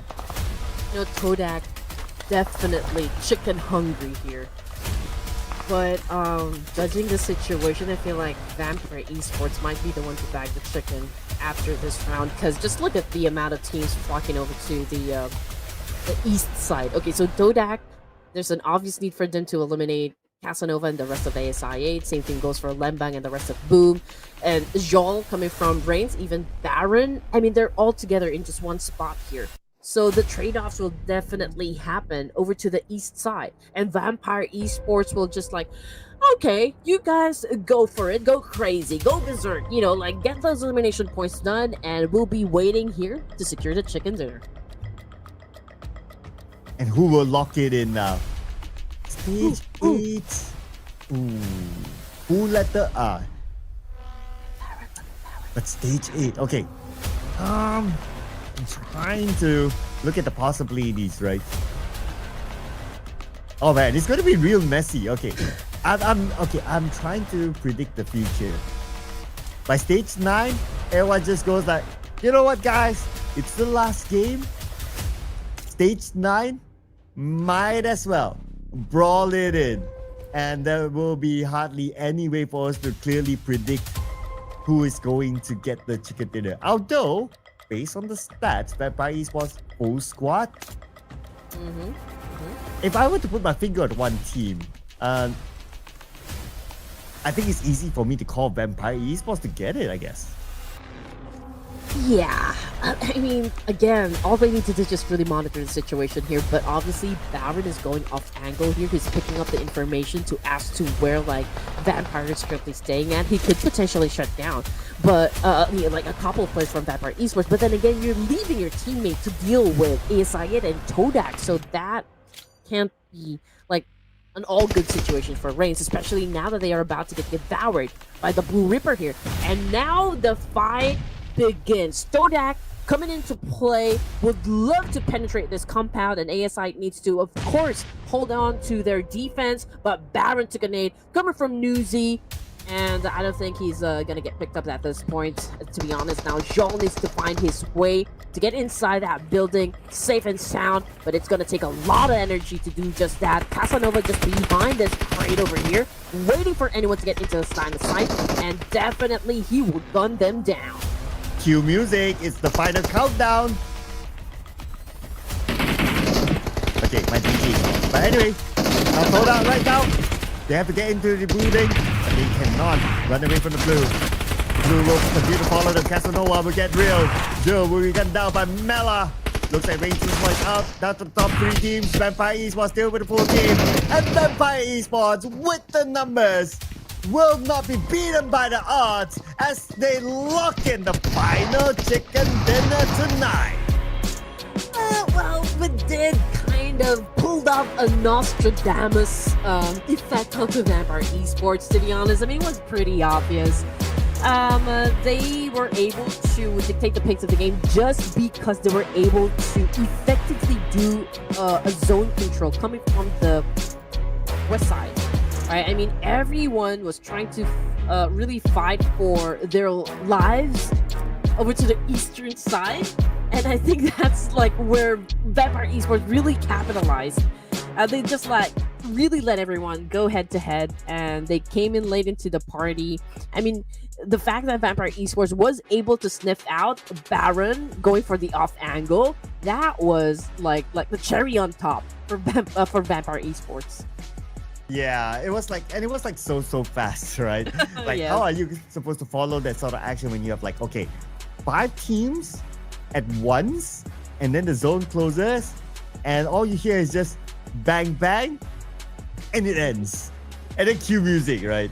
It was so fast with the ratio amount of players and teams versus the amount of time it took to end. That was one of the quickest lightning speed I probably have ever seen. You snooze, you lose moment once again, ladies and gents. Mm-hmm. But okay, I can say that it's a great job, coming from Vampire Esports. But in terms of aggression, it's not quite there just yet. They're not really showing us their true form, so to speak. And even though Vampire Esports was able to secure the chicken dinner here, there's still a lot more that we can expect, coming from this team just because they can. When it comes to the teams to watch after that great performance, REINCE Esports, okay, coming into play, ASI8 and of course Vikings Esports. And I do remember catching Vikings Esports also securing a chicken dinner in one of the matches. Right? Yeah, there was for sure. By now I don't remember which match because we have ran so many matches, right?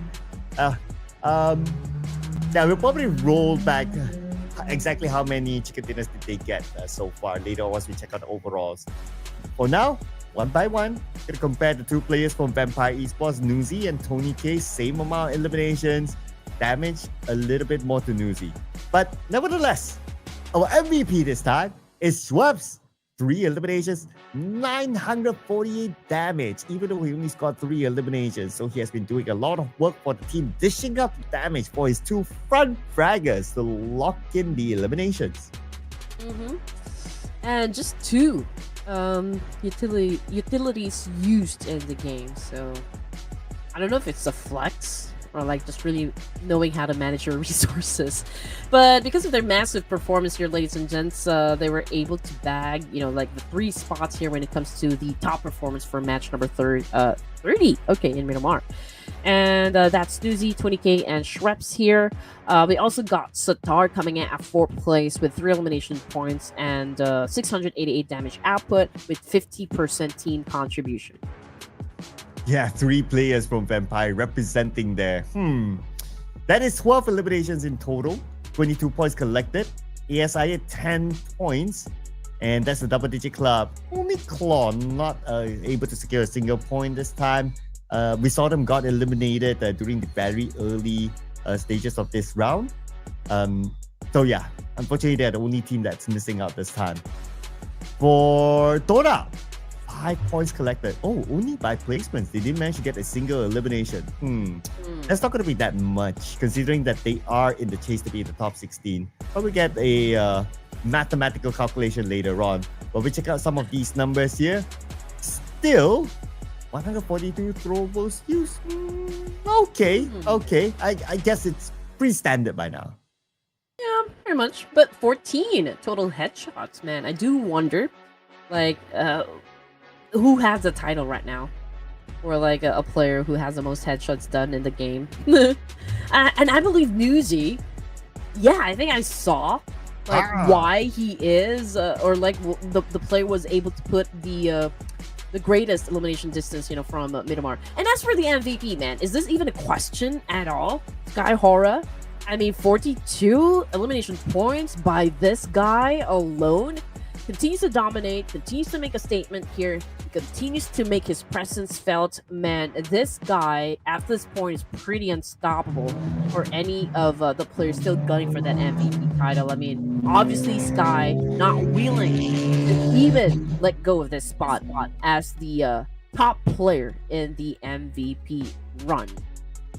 Yeah, and the road to MVP, besides Sky, it continues to change. Badru now at number 2, Schweppes number 3, number 4 is Killer YT, and number 5 is Noki from 4 Thrives. Okay, welcome Noki to the road to MVP. Of course, we still have a lot more games, so this could continue to change. But if you want to compare like Sky and even number 2, it's way ahead. Now, overall fraggers, okay, even the Sky is ahead by 8 eliminations as compared to Delta from DRS. And then we have Badru with 33 eliminations. Kino comes in with 32 eliminations as well. Okay, Badru 33. Apologies there. And Killer YT 31, 34, 33, 32, 35. Oh, okay.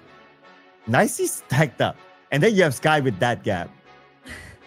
It's again, it's a great way really to like maybe flex their muscle, right? I mean, HORAA obviously currently at the 2nd spot in the overall rankings. There you go, with 157, the closest team to, of course, dethrone VOIN Donkey. So let's see if that's gonna happen tomorrow with the final 4 matches that all the teams here are gonna play. BTR moving up another rank here with 152, close to HORAA as well.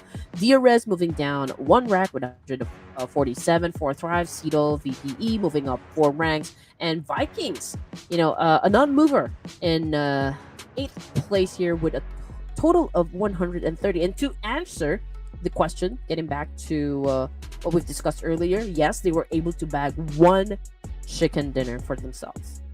Ooh, and now Talon slides down to number 16 by the edge of elimination. But we also have to welcome D Xavier, now back at page 2, number 15. But I'm pretty sure the points are super duper close. Look at this, like even like number 12 to number 16, like 109, and then number 16 is 104, just a difference of 5.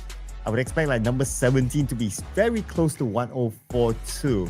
That's where, yeah, can't wait to see what the actual number is. Can we say that Alter Ego is totally safe? Maybe they have made it up, because let's remember there's only 4 more games to go per team. So actually, all right, 102, 102, just differentiated by the tiebreaker. I mean, for Alter Ego Eras, we know what they can do with only 2 matches. If they played it on an aggressive playstyle, we know what they can accomplish. So, I guess, yes, it's safe to say that perhaps, we'll see Alter Ego Eras play in the grand finals. And as for the 3rd page here, VOIN Esports, they still do have a chance here. But as for like Sem9, eArena, ASI8, I guess there is still that chance for them, but we're talking about like maybe 15 and 16th place. I mean, so far out of the teams that we see on the 3rd page here, it's REINCE and ASI8 moving up ranks here, but ASI8 did an amazing job so far. I mean, the fact that we're able to like move 3 spots in the leaderboards, that is quite an improvement from their side. Then again, 16 teams. We're talking about the top 16 proceeding to the grand finals. So if they want to get included in the grand finals, they will have to exert more effort, I guess. Well, we'll need to find that out tomorrow, because tomorrow will be the last day of the playoffs before we lock in our best 16 teams. It's a day that you don't want to miss out, ladies and gentlemen. That will be all for us tonight here at The Desk. We'll be seeing you again tomorrow at the Ruthless Invitational Showdown Season 10. My name is CelcomDigi, together with the wonderful Red Queen. Good night, everyone.